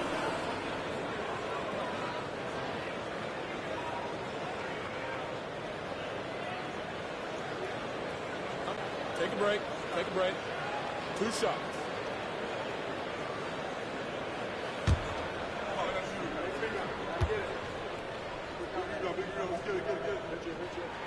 The first free throw is good. Greg, you've been a part of some great contending teams over the years, but what's it like being on a team at the bottom of the standings with not a lot of hope for the regular season? Well, Kevin, no one likes losing, but it can certainly take a toll. But it can also allow you to play more freely when you know you're bad and you're not having to deal with the pressure of expectations. That's also good. So he hits both free throws. Making it look effortless. Send this guy to the stripe. He's going to cash in more than not. Inside, here's Plumlee. Goes straight to the defender for the dunk. Draws the foul. He'll go to the line. That one on Embiid. One of the more dynamic passers in this league. Ball with a nice setup. First trip to the free throw line for him tonight. At the line for one.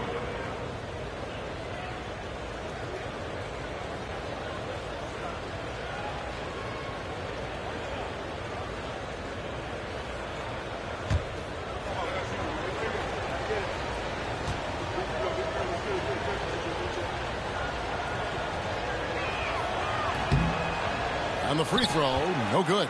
The 76ers trail by 5. Poked away. Here's Okogie. Scoreless thus far.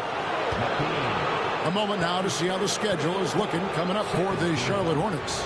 On Tuesday and then on Saturday, they'll be matching up against Giannis Antetokounmpo and the Milwaukee Bucks. And looking at the schedule, it isn't ideal in terms of the upcoming games with the amount of quality teams they're going to be playing, but it's also a good chance for you to get some confidence and really see just how good you are. The first one falls. Charlotte making a switch here. Garuba's checked in.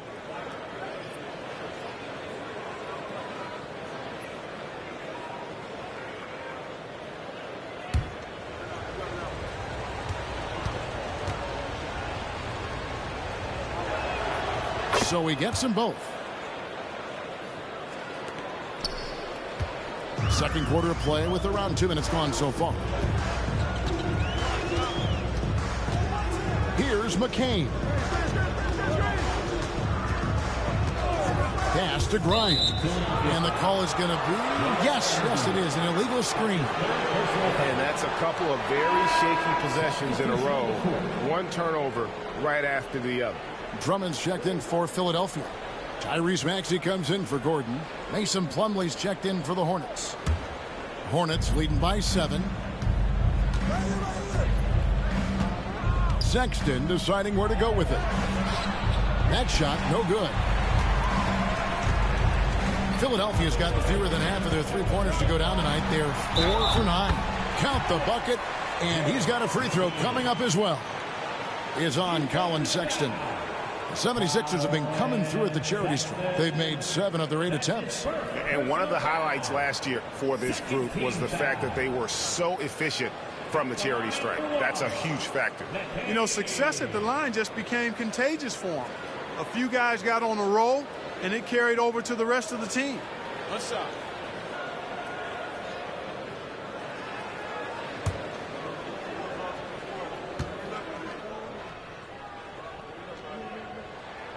You know, he didn't get to the line in that entire first quarter.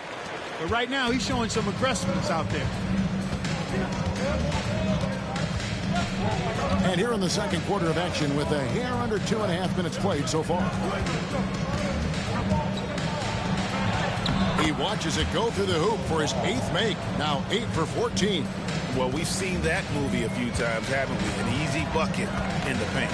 Well, listless and lifeless at the defensive end. I mean, especially inside. They've really got to pick up that interior defense. Here's Grimes. 8 points for him. Outside, Maxey. 5 on the clock. Hornets with the rebound. Ball's got his 4th rebound in this one. Man passes to Okogie. And he uses the glass on the layup. Okogie's got the lead up to 8 now for the Hornets. They're finding lanes to the hoop now with consistency. 5 buckets in a row from the paint. And on the flip side, the defenders have to show more fight on the interior. They've got to offer more resistance here. He's made 1 and missed 1 so far in the game.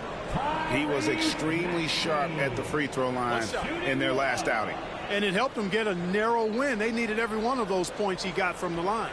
You know, he really did excel at the stripe. I mean, they couldn't have asked for too much more from him when it came to knocking down free throws. And the technical free throw, missing that time. They'll retain possession here, however. You know, one of the things you really appreciate about Maxey is how freely he plays. He just throws himself in there, fearless about looking for ways to get involved in the play and then make an impact. Here's what Charlotte's going with right now. Grant Williams comes in for Josh Okogie. And it's Green in for Trey Mann. Maxey, no good. he's been ice cold tonight. And, you know, you look at the scoreboard, guys, they really could have used his contributions. Sexton, good, and it's Green picking up the assist. Green's got his 4th assist in this one. The 76ers trail by 10. Pass to Watford. Right through the D for the layup. Great pass by Maxey there. This guy really clever at finding ways to get his teammates involved. Ball dishes to Plumlee. And here's Sexton.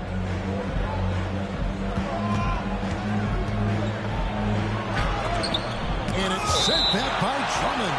A really good shot blocker. I like how Drummond times it up when he goes after those rejections. Well done. Let's take a second look at that fantastic block. And when you're behind in the game, that's what you've got to do. Contest every shot and get stops.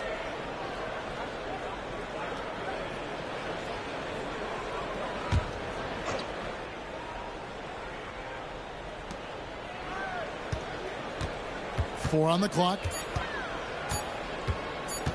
Releases. You know, he just has not been himself this period. Just too inconsistent up and down at the offensive end. And the stroke definitely lacking confidence this quarter.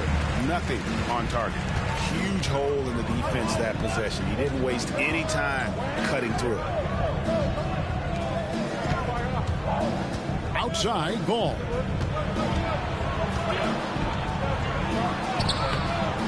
And it's Philadelphia with the rebound.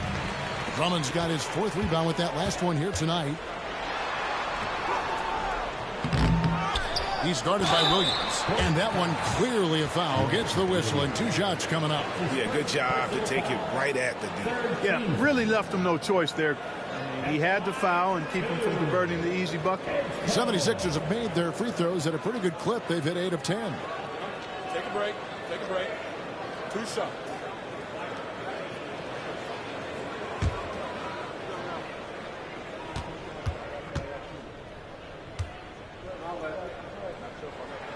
First one falls for Trey Mann. He's checked in for Plumlee.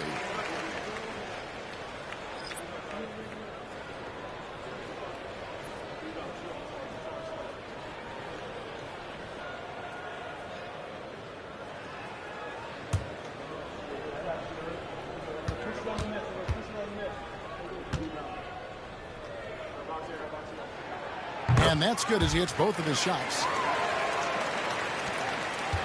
Hornets leading by 4. Now, Mann, he has 5. Drills the three-pointer. Mann's got 8 points.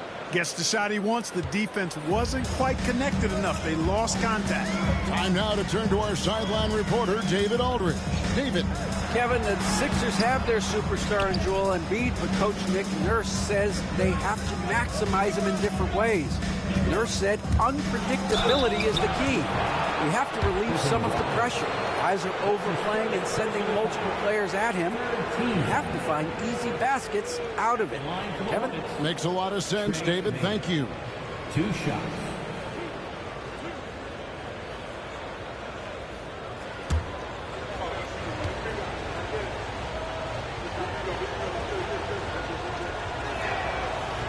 And that one falls for Mann.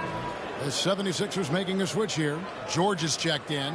And then for Charlotte, Miles Bridges, he's checked in for Green. And it's Brandon Miller in for Colin Sexton.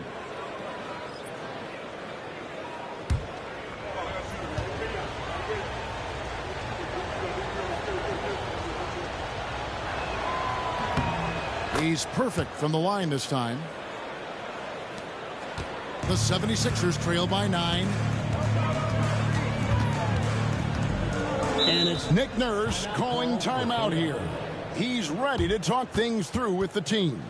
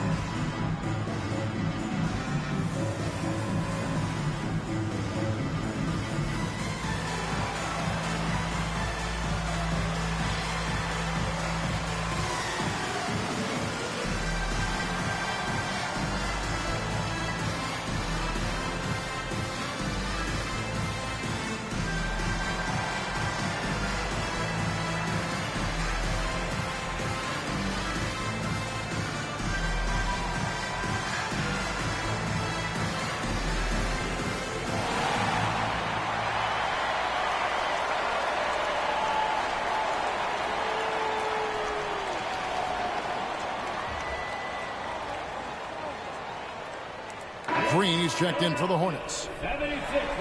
With a pause in the action, let's show you the teams that were best from the line last season. The 76ers in second.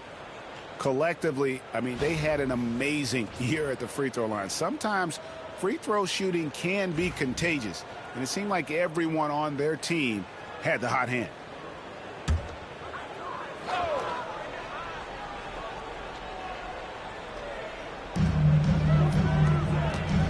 Here's Maxey. And a lot of contact on that one, so he'll shoot 2 here. LaMelo Ball picks one up. The quick-footed, creative Maxey, so much fun to watch. He plays with such boundless energy, and he's still got room to grow. Taking 2 shots. Take a break. Take a break. 2 shots.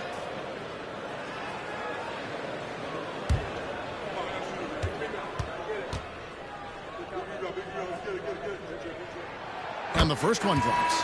And the Hornets making a change here. Sexton's checked in.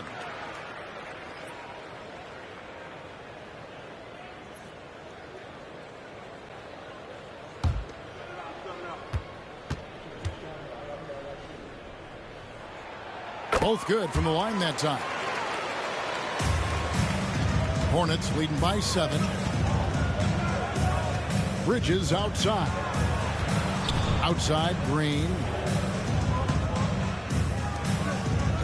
Lobbed up there for Miller. Williams passes to Miller. Down to 5 on the shot clock. It's good. Great play by Williams to set it up. And that's now 9 points from Brandon Miller. The 76ers have gone 4 of 8 so far here in the second quarter. Score of the basket is third after 5 shots. Selfless pass there from Maxey. Really able to handle the guard position quite well. Sexton kicks to Williams. Maxey against Sexton. Pass to Green. Now Miller. It's blocked. And it's out of bounds. The Hornets able to retain possession here. And now let's take a look again at that incredible rejection. Yeah, quick thinking pays off big. What a block.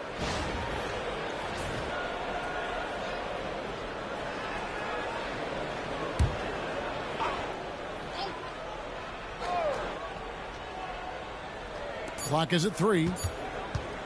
Tries from 10. Frozen. Guys just ice cold, unable to contribute offensively. Williams has a screen for Bridges.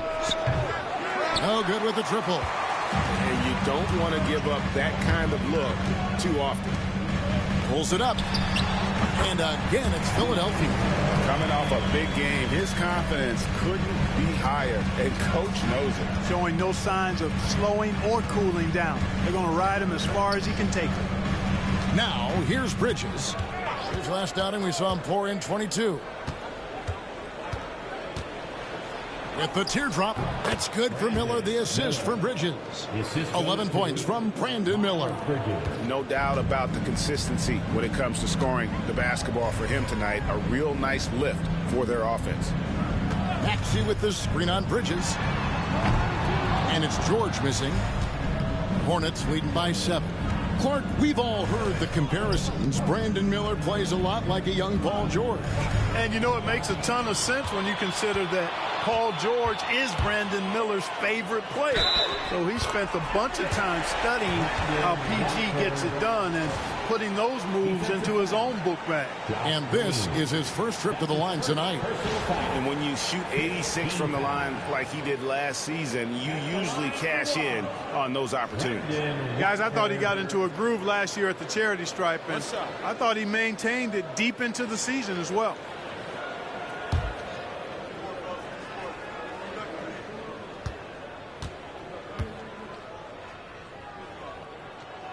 And that one misses. Charlotte has gone 1 of 3 from way outside since the start of the second quarter. Sexton the pass to Bridges. Miller with a wide open look. A three-pointer, no good. And so it's Maxey who brings up the ball for Philadelphia. Here's George. Miller grabs the miss. Charlotte in the lead. Outside Williams. Pass to Sexton. Releases. Rebound by the 76ers. Nothing seems to be going his way this quarter. To me, it appears he's starting to lose his composure a little bit. We'll see if he can regroup and get back into a better rhythm. Now, here's Maxey. He has 5. Over Sexton. Maxey, no good. He is single-handedly dropping the temperature in here with that cold streak. And he's got to find other ways to contribute then, because his shot making is not happening right now. Bridges against Maxey. Shoots the 3. Nailed from three-point land. Bridges has got 8 points. You know, since entering the league, Bridges has really worked tirelessly on his game, especially the three-point shot, and you see the results of that labor. Back to Maxey. Here's Grimes, guarded by Green. Grimes passes to Maxey. The 76ers with another miss. Not a whole lot going down for him at this point. He just can't buy a break. Here's Miller. Score the basket. It's number 6 for him this game. 6 for 9, 67% shooting. And he is really in a zone right now, playing and scoring with confidence. Covered by Miller. Pass to Grimes. That 3 off the mark. And the great shooters know when they've got enough opening to go for the 3. I didn't think it was a bad choice on that possession. Now, here's Bridges. Outside Williams. And the wide open shot from Green. And the 3 off target. The 76ers trail by 10. Here's Grimes. Sinks the triple. He's got 15. He's picking up right where he left off in the first quarter. Charlotte's gotten gold from deep in the second quarter. Just 2 of 6 from long range. And stolen by Maxey. One-on-one here. Trying to break that ice-cold streak. Well, it took him 6 attempts, but he finally knocks one down. Charlotte leading by 5. Outside, Green. Back to Sexton. Pass to Bridges. Sexton dishes to Williams. 6 to shoot. Sexton against Maxey. And he gets it to go as they call the foul. He's on his way to the line for one more. And sometimes it seems like Sexton wants to get hit on the way up. He just embraces the challenge. Colin Sexton. 1 shot.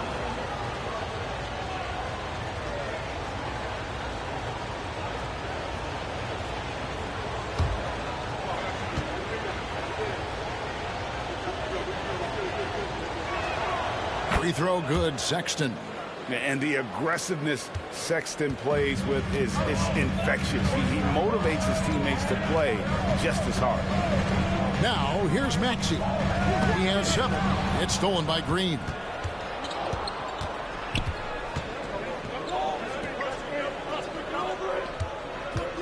Bridges against George. Miller surveying the floor. And Philadelphia grabs the miss. Outside, Maxey. Here's Watford. And slam dunk by Watford. You know, we can't measure heart. I mean, he's not as big as the other power forwards, but his jumping ability and mindset is incredible. Miller outside. No good on the last second attempt there. And so it's Charlotte with their lead standing at 6 points here at the end of the quarter. They've had active hands and have forced a lot of turnovers in this one. We come back right after this.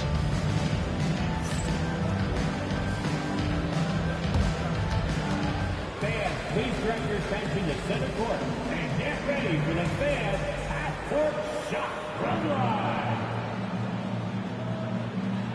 They're thinking about the shot.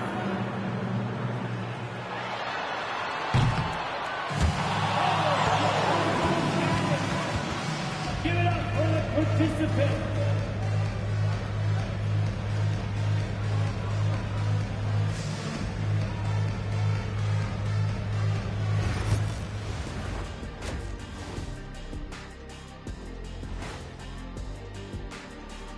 Welcome, everybody. The story tonight has been a solid showing through the first half for the Charlotte Hornets.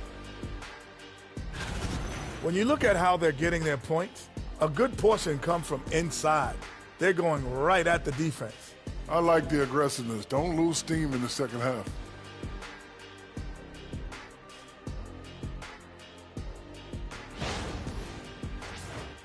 And let's move on to the race for Rookie of the Year. A lot of young talent in the league this season. Some great options in there. In fact, these guys might compete for all-star spots for the next few years. That's a big leap, Kenny. One or two of them, maybe, but most guys don't ever get to that level. That'll do it for our show tonight. Thanks for joining us, and we'll send you back to Kevin Harlan for more hoops action.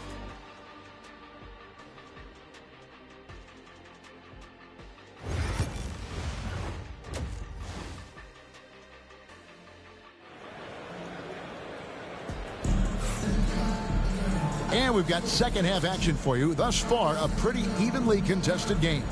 Man, we're seeing a tremendous game from LaMelo Ball. Man, he's been running wild on him through that first half. Absolute dynamite on offense. And you know what? I'll be interested to see just how much he's got left in the tank. That first half had to take a lot out of him.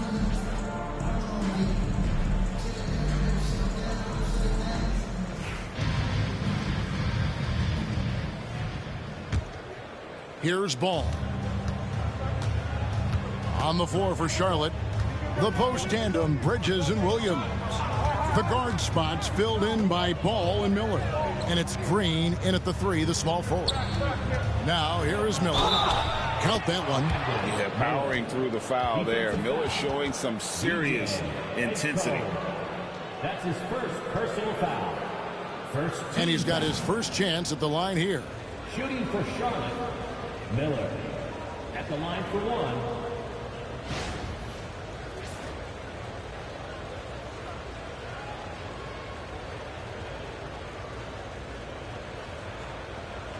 Find the lanes.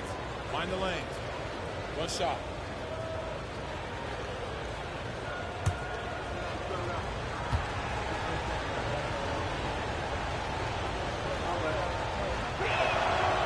That free throw good from Miller. You know, what you like about Miller is that he doesn't leave opportunities out there hanging. I mean, he's a solid all-around player. Watford passes to Embiid. Embiid is just too strong inside. It's a great move, and he catches the defense completely off guard. Yeah, if that's a harbinger of things to come, he's looking at having a very big second half. Bridges misses. The 76ers trail by 7. Outside Maxey. Here's Watford, defended by Bridges, and there's the foul. It's on Miles Bridges. That's his second. That'll be his second foul of the game. First team foul.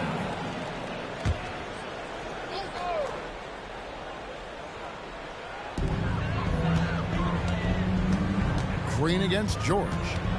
Embiid with the screen on Green. And George, here we go. Here's Watford. The shot's good on the assist by George.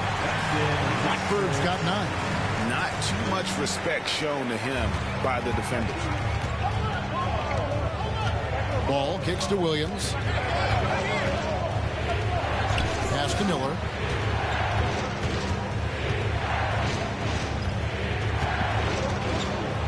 Shot from free throw range. Charlotte no good that time either. And here's George. He'll bring it up for the 76ers. Trailing by 4. Covered by Miller. Lobbed up there for him. Joel goes up and brings it down. And Embiid has a really high basketball IQ. Superb at recognizing when to leap for the alley-oop jam. It's Miller on the wing. Into the third we go. 2 minutes in now. Clock at 6. Floats one, and the shot is good. Ball's got 19 points. Really important for Ball to maintain his poise around the basket. That's what allows him to take a bump like that and still convert. Here's Watford. And 2 free throws coming up. Unable to get that one to go with all the contact. That's his third personal foul. And he's just had 1 attempt at the line earlier. At the line for Philadelphia, Brendan Watford. 2 shots.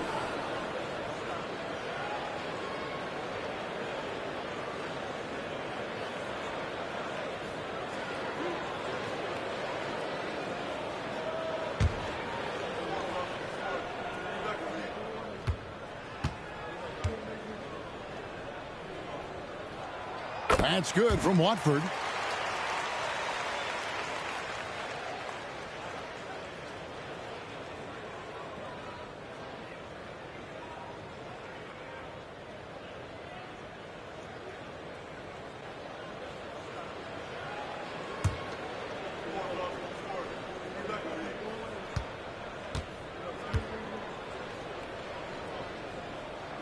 He hits both from the stripe.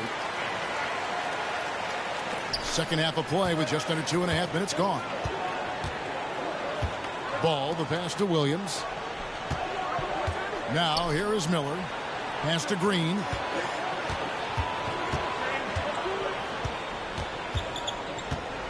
Back to Miller. Just 5 on the clock.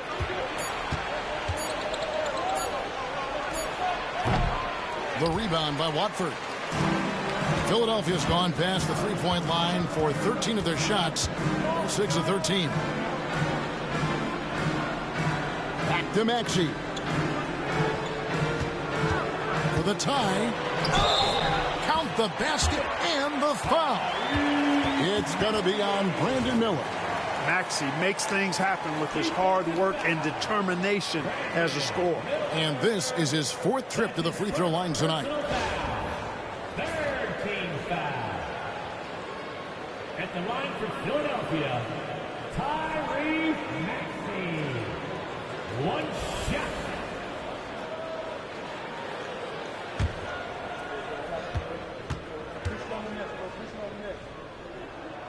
Now the free throw is good. Now leading by 1.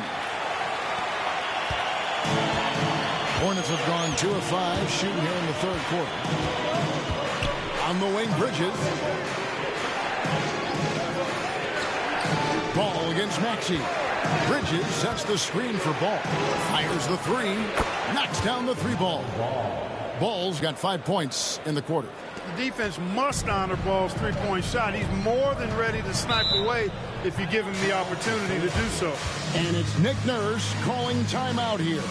He wants a minute here to get things straightened out with his team.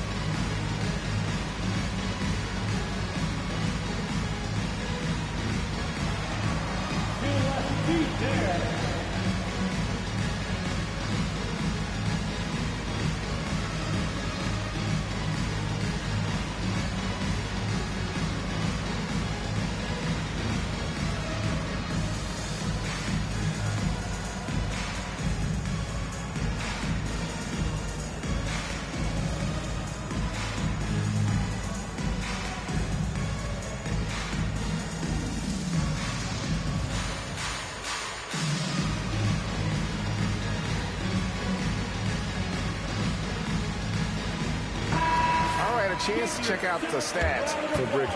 He's coming off an excellent season. He was around 21 points per game, 7 rebounds, and 3 assists. And every team wants a scorer to give them a lift off the bench, and that's just what he brings. Well, he's instant offense. I mean, the game's momentum can be going one way, then bam, his scoring turns the tide.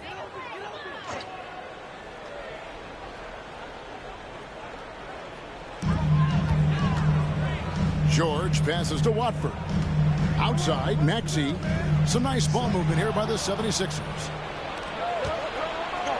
Here's Bridges.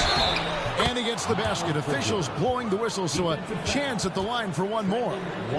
Boy, Bridges using his strength to get the and one to go and igniting his team in the process. One thing you know you're going to get from Bridges, he can really score. That has never been a problem for him. He's always been able to put it in the basket. He's got a really good feel and stays in attack mode when he's on the offensive end. One shot.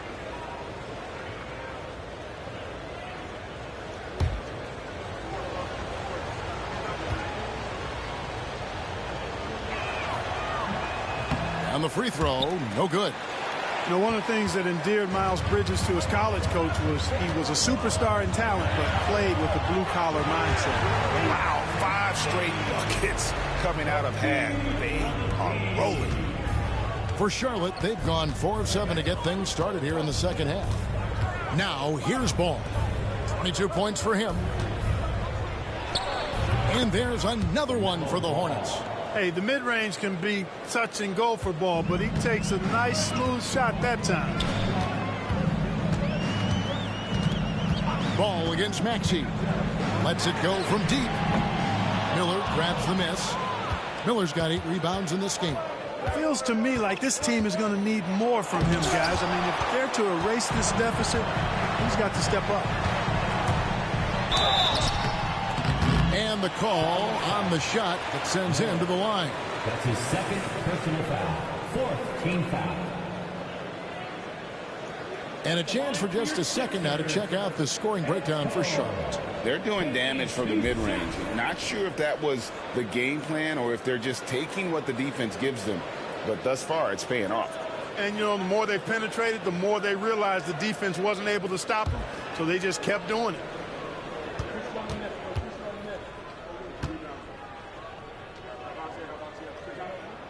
First free throw is good. This is as good as it gets from the charity stripe here in the second. Yeah, you know what? And I think they've just got to keep on keeping on. Keep drawing contact, attacking, getting to the line. That will certainly give them a chance to get back into the game.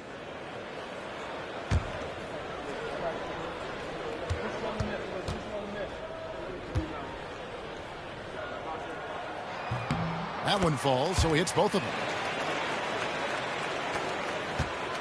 And here's Ball. He'll bring it up for the Charlotte Hornets. They've led by as much as 10. That will conclude their brief 2-game road trip. It's tipped and stolen by Maxey. Now the 76ers on the break. And there it is for him. He's got 13. Way ahead of the field. He can do pretty much whatever he wants. You know, and not leaving anything to chance either. That's why he takes it right to the bucket. Now here's Ball. 24 points for him. Well, that's another good rebound for him. Hasn't mattered at all that he's given up some inches to a few of the other guys on the floor. Here's Embiid. Whistle blows. Bucket is good. And he'll have a chance at the line to make it a 3-point play. Embiid is unstoppable. Just too strong for the defense, no matter what they throw at him. So far, he's hit all of his shots at the foul line, going 4 for 4. And 88 from the line a season ago. He was one of the best shooters in the league. Yeah, you know, that was one spot where they didn't have to worry about him at all. I mean, at the free throw line, he was automatic. And Philadelphia making a change here. Grimes is checked in.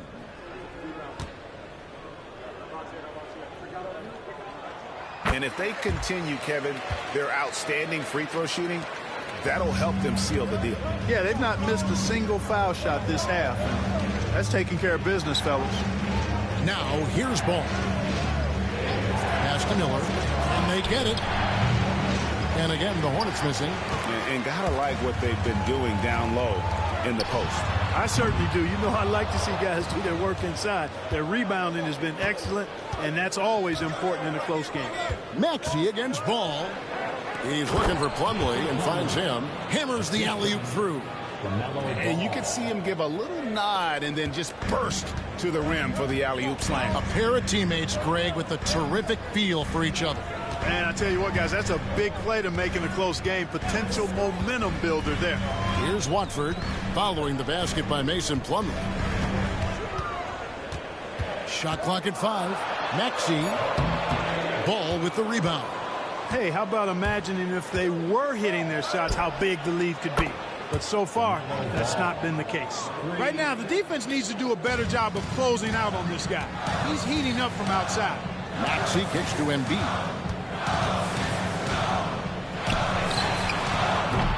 Trying to answer back, but that three is off the mark. Charlotte's gone outside a lot tonight. 17 times, in fact. 7 of 17. Boy, that looked like a failure to communicate. You hate unforced errors. And that kind of stifling effort on defense needs another look. And that is a huge block. Given how close this game is, a stop like that was right on point. 76ers trailing. Outside, Maxey. Embiid with a screen on Ball. To the middle. Oh, and the jam by Embiid. And you guys know JoJo loves busting out these dunks. What an athlete. Awesome rewind courtesy of the AT&T 5G Slam Cam. Hornets have gone 7 of 13 in the third quarter so far. Just above 50%. And so it's Charles Lee calling timeout. He's made the decision. He wants to huddle up with his guys.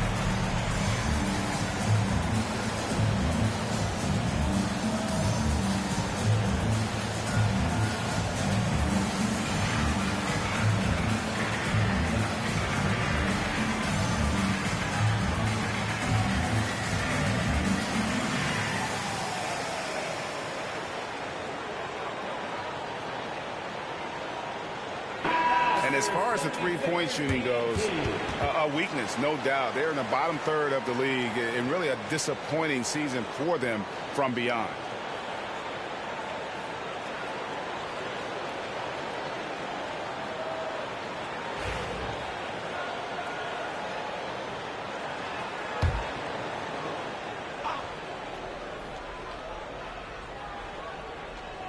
Here is Plumlee. Charlotte moving it around. Ball from long range. Good. Great play by Green to set it up. Green's got 5 assists tonight. Pass to Embiid. Over Plumlee. Good on that shot. And with that, the Hornet lead is cut to just 1 point on the basket from Embiid. Impeccable mechanics this quarter. He's been perfect from the field. Now, here is Miller. 16 points for him. Here's Plumlee, and finished off by Plumlee. Oh, he got fancy with that one. Yeah, maybe trying to give them the momentum boost they need to break this game open. And I like it. I mean, some coaches might want to see just a sure-handed lay-in there, but for me, I don't mind a little extra. It's good. Nice touch there from Maxey. And there's a pattern starting to take shape here. They're working it inside and getting good shots from close range. Well, I agree with you. 4 of their last 5 baskets have been exactly of that variety. And you gotta love the big bucket in the paint in this sort of a grinded-out game. Maxey passes to Embiid. No holding back. Embiid takes it in. Embiid, such a monster on the inside. He puts a lot of pressure on him. Plumlee with a screen on Maxey. Down low. Deflects the pass. And now Maxey pushing it up, and no one back there to stop him. And now we'll get a perspective here on the hustle game. How how it's been going for the 76ers. I like their defense tonight, and we don't talk about that side of the ball enough. You can really change a game when you get a bunch of steals and get out in transition. And I love the fact they kept the pressure on, really pushing that ball, running it up the floor. I love seeing that. A team staying aggressive even when they're playing well. Shot by Grimes, no good. And so Green will bring it up for the Charlotte Hornets. Some solid defense from Maxey.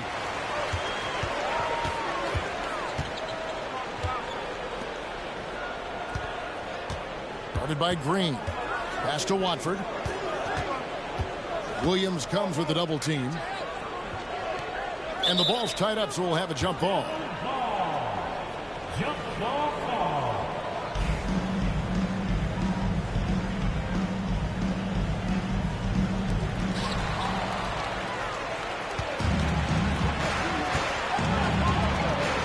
There's Ball with the three. Rebound by the 76ers. Embiid's got his 5th rebound in this one. Clark, the 2021 Rookie of the Year, LaMelo Ball, and the only thing holding him back now is his health. It certainly is, and it's unfortunate because he's a talented, fun-to-watch player. He's already missed a bunch of games early in his career, but he is the total package as a point guard now. Great length at 6'7", and I still think he has MVP potential. It's a matter of can he stay on the floor. Hornets trail by 4. Ball dishes to Williams. Back to Ball. To stop the drought. The rebound by Watford. Watford's got his 7th rebound of the game with that last one. Embiid finds Maxey. There's the 3. The shot misses. Charlotte's gotten the three-pointer to fall to the tune of 50% here in the 3rd quarter. They've made 3 of 6. Miller outside. Embiid against Plumlee. Shot is good, and the 76ers lead is cut down to 2 on the bucket from Green. How about how he sets his man up there, runs him right into the screen, and then gets the basket. Maxey against Ball. Maxey, no good. Charlotte shooting well, 52% in the 3rd. They came to play offensively in the 2nd half. And a moment to check out Tyrese Maxey here. Last season, he played outstanding. He averaged about 26 points a game last year, 6 assists and 3 rebounds. It's hard to wrap your head around numbers like these, but that is just what he delivers night in and night out. You know, it's so easy for us to take him for granted, to get spoiled with what he does. I think we've got to be more appreciative of the kind of impact this man has in every game he plays. 1:03 left in the 3rd quarter. Pass to McCain.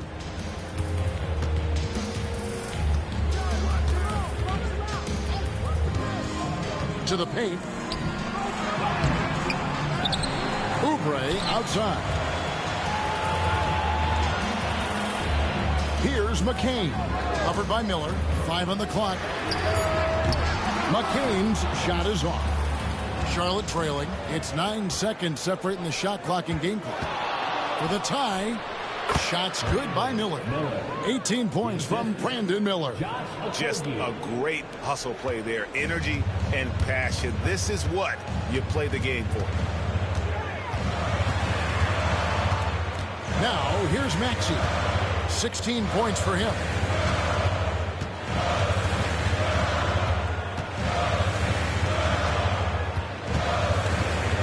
From the arc.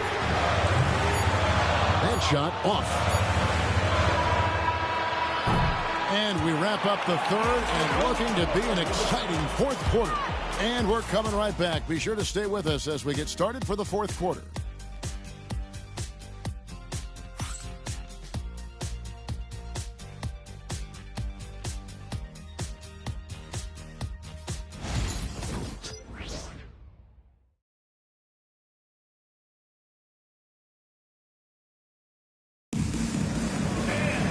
And with 3 quarters behind us, we start the 4th quarter, what is still anybody's ballgame.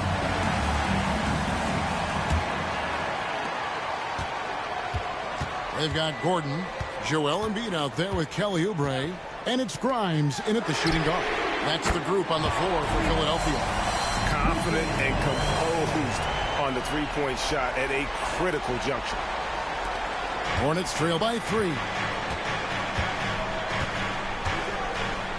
Man with it. Pass the ball.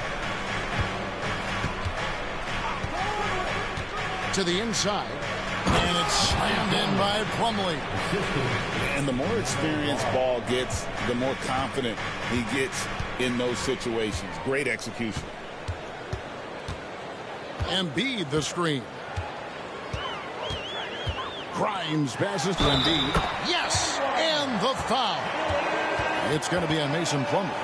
It's been like this all night for both teams. The offenses having their way.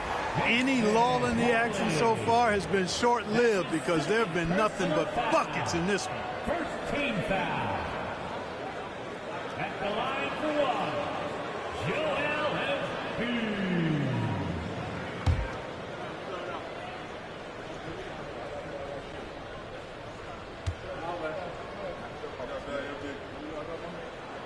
The free throw drops for Embiid.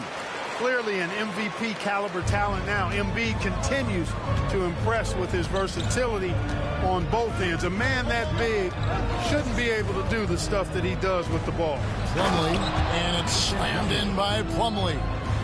Man, what a pass that was there. He really, really relishes making the game easier for his teammates. Here's McCain. He's covered by Ball. Pass to Grimes. Shoots it up. And again, it's Philadelphia. Final quarter of play, about a minute and a half off the clock into it. Here is Plumlee. Plumlee with a screen on Gordon. Plumlee dishes to Sexton. And foul on the shot. He'll shoot 2 at the free throw line. Such a menace close to the rim. You got to respect Sexton's fearlessness when he's amongst the bigs. Colin Sexton taking 2 shots.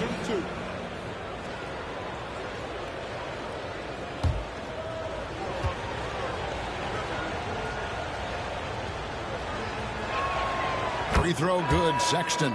Garuba, he's checked in for Plumlee.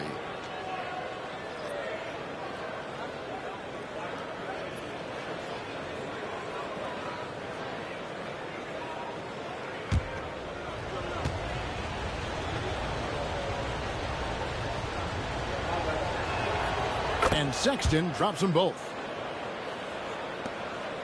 The 76ers lead. Last quarter of play, about 2 minutes in now. Here's Grimes. Sexton grabs the board. Hornets have gone 2 of 3 from the field to get the fourth quarter started. Out of bounds, it'll be 76ers ball. Sixers ball. So both teams changing it up here.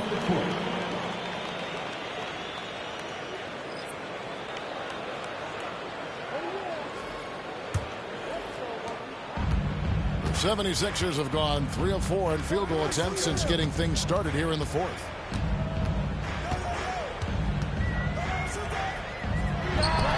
Buries the 20-footer. You have to love the unselfishness on display there. Excellent passing. Hornets trail by 4. Ball, the pass to Green. Here's Garuba. Ball surveying the defense. 2 free throws coming up, and they call the shooting foul. One thing about LaMelo Ball, he can really take over at times, Greg, when he's healthy and playing well. And a lot of that is just his feel for the game. He processes quickly and then has the talent to execute. It's pretty hard to stop him when he's in the flow. And he knocks down the first one. You know, we all know about the flair and sizzle to LaMelo Ball's game. The highlight reel plays, all of that is great, but I also like the fact that he's got great length at the point guard position, which presents a lot of problems at both ends. Ball hits them both. A little over 2.5 minutes have passed here in the fourth quarter. Defended by Sexton. He takes it in. And contact on the shot, so he'll be shooting free throws here. Is on Colin Sexton. Second team foul. At the line for Philadelphia, Edge Cole. 2 shots.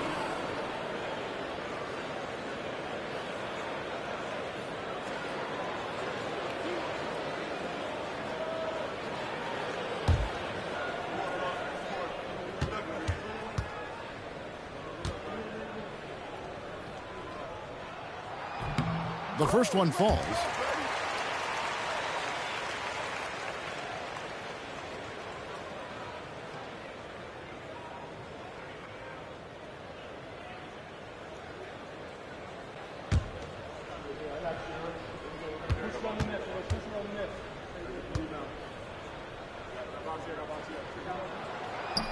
And so he makes both from the line. And here's Ball. He'll bring it up for Charlotte. And timeout is called by Charles Lee. And clearly an important juncture. He's going to have some choice words with his team.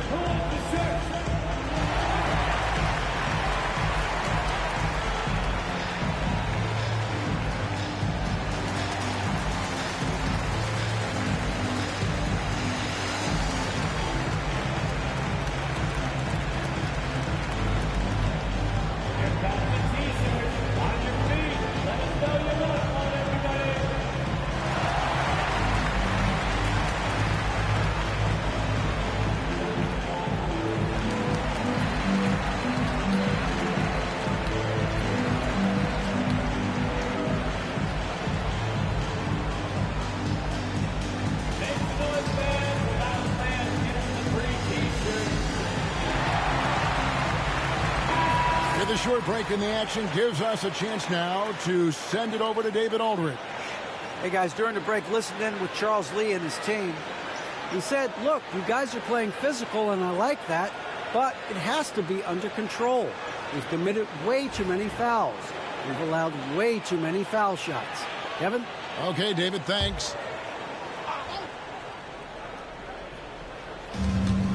Left side, Sexton. And just about 3 minutes through the fourth quarter here from deep three-point land. Ball no good. Hard to figure out how he doesn't knock that one down. No defender in sight. Here's Grimes. There's the triple. Sinks the three-pointer. Grimes has got the lead up to 7 now for the 76ers. And the lack of effort to fight over the screen there makes that an easy shot. Well, I'm going to credit the screen. I mean, that's a good, strong pick he lays there. And Ball slams it in. Ball exploding off the floor for a big slam. Young fella's got some pretty good hops on him. Here's Grimes. Add that basket to his impressive total. Brings him to 10 for 14. Boy, he's really been on a roll this quarter. Seems like everything he throws up is finding bottom. Boy, it looks so effortless when Okogie gets off the floor for the alley-oop. I mean, it seems like he's just floating, gliding in air. Impressive. Pass to Oubre. Embiid with it. It's stolen. Ball from long range. And the three ball is good. And now just a 2-point 76ers lead. The 76ers have gotten it done so far from the field here in the fourth, going 6 for 7.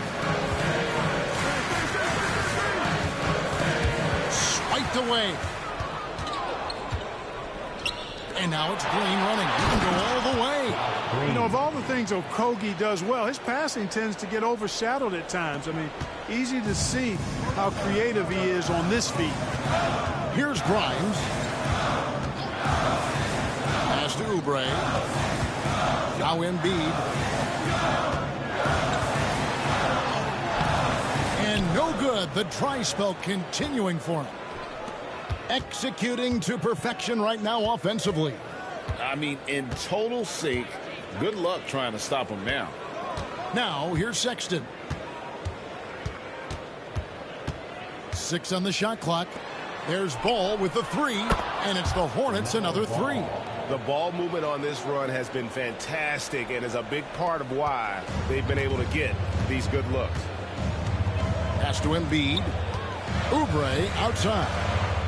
Back to Embiid. Embiid is a monster in the lane. Wow. Here in the fourth, he's been zeroed in, hitting some big buckets. And it's Ball penetrating. Oubre against Green. Pass the Ball. Good, and it's Green picking up the assist. Assisted by Green's got assist number 7 for him tonight. And now you see them starting to really work the ball inside. Here's Grimes. Defended by Sexton. Embiid with the screen on Sexton. And he drives in. And Ball with the block. No, sir. Get it out of here. LaMelo using that long reach to deny that shot. Green kicks the ball. Sexton for 3. It's hauled in by the 76ers. You know, even though they're on top in this one, you'd like him to be better out there because he's capable of being better. It sure would make things a lot easier, too. Here's Embiid. Uses the glass to finish the layup. Embiid's got 7 points for the quarter. Here's Ball.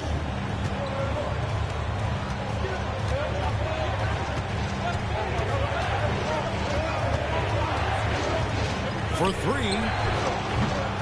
Rebound by Joel Embiid. Embiid's got rebound number 8 now on the night. Lob pass to Oubre.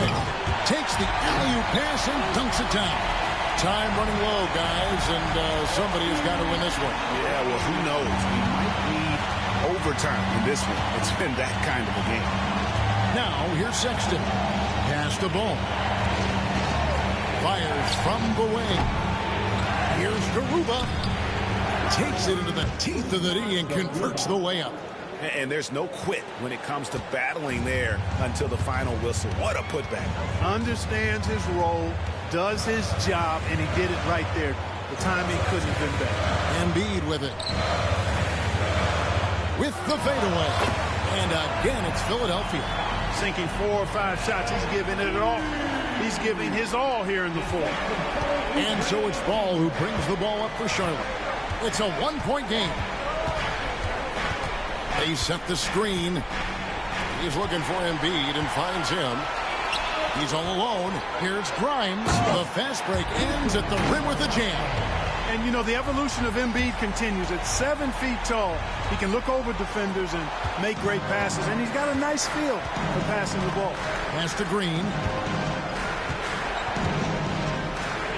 And here is Ball. Outside, Sexton. 11 feet away, and that one goes long. I don't know how that one doesn't go in. Nice cushion between him and the defender. Here's Grimes. He's covered by Ball. Shot clock at 6. Pass to Grimes. Off the mark there with the three-point shot. Hornets trail by 3. Green, the pass to Sexton.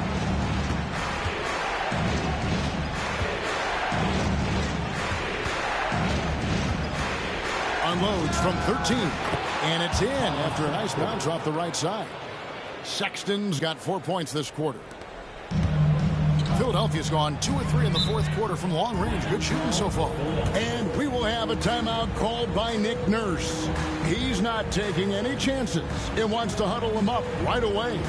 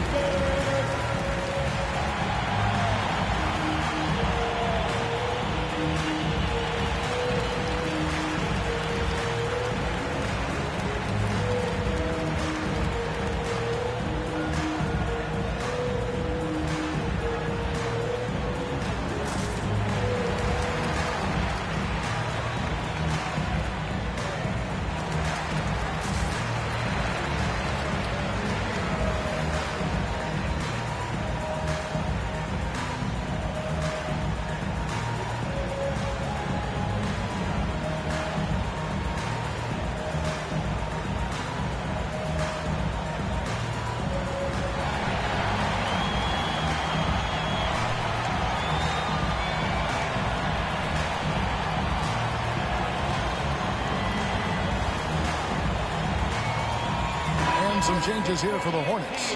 Williams is checked in for Garuba. Miles Bridges comes in for Josh Okogie. And Miller's subbed in for Colin Sexton.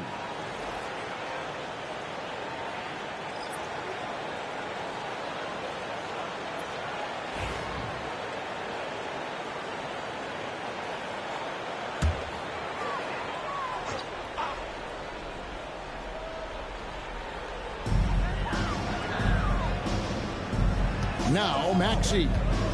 Pass to Watford. Outside, George. Embiid inside. He's guarded by Williams. The Hornets trail.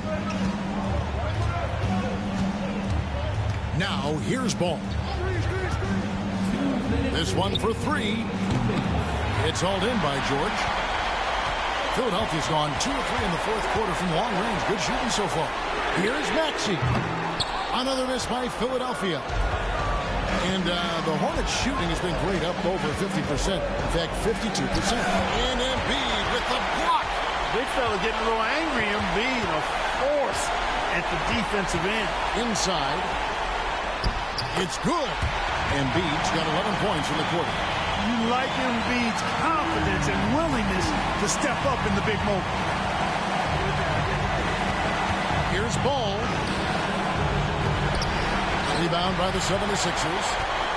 George has got his fourth rebound with that last one here tonight. Good ball movement here by the 76ers. Maxey. That ball's nice speed that time from George. George has got his fourth assist in this one. Tyrese Maxey with a big-time play down the stretch. Now, here's Ball. Over Maxey. Bridges with it. 6 to shoot. It's in! What a beautiful shot to bring him to within 3. These moments are made for Miles Bridges. He wants to have the ball in his hands, and he makes big plays at big time. Takes a step back. Here's Maxey. Covered by Miller. And good length and athleticism give Miller an advantage at the defensive end. Just creating havoc for the opponents the last few games. Well, he's done it again right there on the offensive glass. I mean, it's a great stretch that he's having here, and boy, I really admire his energy. And timeout is called by Charles Lee. And he wants to see some changes out there right away and right now. And what's their best move at this point? Can't afford to waste time. If they can get a score quick enough, they can get back on defense and try to get a stop instead of having the foul.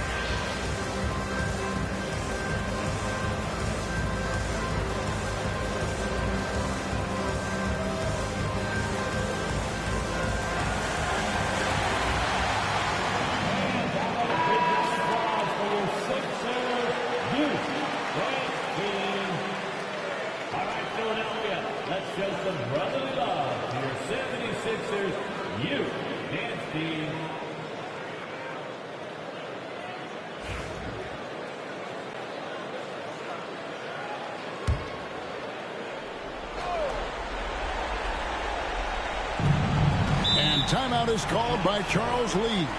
He's very aware of the timing here and the significance of getting things squared away with his team.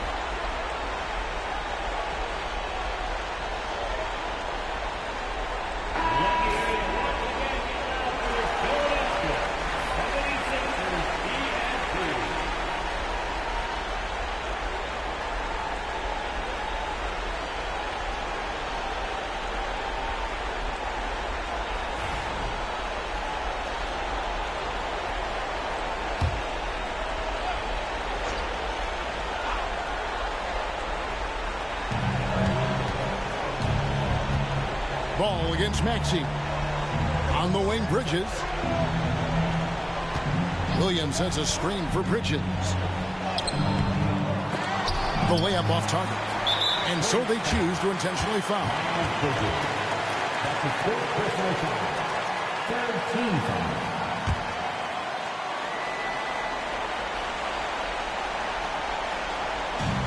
It's been a nice stretch for them offensively. I mean, the communication's great. The movement's been really good. This is solid team basketball. At the line for your Sixers, Tyrese Maxey.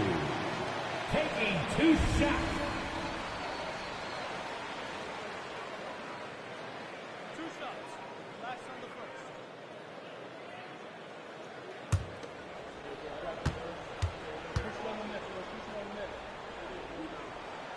He drops the first one, and that increases their lead to 6.